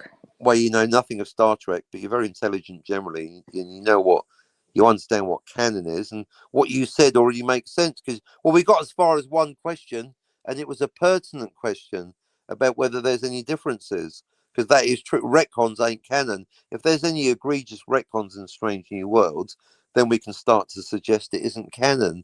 But basically, I mean, is there like an inverse ad hominem appeal to authority? But maybe I shouldn't be judging Darth Plato more harshly because he's super intelligent. But saying Strange New Worlds isn't canon because it isn't. That's not an argument, is it? Unless you're 12. But he said it wasn't canon. He said it in my comments. The evidence is right there. You can go there right now and find out. Yes, he's saying Ethan Peck Spock isn't Spock, but he is Spock because it is canon. Because Scogely's co-pilot said so, and so did Gork. That's why it's the thumbnail to this very show as we speak. A screenshot of Gork confirming, because any question you just ask the almighty AI. So I did, straight up.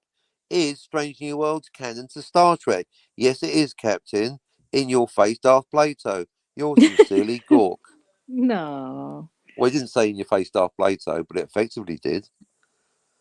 So Well, Darth because Plato's got to see, but the whole point of a YouTube channel is to have interesting pop culture debates. If we all agree about anything, there's nothing to talk about. We might as well all go home. So the whole point is that I but looked what at if you're already home? Where are you supposed to go? allegorically home. Well, yeah, if you broadcast from home, then you are home. Well, you are home. You know what I mean? So that's canon, right? Right? But I just expect better from Darth Plato. I want a reason why it's not canon. Well, I'm the first person to tell you Return of the you're gonna Jedi have isn't to canon. ask him. Well, I would, but he's not here. That's Well, why I ended send up him. saying Can I'm you not going to send him debate you. anything? What? Do you don't have? Is he on Instagram or something? No, I could have continued the discussion in the comments, but as I pointed out in the comments, this is my channel. Why am But I maybe he's on debating you in the? Twitter. Is he on Twitter? No, you're not getting what I'm saying. I've got a YouTube channel. You're on it right now. I don't need Instagram or fucking Twitter. I've got this now. I This is my understand, medium. but maybe you can send him a message through Twitter saying, This is the message. This is the message. get No, on I my was talking to channel. him. I was talking to. You can go and read them yourself. I did give him a message in the comments. I used my last comment was, "Why am I debating this with you? This is my channel. If you want to talk about it, come on the panel." So I did tell him. He knows. I gave But him the why won't he message. come on the panel? He is allowed on the panel. I gave him the invitation. I've done everything I can. He's obviously busy today, but I'm telling you Very that, busy. given how notoriously difficult I make it for new people, he's welcome. He Darth Plato is welcome up here specifically to tell me why he thinks Strange New Worlds isn't canon. Because unless you're 12, because I said so, doesn't quite cut it. Not on my channel. We like Has intelligent discourse here. Has Cogley ever been on your panel? Yeah, he used to be all the time, pal, on my old So why channel. doesn't he come on? Cogley, come I don't on. know, because he hates you. I don't know. That's not nice. That's a joke. I don't know. I'm not in Scogely's head. He's good in the chat. I've noticed that. Like, not Brian. He's good in the chat. Used to come on my panel. Doesn't anymore. Why? I don't know. Ask them. I don't like to pressurize people. That's your job. As long as not Brian and Scogely and Darth Plato know they're welcome on the panel, then I don't need to do anything more. You get more people with honey than you do with vinegar. Oh, that's true. So when the time is right, I mean, I've sent Scogely a link. Don't get me wrong. Scogely's got a link right now. He knows he's welcome, but equally, he knows he's welcome to stay in the chat or to ignore me altogether. I don't know. He's a grown man, you know. I Of, can't choose his path for him. of Only Scogely course. can choose. He's a very independent kind of guy. Mm-hmm. Scogely's a thinker. You can't make him do stuff. You can't trick Mm-hmm. him into doing things. Nope. No. When Scogely's ready, he's ready. He'll come up. But I Good. tell you what, for a dream team, I'll tell you what then, specifically, Yes. because of their liking for logic and canon and Yeah. Star Trek, Right. you, me, Darth Plato, and Scotty. Now that's a Star Trek party right there. Wow. But Yep. I don't know much. No, but you're good looking Oh, well, and thanks. clever, and you've got a Okay. microphone that works. All right. So, but yeah, you are totally ignorant of Star Trek. That's true. Yeah, But I then it don't gives you think. a fresh perspective. But that's what I'm talking about. I like to be consistent. So you can, that's the whole point. Darth Plato and Scotty can be the Star Trek experts, and you can be like the general thinker. So you can apply the general rules of canon without having to know about the Star Trek. See what I mean? So without knowing anything, I could just ask the right questions, and maybe we can get Right. like a different response. That's what I'm talking about, because I'm all about establishing consistent rules. What's good for the Star Trek goose is good for the Star Wars gander. Mm. That's why I did a whole show about when I don't respect the intent of the author. And That's so a we have lovely. established, there are things that break canon, like retcons, for example. So if there's enough retcons, or even one in Strange New Worlds, then I go, okay, now we've got a discussion. But so far, all I've got from Darth Plato is because I don't like it, or whatever. That's Mm-hmm. not a reason. Same with Robert My Burnett, the mighty Robert My Burnett, Mr. 72,000 subscribers. He thinks it's not canon. And Jill, anti-derivative Jill, the same anti-derivative Jill that tells me I have to accept that bullshit in Back to the Future with He-Man driving the DeLorean because you have to respect the author's intent. And where's your respect for the author intent, Jill, when it comes to Strange New Worlds? It's But gone, what hasn't if the it? author doesn't know what the hell he's doing, Right? All of and he the author doesn't contradicts themselves. I correct the know. mundo? I've done a whole show about it. No one listened, so I deleted it. But luckily, I took notes. I've got it right here. I've got 5 different reasons when you should disrespect what the author said. And yeah, when they don't know what they're doing, when they contradict themselves, when there's 3 authors, or when they have the time traveler preventing their own birth. So it's a rule of thumb. Respecting the author isn't a rule; it's a rule of thumb. You're right, so I generally agree with Jill, but I sometimes disagree with Jill about it. Blindly respect. How can you respect the author when they change their own minds? Like George Lucas with the whole Greedo shot first. There's like 4 different versions of Star Wars, all made by George Lucas, which contradict each other. So which George Lucas am I trying to respect? You're right, Grace, is what I'm saying. You are So, right. oh, wow, tell that to my parents She was right. and my brother. Your sister, tell your sister she was right. Mm. That's a Return of the Jedi quote, but it worked. Totally Oh, works. he Tell does your like sister she was right. She was he does like right. he definitely likes the track pants that I bought him recently. Right, shame there's no top to go with them. Uh no, no. See, what if your brother went on the Robert My Burnett show and then Tracksuit Guy was there, and then they'd have to call your brother Tracksuit Bottom Guy? Well, you wouldn't be able to see the tracksuit bottoms. Exactly, that's what I'm talking about. If you're going to buy anything, buy the top. I'd always get the top before the bottom. But he has one that could go with both. Yeah, I know. Yeah, he's got one top and 2 bottoms. Yes, It's called a because tracksuit for a reason. It's like having a pastrami sandwich with no pastrami or no bread. It's called a tracksuit. In fact, the more I think, the language is actually no, they're ineffective. just track pants at this Yeah, point. tracksuit bottoms is too. There's no suit. Track pants. There's no top. He's topless. He's track topless. Don't you Yeah. get him half a set of pajamas as well? No, I got him a full set. Really? When you go out for a sandwich, do you like miss out the bread? But I don't have sandwiches when I go out. Okay. If you watch a movie with him, do you watch back to the? Do you watch just like half Past? the movie and walk out? Nope. Your poor brother. Surprised he doesn't call you Grace Half Job. Oh, Just the bottoms, for he goodness he is sake. very lucky to have me as a sister because I do a It lot for him. really, Yes. but buying tracksuit tops isn't one of them. Oh, it's not Just about saying. tracksuit tops. What do you do for your brother then? Give me a list. Um, I take care of his finances. Wow. Can't he Yeah. take care of his own finances? No, it's more like when he has like his income tax time, I make sure that they're done Yeah. well. And um, I've done his laundry quite a bit. Nice. Obviously, no tracksuit tops. No. And if Maybe he one. has like anything that has to do with like government and stuff like that, then and sometimes like he has like the difficulties with talking properly and whatever. So Okay. I got a letter from the government the other day. Opened and it and read it and said they were suckers.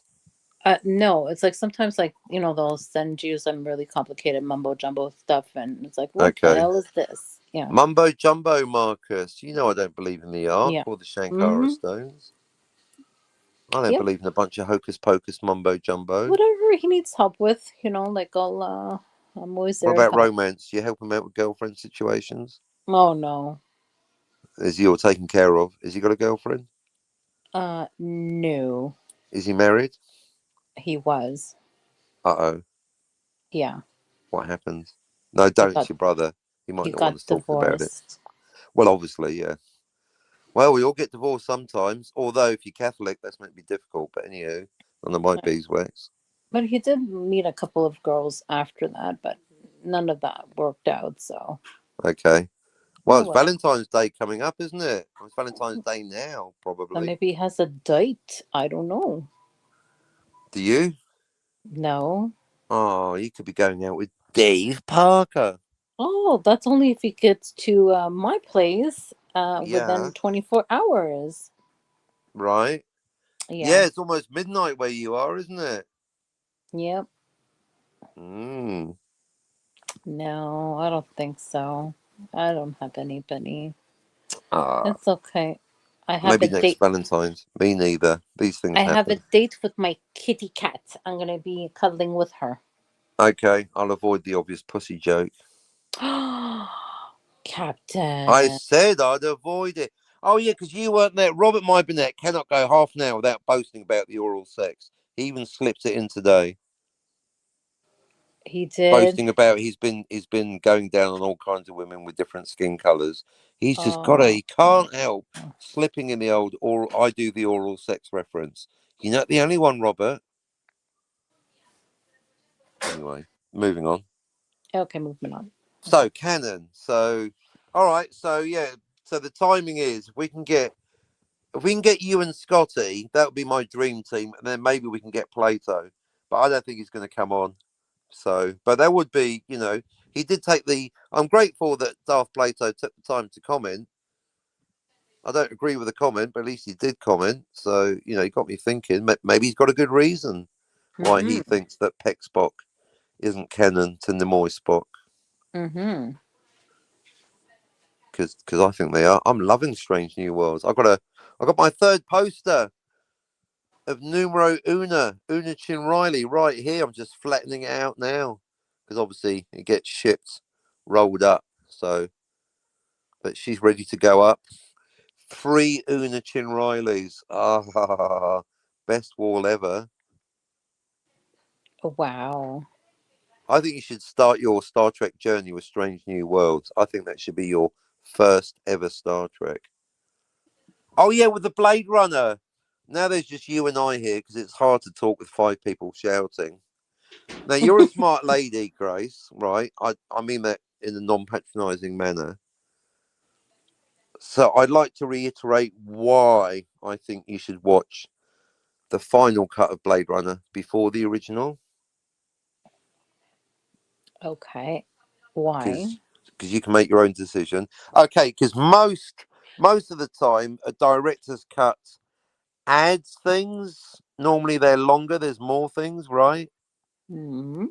And in a way, the director's cut and subsequent final cut of Blade Runner is no exception. For example, it adds the unicorn scene. But unlike a lot of director's cuts or special editions or later versions, Right. the later 2 versions of Blade Runner remove something from the original, and that's the annoying narration. And I put it to you once again that with the narration in Blade Runner, once you've heard it, you cannot unhear it. And that is why I think you're better off watching the final cut without the narration before watching the original version with the narration. And that is why. Because you're a smart lady, now you've got the read. So you're free if you want to listen to Cam and watch the original first, because let's say for argument's sake, because that's the order they came out. But the later versions are closer to what the director intended. So that's why I'd start with the later versions. Okay. And that's why I think you need to watch Blade Runner, the final cut. And if you really like it, then you can go back and watch the 1982 with the absolutely god awful phoned in shitty voiceover. Who does Because what the Harrison voiceover? Ford. Oh, no, but he doesn't have a crappy voice. He's got an awesome voice, but that's why voiceover. There's a theory that he made it awful on purpose so they wouldn't use it, which he's Oh. denied, but I think he's lying because it is totally below his standards.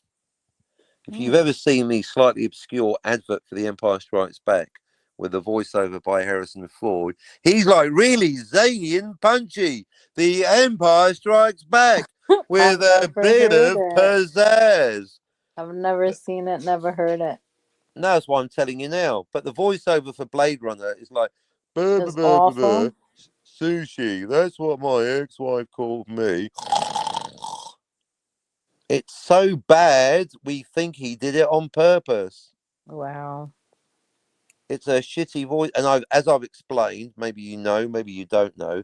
I don't even like good voice. I don't like voiceovers because they take me out of the picture. Who the fuck are you talking to? The audience. Oh, so this is a movie. goodbye verisimilitude, right? Mm-hmm. I don't mind voiceovers in novels because if it's a first person narration, that's the character talking. But a voiceover in a movie, so you need a reason for it, as Cam pointed out. See, if it's Captain Kirk, I know you don't know Star Trek, when he says Captain's log, that's Captain Kirk talking into a tape recorder or whatever kind of device. See, if there's a reason, if the character is recording their own voice, okay, then I'll buy it. But if we're just suddenly getting an insight into inside their head, what's that all about? Hmm. And that's my issue with voiceovers. They're just a hangover from novels. Blade Runner is not a novel. The Maltese Falcon is not a novel. And Hold that's why I would. Hold on. I'll be right back. Uh-oh. Hold on. Harrison Ford online too. One of them, innit? Fucking told you. So what about you, two listeners? Do you prefer the original Blade Runner with the voiceover, or do you prefer the director's and or final cut without the voiceover? Or forever hold your pieces? And again, I need a reason, like with the 3 timelines. I don't just want the answer. That's why I laugh at anyone, not just Darth Plato, going, oh, Deckard's a replicant or Deckard's a human. Yeah, I need a reason on this channel. If you want to just say things without thinking, fuck off to John Campia. This is the thinking channel. That's why we get hardly ever listeners. Hardly any listeners, because people these days are incapable of or unwilling to do any thinking, because it makes their little brains hurt, doesn't it? Oh, Captain's making me think. That's why the only listeners fucking Scodley and Suzanne and Scotty, because the rest of you fuckers, you can't think, can you? Because you're a bunch of dumb cunts. No offense. The art of thinking, folks, even listening to me thinking is too much. Oh, I've got to think about what the captain's been thinking. Ah, too much processing power. Quick, bring back Deal or No Deal. Oh, look, pretty lady with a briefcase. Oh, one of them, innit?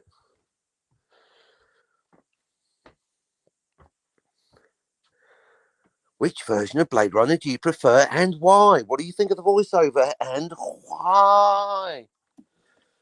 Oh, no wonder I'm sitting here going through, just sorting out through recycling and rubbish. I've had it with humans.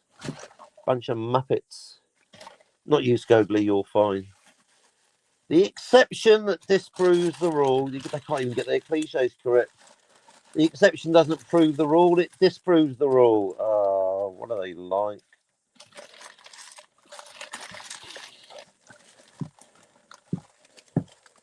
Boo doo boo boo boo.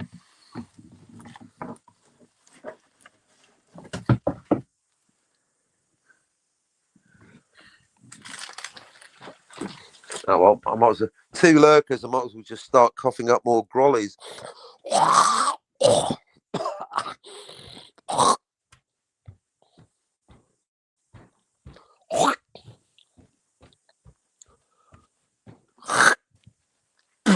That's what she said. Damn lurkers. Unless you're driving. If it's Herc driving, that's fine. But really, the lurkers, you know why? Like Sci-Fi Nation, is because they lack opposable thumbs. They're actually not evolved enough to be anything but lurkers. Yeah, but lurkers, that's more like it.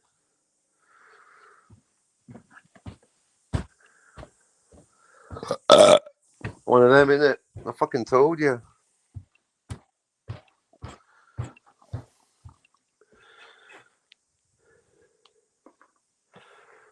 Boo doo boo boo boo boo. 2 lurkers and 1 cup.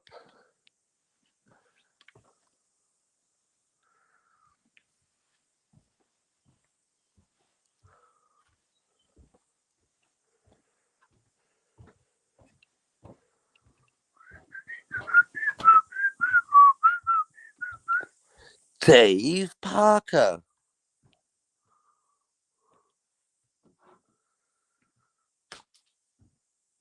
And now, sound of the cicadas.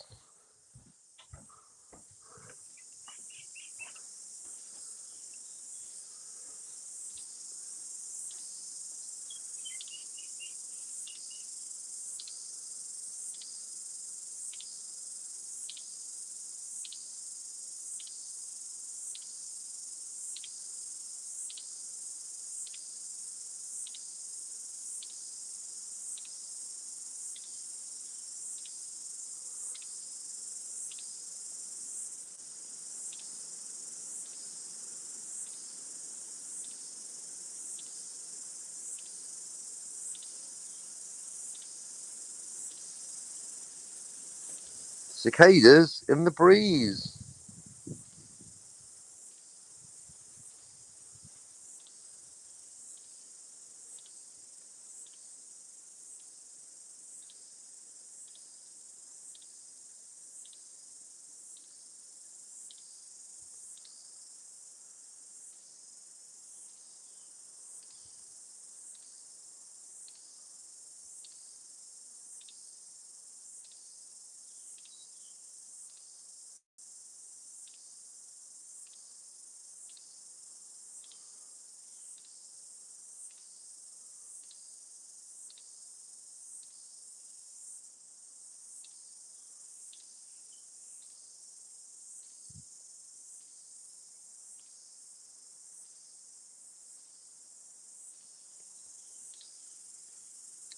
Axanar.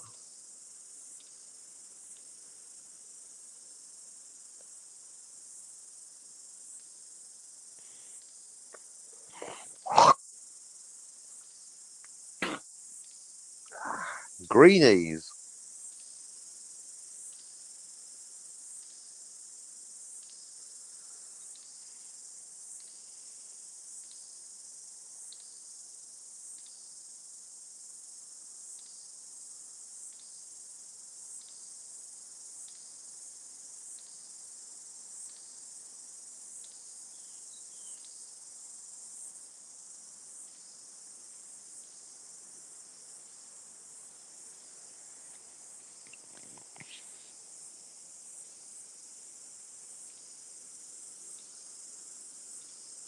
So you get more listeners with silence or near silence than you do with thinking.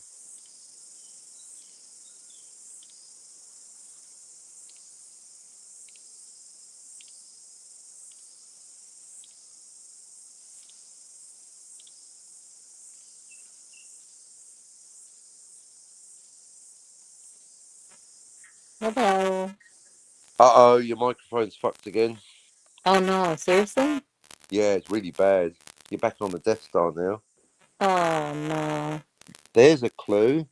So maybe like Stone Racket, all you do is step away from the microphone and mute the button. Go on, maybe that half-hour breakdown of everything wrong with Stone Racket's microphone was actually worth listening to, although he's still Ambassador T just from the planet Boring. But that's exactly what happened to Stone Racket. All he did was, except he had a pair of expensive headphones. It was apparently a gift, but then somehow he magically knows they cost $250. What are you doing, Stone Racket? Checking the prices of the gifts that you received to measure your level of friendship. Is it really bad again? Oh, it's awful. I've got a headache already. My ears are bleeding. Okay, well, I'll be back then. All right. And Okay. grace and numbers. Au revoir. Au revoir, Pee-wee. Au revoir. That was weird, wasn't it? Perfect audio transmission. Super clarity. And then Grace walks away for 2 minutes and suddenly Stephen Amore, microphone emporium.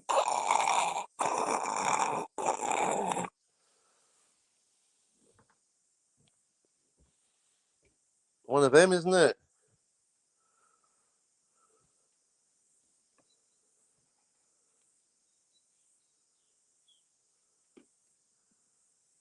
You know, given his military background, I'm actually surprised in hindsight. My fault for not checking. Cam didn't give a time-based expectation. I'll catch you later, Cat. I'll be on your show later. Define later, Cam. So he said he wasn't going to have sex. But I don't know. You go out to dinner with a lady on Valentine's Day, even if it's only technically Valentine's Day where Cam is, but it's after midnight on Valentine's Day. How do we know he's not having sex? Bit of a bold presumption, isn't it? I'm going out with a lady, Captain, but we're not going to have sex. How do you know? What about oral sex? Does that count as sex? It does if you're Robert My Burnett, apparently. You can't help bringing it up every 5 minutes. Hi, I'm Robert My Burnett, and I invented clam lapping. No, you didn't, Rob.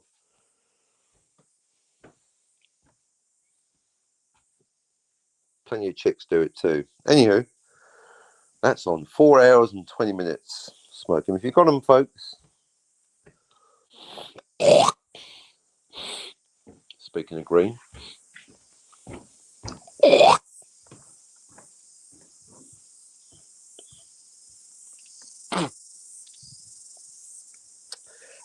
That's better.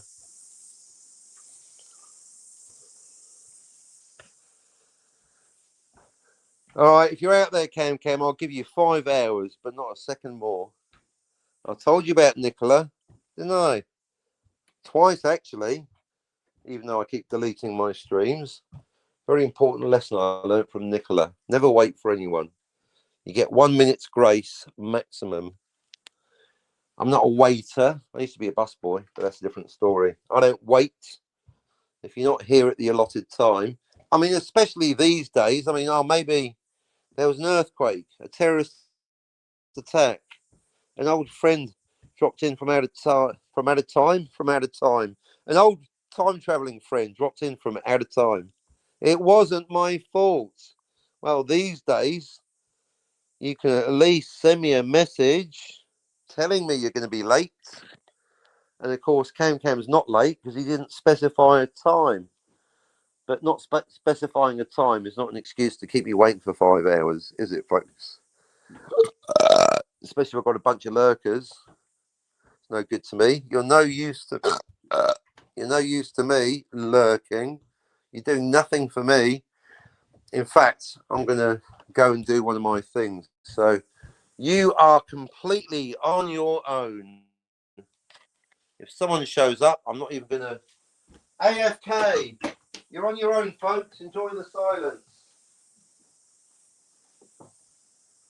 Enjoy the silence.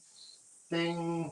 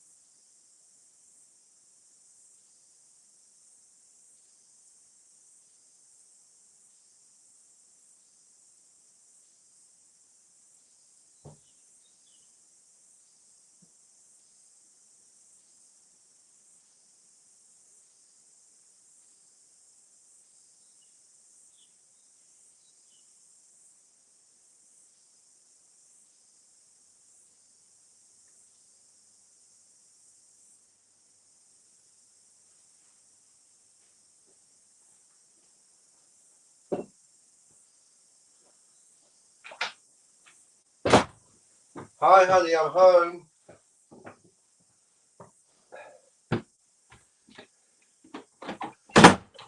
In the countryside, even the letterbox is 2 miles away. Huh. Boo doo boo boo boo. Welcome to Two Lurkers and No Conversation. Boo doo boo boo boo. Wasting my time.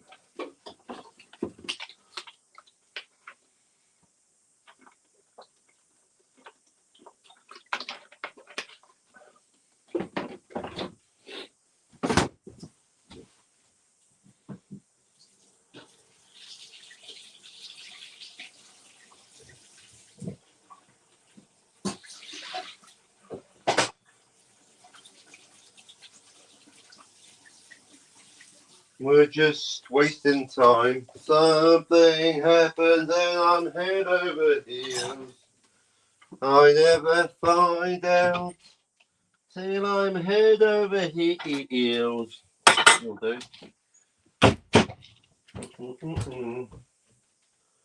Ba, ba, ba, ba, ba. Ba, ba, ba, ba. Oh, we've doubled the listeners. Welcome to Nothing. Well, nothing without the chat, you know that. Fucking told you.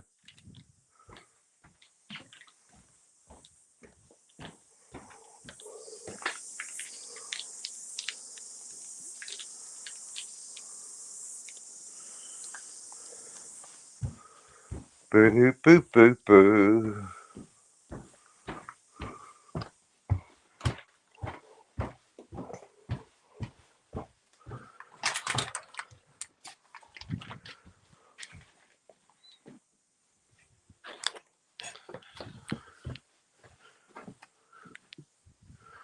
Do do do do. Do do do do. Do do do do.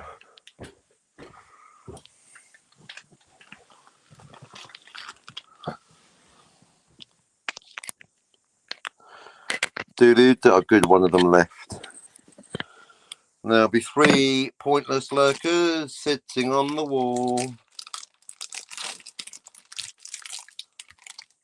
Mm.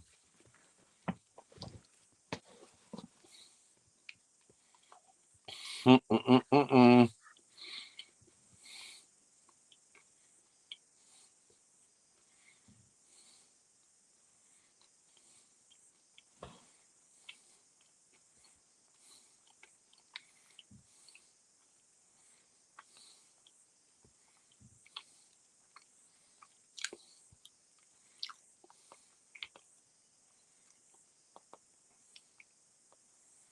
Oh, DM from LDG. Da, da, da, da, complaining about shit talk. Yep, channel strikers get shit talked. What are you going to do?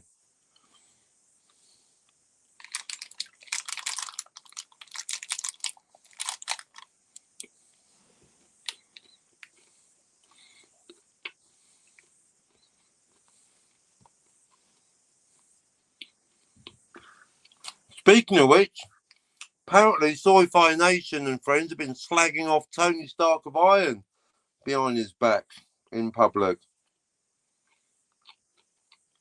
Well, thanks to AI, I can get us summing up and find out, but let's see if we can get a timestamp.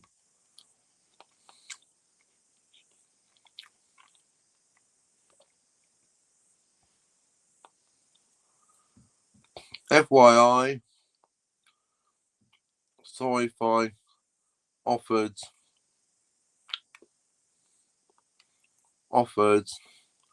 a backstage full stop. I, capital I, told him to fuck off.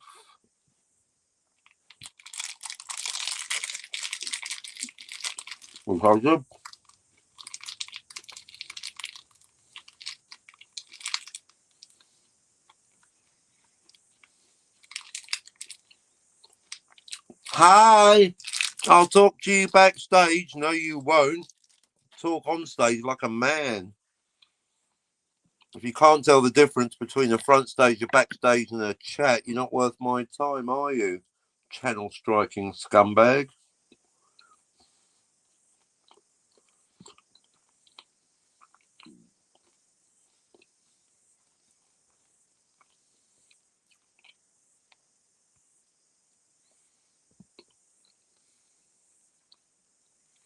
That is on 4.5 hours.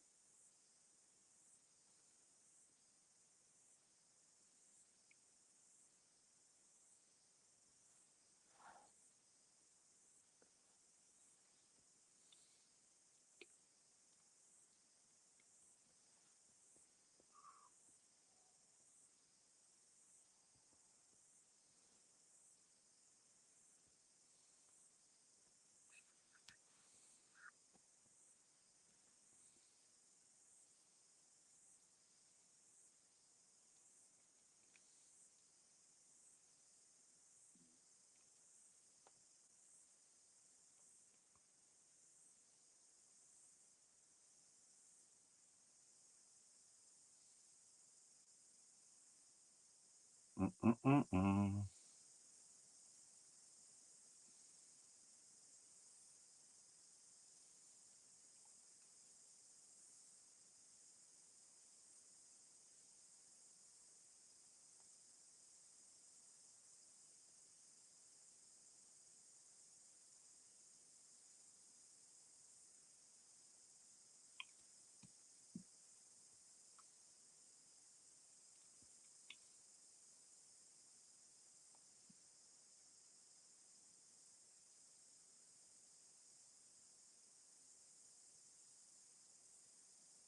Mm-mm-mm-mm-mm.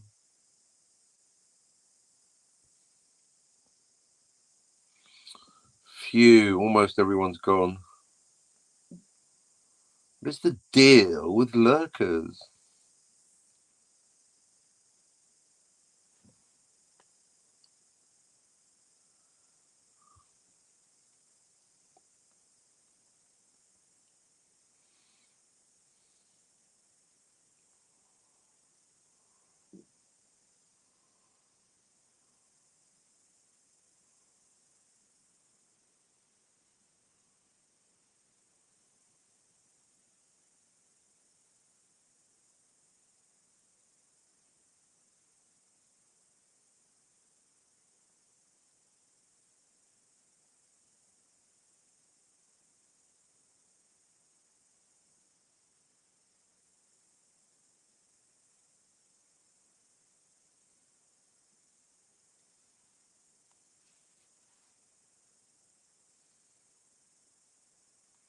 Mm-mm-mm-mm-mm.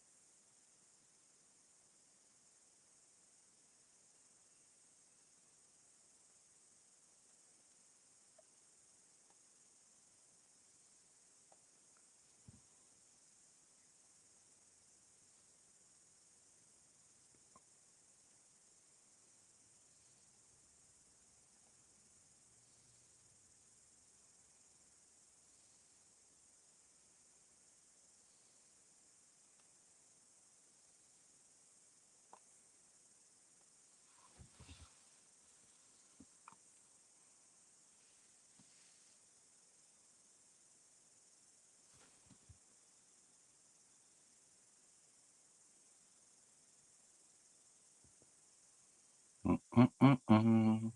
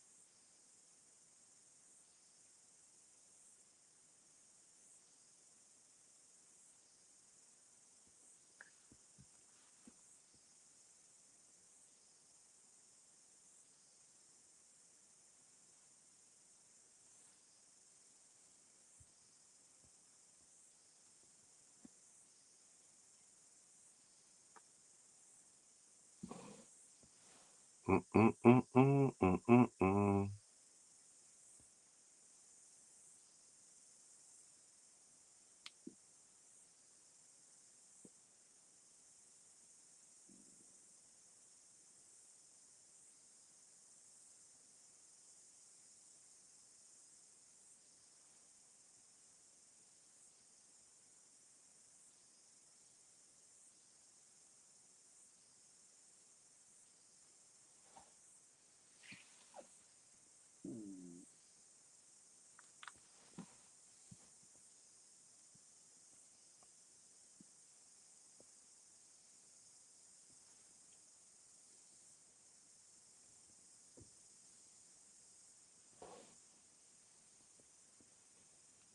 Mm-mm-mm-mm-mm-mm.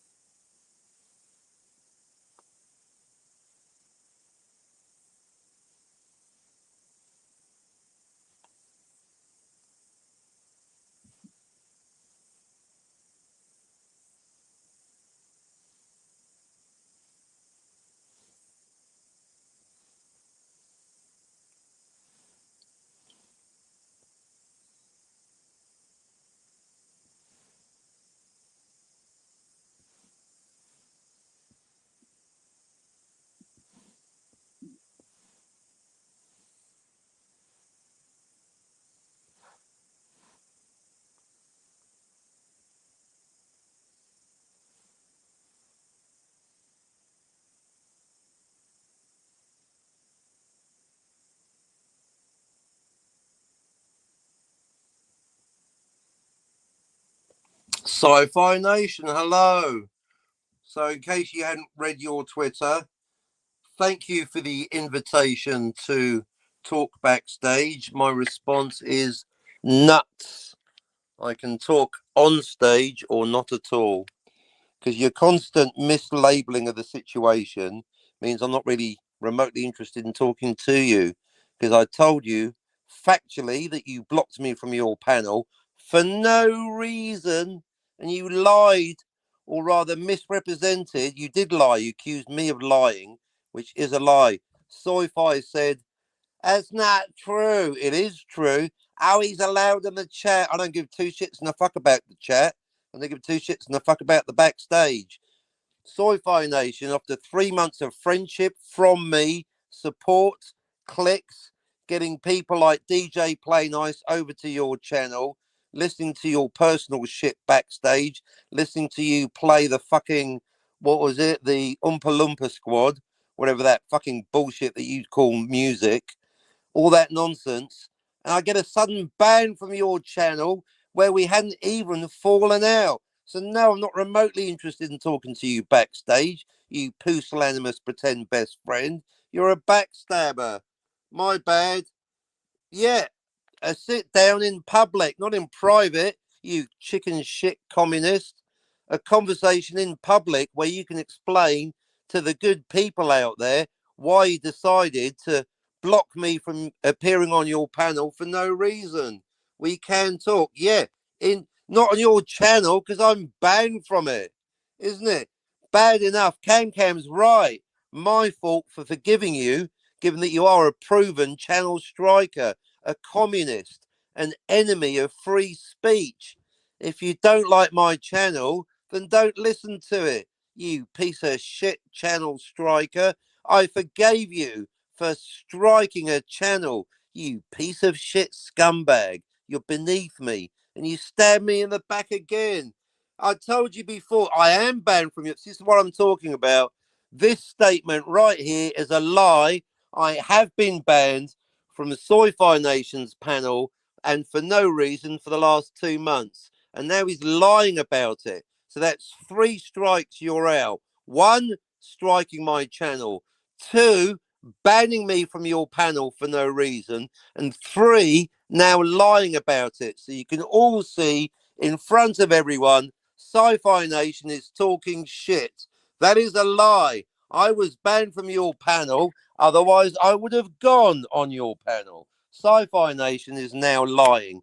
Everyone knows that I would show up at the opening of an envelope or a door. There's not a panel I won't go to because I love talking about time travel and Star Trek. I was banned from Sci-Fi's panel because he was sitting there with Mikey. Oh, Captain, you can't get up. So don't lie to me. I did not have a link to your panel, and I've not been allowed on since. So don't, well, you're trying to tell me it's a misunderstanding that I didn't get an invitation. I doubt it. So either you're lying or you're so stupid you don't even know what's going on your own channel. If I was allowed on your channel, then I would have gone on it when you had Scotty there for 3.5 hours. So, hey, Kevin. Is Kevin here? Hey, Kevin. Hey, Kevin. Nice to see you. So, maybe that bump on your head finally had the desired effect. Now, if I was allowed on your channel, I would have been on your channel. I will go to every channel that I'm allowed on. That's why every time Jens goes live, I'm on there because I love talking to people about time travel and Star Trek and time travel on Star Trek. And especially when Scotty's there, and even more especially when Scotty and Jill were there. So I was denied the opportunity to talk to Scotty and Jill. So you are lying. A lack of link does not mean a ban. Yes, it does, because it means I'm not allowed on your show. So I don't know who you're trying to convince, but you're not convincing me or anyone intelligent here. So maybe you like to lie. Maybe you're one of them. You're like a politician. You believe your own bullshit and you start to lie to yourself. It does mean a ban because without a link, I can't get onto your channel. You disingenuous, pusillanimous, pretend best friend. And that's why I'm done with you. I've got no interest in talking to you backstage. Talk it out on stage like a real man. That does mean a ban. If I can't get on your panel, that means I'm not allowed on your panel. Because if I'm allowed on your panel, I will be on your panel. Because I go on every single panel that I'm able to get to. I fucking told you, because I like talking pop culture. So you did ban me because Mikey told you to, just like Jim did. And that's why you're a pusillanimous pretend best friend with no backbone. You're a communist. And again, if anyone's forgotten, this is the guy that struck my previous channel. He's a channel striker. He's a communist. He doesn't believe in freedom of speech. If I start one, then you're going to be there. I don't know. Is Scotty going to be there? Is Jill going to be there? Maybe. Is Cam going to be allowed there? Because when Cam's finished dinner, he's apparently not having sex. So it depends on who else is there. I don't really feel like talking to you anymore. That's up to them, isn't it, though? It is up to them. That's true. You can't make people come, clearly.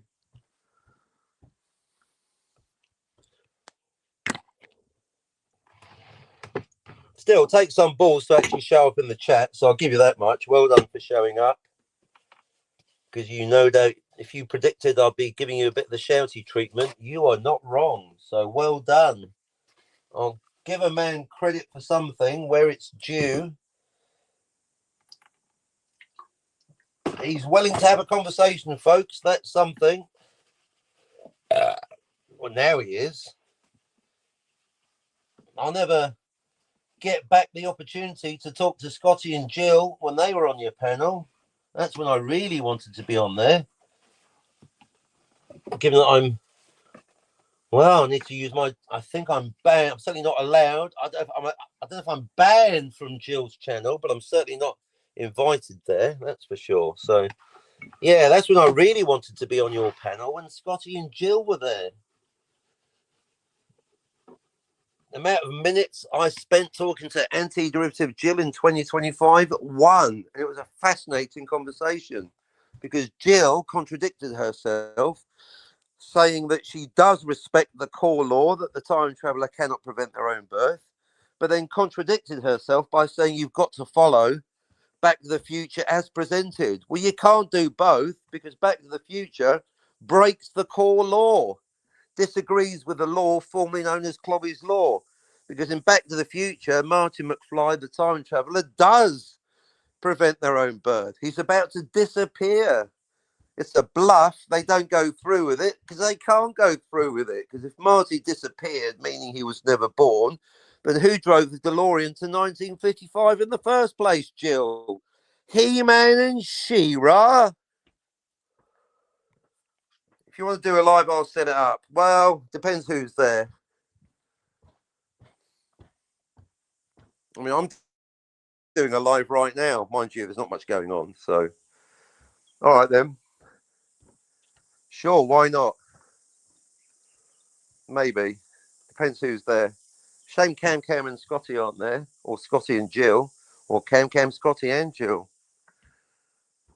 Yeah, Marty B did. No, that is incorrect. See, you don't understand time travel. No, I'm talking about Marty A.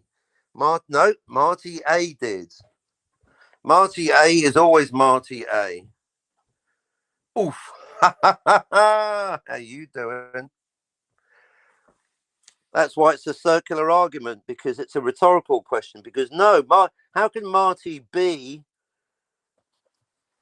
No, that's even as a joke that doesn't work, because according to believing in one malleable timeline, there is no Marty B because there's no timeline B.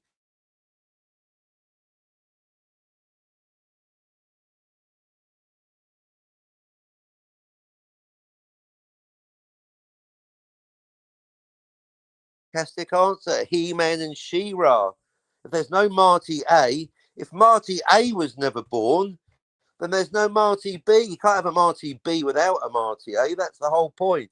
The reason it is Marty B is because Marty A created Timeline B, and therefore the only person whose birth is at risk, or rather the only Marty, because remember Dave and Linda, so there's three people whose birth is at risk in Back to the Future. Marty B, Linda B, and Dave B. Because the people in timeline B at the Enchantment Under the Sea dance are George B and Lorraine B. And that's why Marty A couldn't disappear. And anti-derivative Jill is still stuck at level 0, having temporarily for about 2 weeks being elevated to level 1 on the pyramids by confirming that she does approve of this so-called, once known as Clobby's Law, the core law, that the time traveller cannot prevent their own birth. But then Jill said, you've got to accept Back to the Future as one malleable timeline. No, you can't, Jill. Back to level 0 you go. Loved your Star Trek timeline talk with Scotty and wanted to pick up your brain on it. Good. You really need to find Scotty then. You and Scotty are the Star Trek experts. I just do thinking. See, if we can get past these issues, we could have great time talking about pop culture. But Cam's right. I can't just keep getting abused and walking past it, opening myself to more abuse. So there's no question that you do know enough about Star Trek to discuss it, as does Scotty. So you better find Scotty or Cam. That's the shame. See, I didn't mind. Have you noticed I'm not complaining about Jim?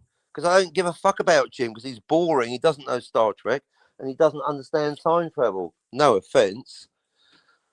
So basically, having Jim also banning me from his channel panel is not a problem because he's a boring cunt anyway and he doesn't get Star Trek and he doesn't understand time travel.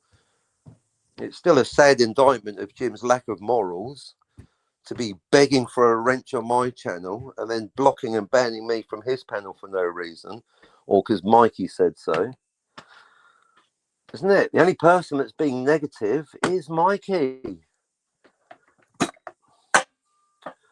So that is the sad thing with Sci-Fi Nation. He does know a bit about Star Trek and he does understand one or two things about time travel, and he has got an opinion about Quinto Spock versus Nimoy Spock versus Mirror Nimoy Spock versus Peck Spock. It's the listeners missing out.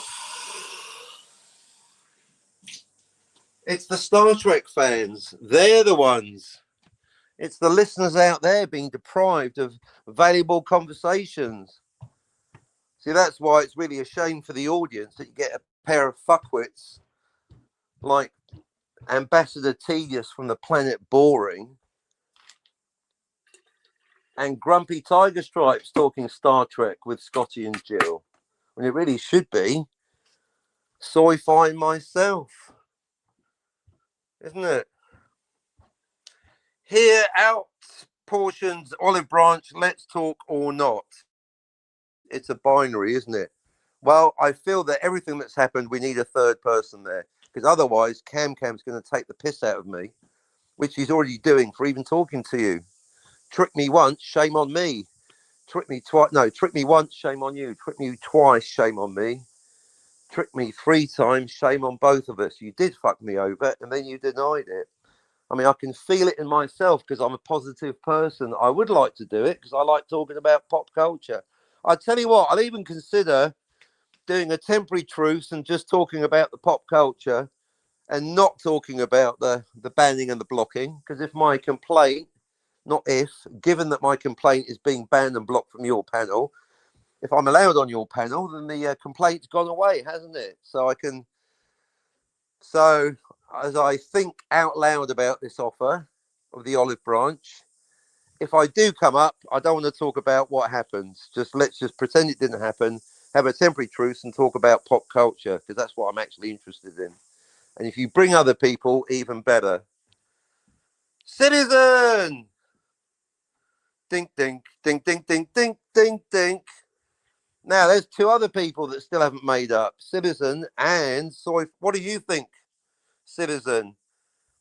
Because normally I would like to say no. I'm going to keep talking on my channel, but Citizen never comes up anyway. So, hey, Sci-Fi, did you hear Captain's got a theory that it was you after all that struck Citizen's channel? That is correct.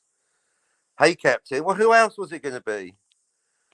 Fair enough, Captain. You'll be allowed on if it's only pop culture. No, that's my terms, not your terms. I'm allowed to talk about what happens. I'm choosing not to. See, you're doing it again. You're twisting things. I'm allowed to talk about what the fuck I like. If you're banning me from talking about what happens, then I'm not coming on. I'm choosing not to talk about what happens. There's a difference. Yeah, I don't know. Can you convince Sci-Fi Nation? Grace! Let's see what Grace thinks about this. Hey, Grace. Hello? How are you? Oh, no, that sounds better. Okay, good. That sounds real good. I'm so scared. I guess I shouldn't leave and put things on mic and then come back. Right, you won't know, will you, until it, one of them, innit? Hi. Hi, everybody. Hi, how you doing? Sorry, I was a little bit busy before. It must be Valentine's. Sci-Fi Nation's asking me to go over. Maybe I will. But you're here, so let's stay here for a bit. Oh, okay, sure. So, without the Star Trek knowledge, do you think? Hi, Sci-Fi. Hi. Hello. Hi, Grace. So, yeah, I guess we'll have to wait until Scotty's here. Actually, Sci-Fi might have an opinion. So now we're entering truce mode. Temporary. Got to emphasize it's a temporary truce. It's What like is World the War One at Christmas. question? Is Darth Plato wrong to deny that Ethan Peck is a canonical Spock? Because Oh, Sci-Fi no, does I know a can't. little bit about Star I Trek. No, you can't. can't. No, you can't. Sci-Fi can. So I'm asking him. I'm asking Sci-Fi. Sci-Fi, do you agree that Ethan Peck Spock is canon? Because Strange New Worlds is canon. No, I Or do call you them Sci-Fi. Sci-Fi? Sci-Fi. Strike Nation?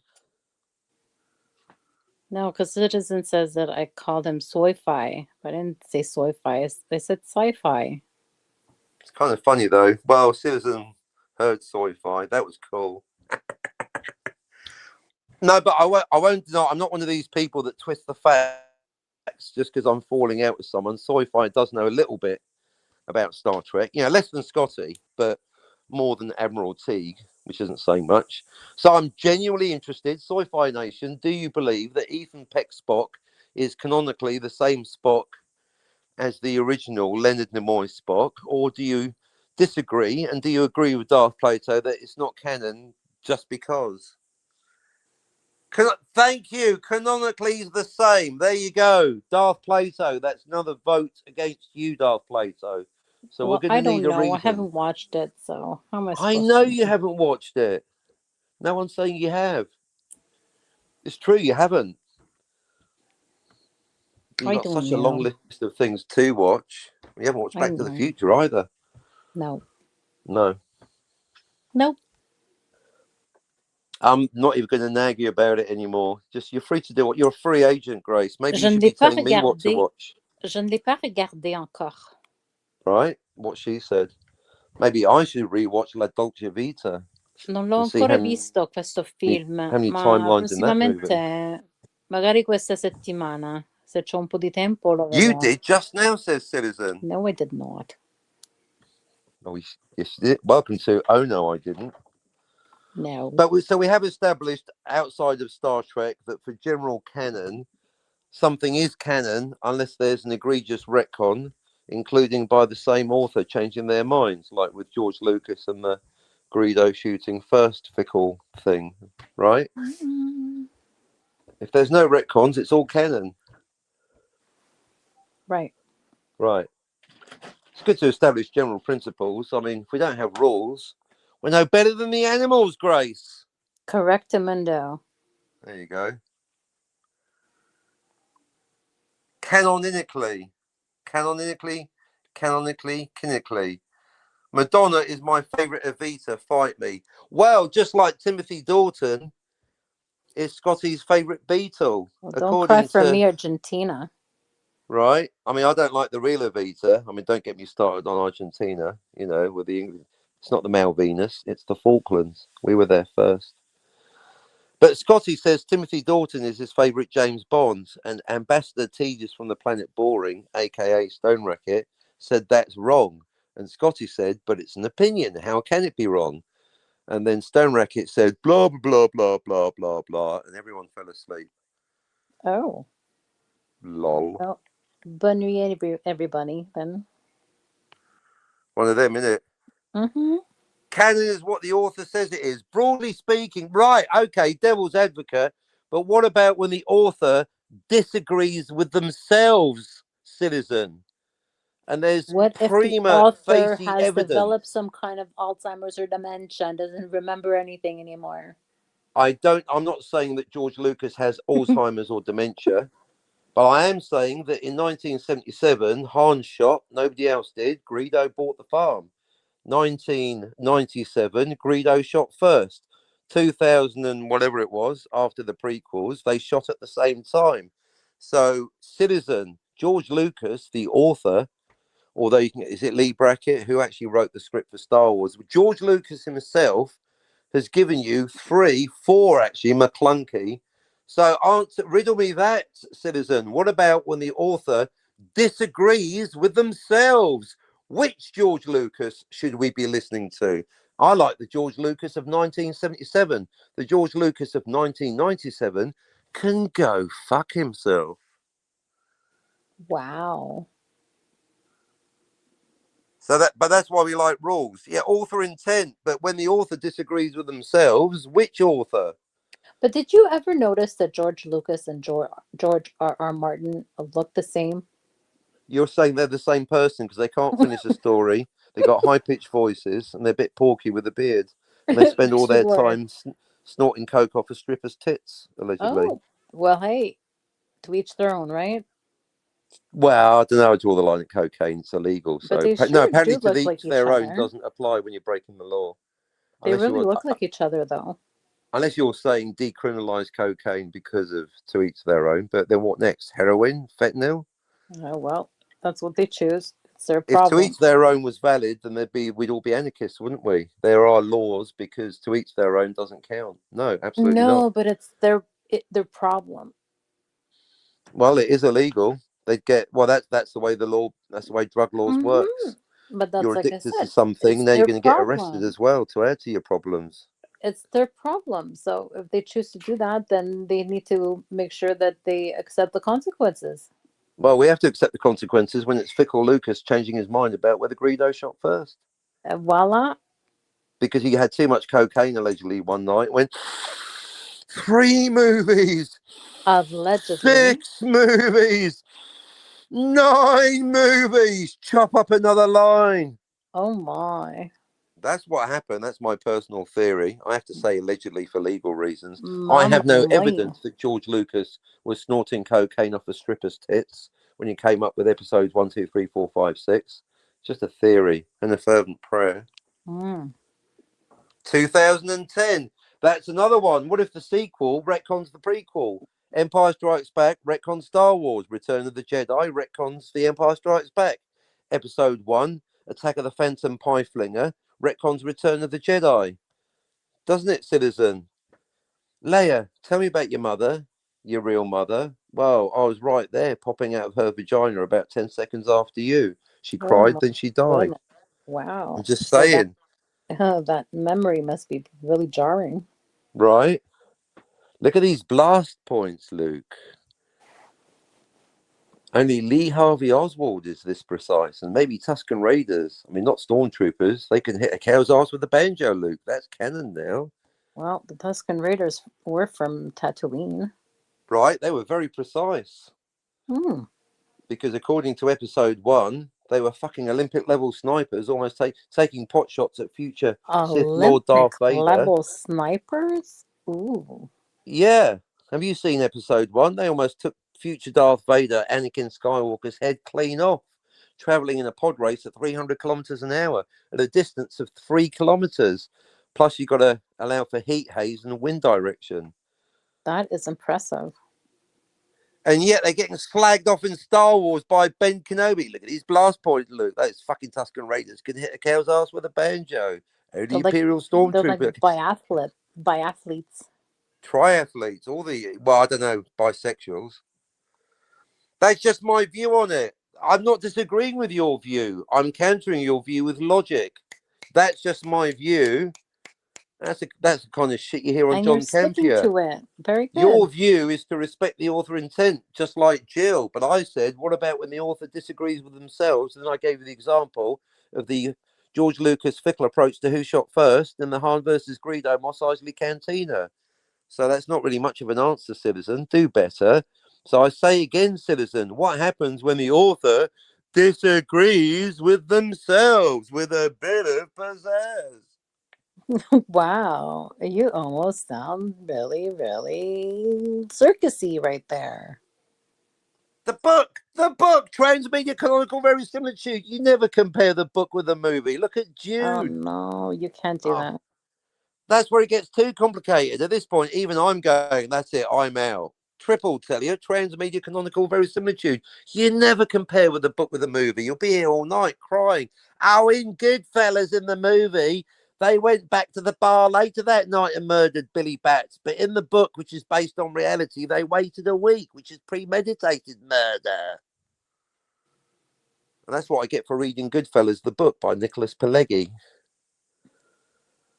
You know, in Band of Brothers, they amalgamated certain characters. You know, it's not a documentary, it's a work of fiction. Transmedia canonical verisimilitude. Transhistorical canonical verisimilitude. You never compare the book. I'm comparing the movie to the movie. That's bad enough. I'm just comparing different editions of Star Wars to different editions of Oh Star no. Wars. Don't start bringing up the Every fucking time I books. compare the book to the books to movies, I get depressed. Of course you do, and that's why you don't do it. You never read the book, and if you read the book, you don't watch the movie because you end up getting depressed, which is what you just said. That's what I'm talking about, yo. I'm the most pedantic mother flipper on fucking YouTube, and yet I never compare the book to the movie because when I do, you get depressed, and rightly so. In the book, in the novel, Star Wars, Luke had a dog. A dog. Woof. Where's the pooch in the movie? Nowhere. Don't compare the book to the movie. Do not. He's hiding. Yeah, he's getting a hiding. And Transmedia canonical. Yes, Grace, they're very OP in episode 1, right? They are Olympic level sharpshooters. They're fucking Marines. That's Lee Harvey Oswald as a Tusken Raider. Which goes back to historical verisimilitude, because in reality, whatever you say about him morally, Lee Harvey Oswald being a former Marine, and according to Marines, there is no such thing as a former Marine. There's just Marines. Lee Harvey Oswald was a Marine. You know what that means, Grace? he's pretty damn good at what he does. He was pretty damn good at shooting a rifle at long distances. And then you've got JFK by Oliver Stone, where apparently he can hit a cow's ass with a banjo. Hey, Oliver Stone, go fuck yourself. How about that? Ooh. Most impressive, indeed. Pizzazz, yo, you gotta have a bit of pizzazz. The book is always better. Incorrect. The book is always different. Have you read Do Androids Dream of Electric Sheep? Blade Runner is way better. That is one of the most type. Really, I've been doing this for almost 7 years now. Well, I'm in my 7th year. That is incorrect. That is one of the biggest Robert My Burnett not thinking YouTube cliches. The book is not always better. The book is always different. It's not the same thing. You can't compare a book to a film. It's like comparing a Nope. blancmange to a biscuit, a dog biscuit. It's like apples and oranges. At least most of the time. Right, so it's a rule of thumb. That is subjective. Exactly. I'm not here to discuss whether something's good or bad, because that goes back to what Scotty said. Watty Scotty. When Scotty said Timothy Dalton's my favourite James Bond, and Stone Racket, aka Ambassador Boring from the planet Tedium, said that is wrong. Shut I up, Stone prefer Sean Racket. No one likes Connery. you. It is subjective. I'm not here to discuss opinions. And that goes back to Darth Plato. If Darth Plato doesn't like Strange New Worlds, that's his business. But if he says it's not canon, I want a reason why Darth Plato. And because I don't like it is not a reason, Darth Plato. Do better. Right? We like thinking here, Mm-hmm. at least from time to time. The cool thing about books is they fill the gaps. They don't have to time to put in the movie. No, they don't. The bad thing about books is they always contradict the movie, or the movie always contradicts the book. They don't fill the gaps; they contradict the gaps. Transmedia, canonical, verisimilitude. I You refuse would to even entertain the need subject. Either read the book or watch the movie. Don't do you both. would need a really, really long movie if you're going to cover everything that's in a book. Right, and the things they do cover, they always change. They always, zero exceptions. There is one tuber, I'm not going to name them for fear of embarrassing them, Canadian Spider-Man, that said there is a movie that is a perfect adaptation of a book. Spidey's full of shit. There isn't. It's never been done, not once. Ever. Not I once. really would like to know what a Canadian Spider-Man's. Yes. Canadian Spider-Man's... He was engaged for 12 years. That's all you need to know about Canadian Spider-Man. I don't know. I taught him how to YouTube. Now I'm banned from his channel. That's all you need to know. He wouldn't even come here for Cam Cam's birthday. What a dipshit. That's not nice. Maybe he'll go to Soy-Fi's channel and we can all meet there. The C'est neutral pas ground. gentil. C'est pas gentil, ça. Yeah, what you said. Oui. Sci-Fi says, sorry, Sci-Fi, he falls in fires and gets drunk and goes abroad, nothing more. That is basically, and gets engaged for 12 years. That's Ooh. yeah. He does seem to base his personality on traveling. You speak to Canadian Spider-Man for 10 minutes and before you know it, oh, here's some pictures of my visit to Germany. 12 Deutschland. years. My God. So, That's but a apart long from that, he's time. all right. I did have a nice conversation with Spidey and Cam Cam about Blade Runner for 12 hours, but all those moments will be lost in time like tears in rain. Don't tell me you erased the stream. No, my channel got struck by J Sci-Fi Nation. Oh, that's not nice. No, but it's all right. I'm almost over. Well, you can't turn back time. It's not going to come back, but I'm allowed to bring it up occasionally. Not even a 6 and a 4. What the hell, yo? Spell out the numbers. So, yeah, I would love to restart a conversation. So I'll give Sci-Fi that much. At least he's willing to have a conversation. That's a lot more. So, in fact, I've got to get defense. You know, the moment I go on Sci-Fi, Cam Cam's going to take the piss. Oh, why don't you just get kicked in the nuts again? But you know what? I'll say one thing for Sci-Fi. He's willing to talk. That actually puts him a step above Canadian Spider-Man. I mean, talking's better than not talking any day of the week, Are right? you gonna go now? Should I? No, I'm having a nice go? time with you. I'm just talking myself into it. Okay. Well, if I'd you rather like, do it after Cam Cam arrives because I can go, look, Cam Cam, I'm going over to Sci-Fi. he You may hasn't now been take the back piss. yet. My goodness. I know. I reckon he is having sex. Ooh. Either that or it's a really good coffee. Well, maybe it's going better than we originally would be thinking. Well, it is if they're having sex. Mm-mm. I would say congratulations, Cam Cam. You got laid. Well done. A YouTuber getting laid. Who'd have thunk it? No, you had a great date, and hopefully you have another one. Well, if they have sex, that's generally a good sign, isn't it? Unless it's, shit sex. That's the other outcome. The sex was so bad, we didn't see each other again. I never had that happen. Or she yawns all the way through the sex. That's another Moving one. on. Moving on. Grace needs a pic. She's a StreamYard. She knows she is. The Grace's excuse is she's waiting for the right picture. But, I've given up trying. There's The what? well, you're a nipple, and then last time I brought it up, you said, "Yeah, I'm waiting for the right image," and then 3 visits later, and you still got no image. But you're a smart lady, so I'm not gonna. I don't need to tell you a second time. No, I just haven't gotten my the right avatar yet. Exactly, but you've had 4 weeks to do it. That's what I'm talking about. Sci-Fi. She's an independent thinking woman. One of them, isn't it? You can't tell her. She knows. Mm-hmm. She's one of them. Brains and beauty. Ah, what a pain. Ooh. Just saying. What Talk an about Beauty and the incredible Beast. mix. It's such She's a both. great mix, right? Right. Mm-hmm. A rare mix. Mm-hmm. Like a party mix. You're a party mix because you're a nipple. Goof for her. Donald. Oh, good. Good for her. Oh, good for you. Oh, you fixed the audio. Well done. Oh, good for you. You call yourself a professional? No, your microphone's working. That Grace is awesome. That's one thing we Aw, all agree on. Everyone agrees. thank Grace you is very awesome. much. Thank you. Nice to have something that even warring parties can agree on. Grace is awesome. That is so nice. Thank you very much. Okay, Amore. Oh, you think this is Amore? You should have heard Grace earlier. I thought she was in the Death Star trench. Oy, oy, oy.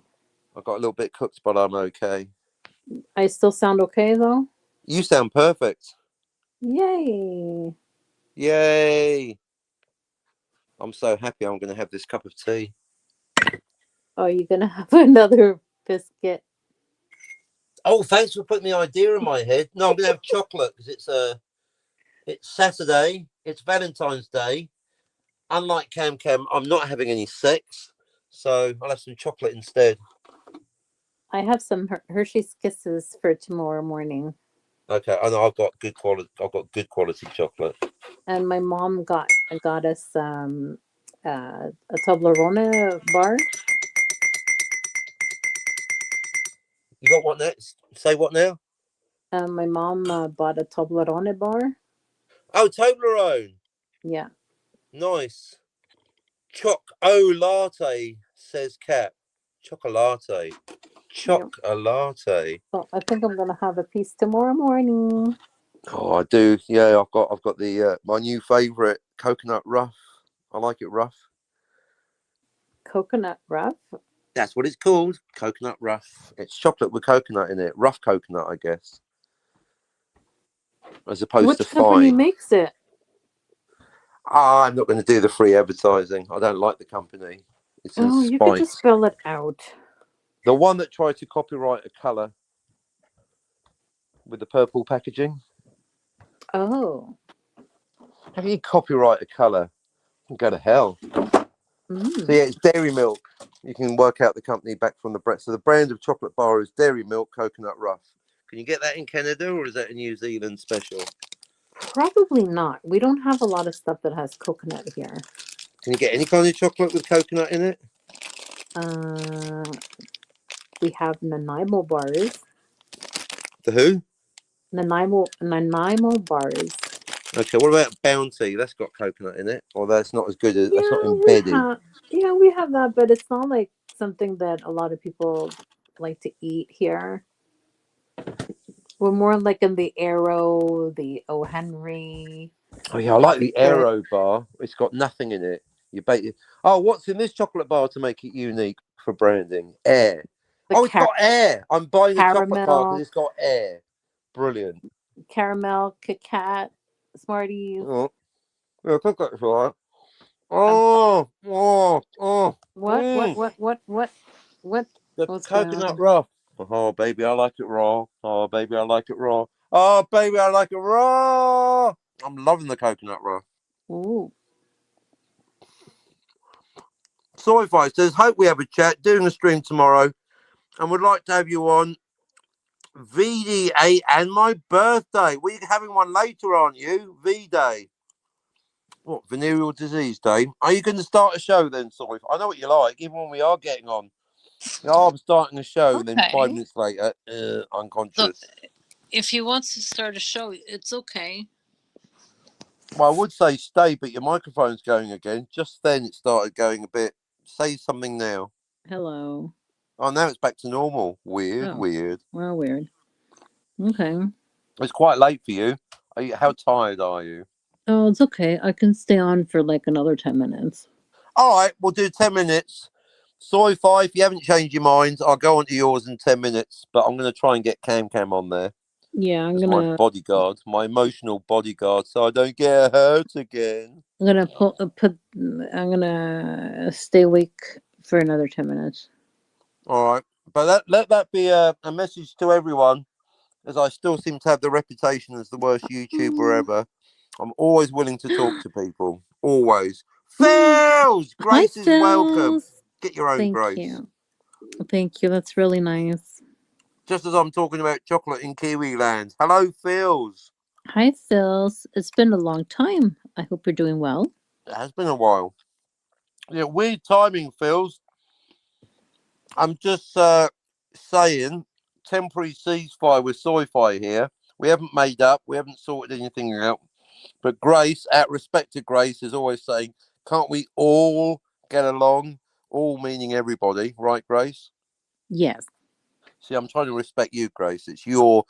So just to let Thank you know, you. Phils, we might have a temporary emphasis on temporary, but temporary ceasefire with Sci-Fi here, who might be about to start a show, and I'll go over there only to talk about Star Trek and time travel and not drama nonsense. We'll put that on hold for a day or two. I just finished work. It's a Saturday. You must be busy, Phils. Obviously, some people do work on Saturdays. I mean, I Mm-hmm. work on my book every day, but well done, Phils. Happy Saturday night, Saturday evening. Hope the weather's good where Wonderful. you are, because it's been a bit coconut rough in places. So, Sci-Fi, are you going to start a show in 10 minutes then? And get some people? See if we can get a citizen on the panel. That'd be. Never tell me the odds. You see, Grace? See how amenable I am? All You someone has to are. say is, do you want to talk, Captain? And I'm probably there. You are. That's wonderful. What happened to your whole timeline shunting thing? I wrote 2 pages about it and put it in my book. Without timeline shunting, there's no Back to the Future 2 and there's no Star Trek. Because every time Captain Kirk starts a new timeline, he needs to get home because it's an ongoing series. Timeline shunting is essential. Essential, I tell you. But sequels are shite. Sequels are generally shite, especially Back to the Future. You'll never know because you didn't buy the second 2. As No, per because my you, request, well done, Grace. you told me not to buy it, so I listened to you. You did. I was right. They're shit, and they're Mm-hmm. not canon because they Mm-hmm. don't do the timeline shunt. I actually had a new realization about Back to the Future. At the end of the movie, there's 3 grieving mothers, not 1 but 3. I can't believe I had a new realization last night about Back to the Future. You have to put that in the book. I'm gonna have to. Oh no, I've got no more room in the book. I might have to squeeze it in. I mean, I You're do gonna have have to like put a it 12. in a prologue or something. No, I've got a 12-page deconstruction of Back to the Future. Maybe I can squeeze it in. I can't believe I'm still having realizations.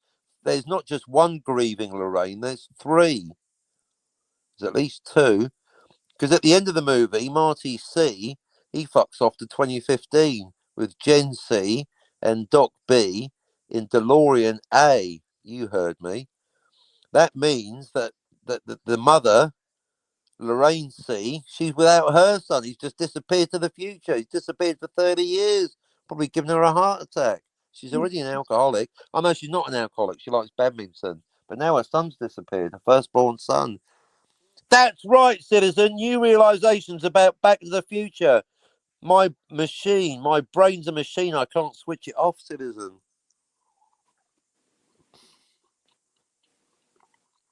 Mm. Sci-Fi Nation says the first step is using a screen name, is not names out of spite. Come on, it's just comedy. No one gets called their real. You know, I still call anti-derivative Jill, anti-disestablishmentarianism Jill, or anti-intellectual Jill, or antidepressant Jill. And I have to be nice to Jill because of Scotty, because he's my friend. I like and respect Jill. All right then, J Sci-Fi Nation, respected YouTuber. Is that better? I don't even call Citizen. I call him Trip. So it's not out of spite. It's out of comedy. So what? Then why haven't you watched Back to the Future Part 2? Because you touch yourself at night. That's why. I never watched the first one. You know, I have watched the second one, just not since it first came out. I'll tell you, there's another problem with it. Because I'll tell you what, I have seen it in a multiple timeline story, or a malleable story for that matter. Although Back to the Future 2 is officially multiple timelines, because Doc Brown even does a diagram, which means Doc Brown, by the time you get to the second movie, fully approves of what I said. By the time you get to the second movie, it's officially, canonically, not one malleable timeline. It's multiple. And then on top of that, here's another problem, citizen. Well, I'm so hardcore, I can find you problems in Back to the Future 2, even though I haven't seen it since it first came out in 1989. Are you ready? Are you ready for another mind scrambler? the sports almanac wouldn't work because it's not a closed loop. A sports almanac isn't going to work in a multiple timeline because it's a brand new timeline, and the sports results are going to be different, aren't they? They're certainly not guaranteed to be the same, which means it's gambling. A sports almanac would only work in a closed loop story because the future's fixed, like in 12 Monkeys. Now, if James Cole or that doctor brought a sports almanac, James Cole should have taken or memorized the sports almanac and spent $1 and soon made it into $10,000 and spent his time in a plush hotel. A sports almanac only works in a closed loop story. So that's another reason why Back to the Future 2 is a bag of shite. You're welcome. Thank you very much, Captain, for your There you lovely description. Thank you. You said you're going to rewatch it like 6 months ago. Yeah, and you said you're going to stop being annoying. I guess we all make mistakes. No, I've got to watch Accident Man before I watch anything else. No, I believe that's a lie. What I said is I'll watch it when my book is published. Then and only then. I've got it right here. But don't worry. I ain't lying. Like Grace, I can prove it. Grace proved it. I'm going to prove it. What's this? Grace, what's this? Yeah. Ooh. That is the entire Back to the Future trilogy on Blu-ray. Not just the first one, all three. I could watch Back to the Future 2 right now, but I choose not to because it hasn't got any pizzazz. Oh my God. And because of the sports almanac. I'll tell you what, because it isn't directed by Dave Parker. Oh my gosh. Here we go again. How's the chocolate captain? Real good. Oh, the coconut rough feels. Aren't we lucky we live in New Zealand? Not just because it's so amazing, because you can go to almost any store in the country and get yourself a whole bunch of coconut rough. Ah, it's so good, Phils. Thank goodness I've got some trigger discipline. Otherwise, I go back to the fridge because it's so hot, Grace. It's so hot right now. The chocolate's in the fridge. Well, that's a good place to put it. Right, and I'm all about that delayed gratification. So I'm going to have some later or maybe tomorrow. No, it's good if you put it in the fridge because, like, number one, it's going to last longer. And then number two, you don't get, like, any ants on your counters or anything. So Right, which we do get, funnily enough. Yep. Yep. Yeah, more excuses. There's no excuses because you're not my mum and I don't owe you anything. Now, the only valid complaint you've got, citizen, is where's that comic book of yours, Captain? You've been working on it for decades. But unlike George R. Martin, I haven't taken an advance. That's the great thing about my life, citizen. I appreciate your teasing. It's all good fun, but I don't owe anyone shit. That's the great thing about being me, Grace. I'm a free agent. Beautiful.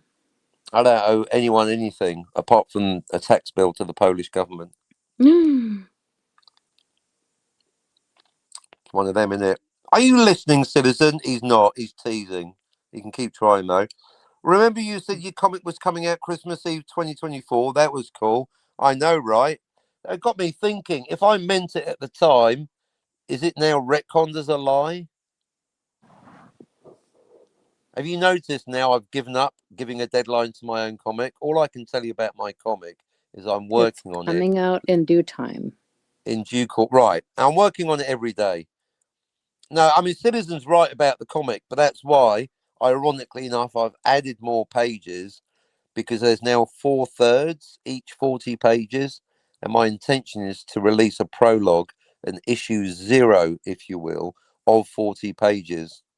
Meaning the whole book's going to be 120 pages plus the chapter 0, making it 160 pages. So ironically enough, to get it done sooner, I've added more pages, Citizen. Whoa, dude. Wow. I'd like to say it's coming out Christmas Eve 2026, but even if I do, they're just words, aren't they? I mean, George R. Martin hasn't produced a book in 14 and a half years. Well, not a Game of Thrones book.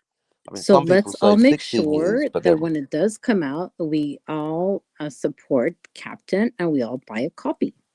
Well, no one has to, but it would help. The publisher will be happy. Kind of course. feels. He's kind of lol citizen, kind of listening. A chat, that is. A chat. Have you been doing, Grace? Says Phil's, ever the charmer. Oh, well, I mean, some days are better, some days are worse, but I've been pretty busy. Pretty busy ruining your microphone. Is it not working again? No, it's fine, it's fine. You Oh my said God, you you're would. scaring me. Or look, what if I die tomorrow, citizen? Oh no. Then you'll have Admiral T going, nobody cares. Nobody cares if the captain died Nope, yesterday. nope. Please I'd think actually positive. like Admiral Teague to do the eulogy at my funeral.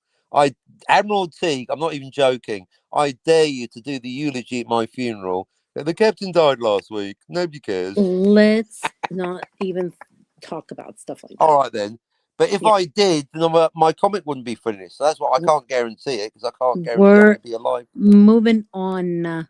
All right, on the basis that I'm alive by Christmas, I think it's reasonable to say that my comic will be out Christmas Eve 2026, but it's not a promise. Yeah. But even if I said it is a promise, it wouldn't mean anything, because all promises are bullshit, aren't they? I'm glad that you care, though, citizen. Don't you owe yourself because you said you would? I like the way he's really drilling down on this, isn't he? So Tony says, look at me, I've got 4,000 subs. Lurking while resting my voice. Hail. It's a shame you're resting your voice, because we want to have a big party today. Sci-Fi, you're going to start a show or what? And then it's really hot. Is it? It's hot. Yeah, I think like our heating is On? Is a little bit too strong. Uh-oh. Grace's microphone sounds better than yours, Captain. Well, it didn't an hour ago. No, it didn't. It sounded really crappy. But now it's perfect. No argument there, citizen. Voila. Tony says, still sound like a mummy and napping while tuned in. How are you drinking, Tony? No, nobody cares. Nobody cares. Cares. Nobody cares. Citizen clearly does care. That just saying, says Citizen, just saying. Sci-Fi says, okay, going to be going. If you don't want a conversation, DM if you want to talk. I thought you were doing a live stream. Sci-Fi. Okay. If Well, you're that's doing a my live cue to stream, I'll leave. come on. But if you're not doing one, I won't come on. Well, You've got to that's do my a live cue to stream, leave. Sci-Fi, but only to talk about pop culture, not about beefing. You've got to put it on hold. What? Well, You're right, Grace. No, but that's my cue to leave. Well, no. Look, there's a big difference between. Look, you can go anyway, but all right, it's getting quite late, so I am a bit. Well, thanks for coming back, Grace. Well, thanks for having me back, and I'm glad that I at least got this microphone issue fixed. And thank you for having me, Captain. Really, really fun, and thank you for all the people on the chat chatting and throwing in a comment my way every once in a while. That's very nice. Thank you. Well done, everyone. Good. That means you're a happy Grace now. Yes. Well, you were anyway. You're even happier than when you arrived. Voila. Voila. All right. Au revoir, Pee-wee. Okay. Good night, everybody. Bye. Bye. Cheers, Grace. Bye-bye. There you go. Intelligent, good-looking, and a functioning microphone. Sci-fi, not sci-fi. Yes, if you want to talk about pop culture, let's do it. I mean, look at me. This is classic, isn't it? I finally got 8 listeners, and we're going to drag them over to your place. That's how nice I am. So, bye, Grace, says Phils. I mean, I'm still waiting for Cam, but Cam hasn't arrived. So, if Cam's not going to arrive, but I guarantee you, no more music by the suckers. Cam is going to rip the piss out of me for going to Sci-Fi Nation.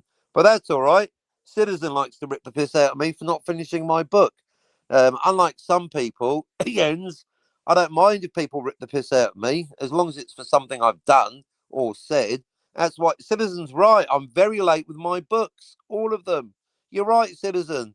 Keep ripping the piss. I deserve it. Keep going. It's awesome. So, but yeah, sci-fi. Start a show. Send a link and get Mikey. And same thing. Truce. No snipey. Let's talk about Star Trek. So to everyone out there listening live or on the rerub, this is a temporary truce. I mean, if it goes well, it could be a longer temporary truce, could be a permanent truce. If it goes badly, it's back to the warfare. Either way, this is what I'm saying, and it's a good lesson because Cam, thinking ahead, Cam is going to rip the piss out of me for even talking to Sci-Fi Nation. But I have been slagging off Sci-Fi, and he still came here in the chat, so that takes balls. I respect that, I do. And I'll talk to anyone that will talk to me. And so, Cam, I say to you, I think Sci-Fi Nation is a better person than Canadian Spider-Man because at least he's willing to talk to me. I'll say that again for anyone out back that missed it, or anyone in the outback even. I think with all the slagging off I've done of him, and I stand by most of it, I'm even considering making up some shit. I think Sci-Fi Nation is a better person, even with the channel striking, than Canadian Spider-Man. Because unlike Canadian Spider-Man, Sci-Fi wants to talk to me about pop culture, which last time I checked is meant to be the reason that we are on YouTube. And that's my message to you, Cam. All right. Setting it up, says Sci-Fi. Bye, Grace. And then we did that one. I'll be there, Captain Infinity. See, this is how easy it is. Good night, says Grace. Thanks for having me on. No, I wasn't having you on. I meant it. Night, Grace, says Phils. Right, am I even going to take it up to 5 3/4 hours? Doesn't look like it, does it? Citizen, are you disappointed that I am once again going to be talking to Sci-Fi? Well, Murphy's Law, though, isn't it? Oh, now I've got 9 listeners. Oh, well, it doesn't matter. It's mostly lurkers anyway. Grace is going to bed. Cam, you came back too late, or you never came back at all. At time of speaking, he must be having sex. Surely. Don't call me Shirley. Phew, only 7 listeners. Right, see you all at Sci-Fi Nation. Unless it's all a big trick and there's nothing happening, but I'm going to believe it. And yeah, given my complaint is not being allowed on the Sci-Fi Nation panel, if I'm allowed on the Sci-Fi Nation panel, then apart from the last I don't know, month or so, the complaint suddenly vanished, isn't it? It's a time thing. I can't undo the fact that I missed out talking to Scotty and Jill.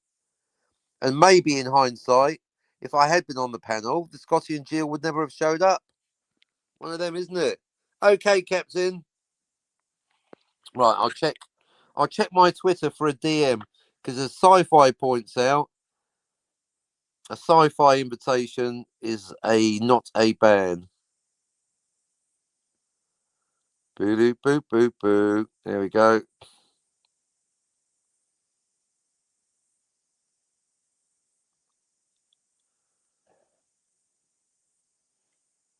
Very good. Da, da, da, da, da, da, da, da, da.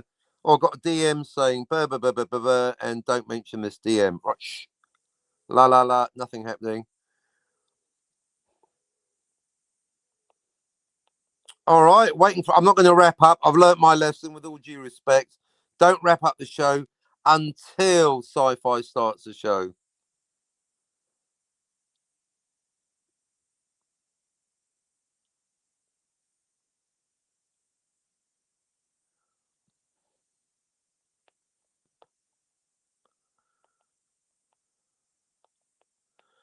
I've got to write to Grok now. I always post a link to every live stream that I do with sent to the same 9 people. That's the only thing that matches your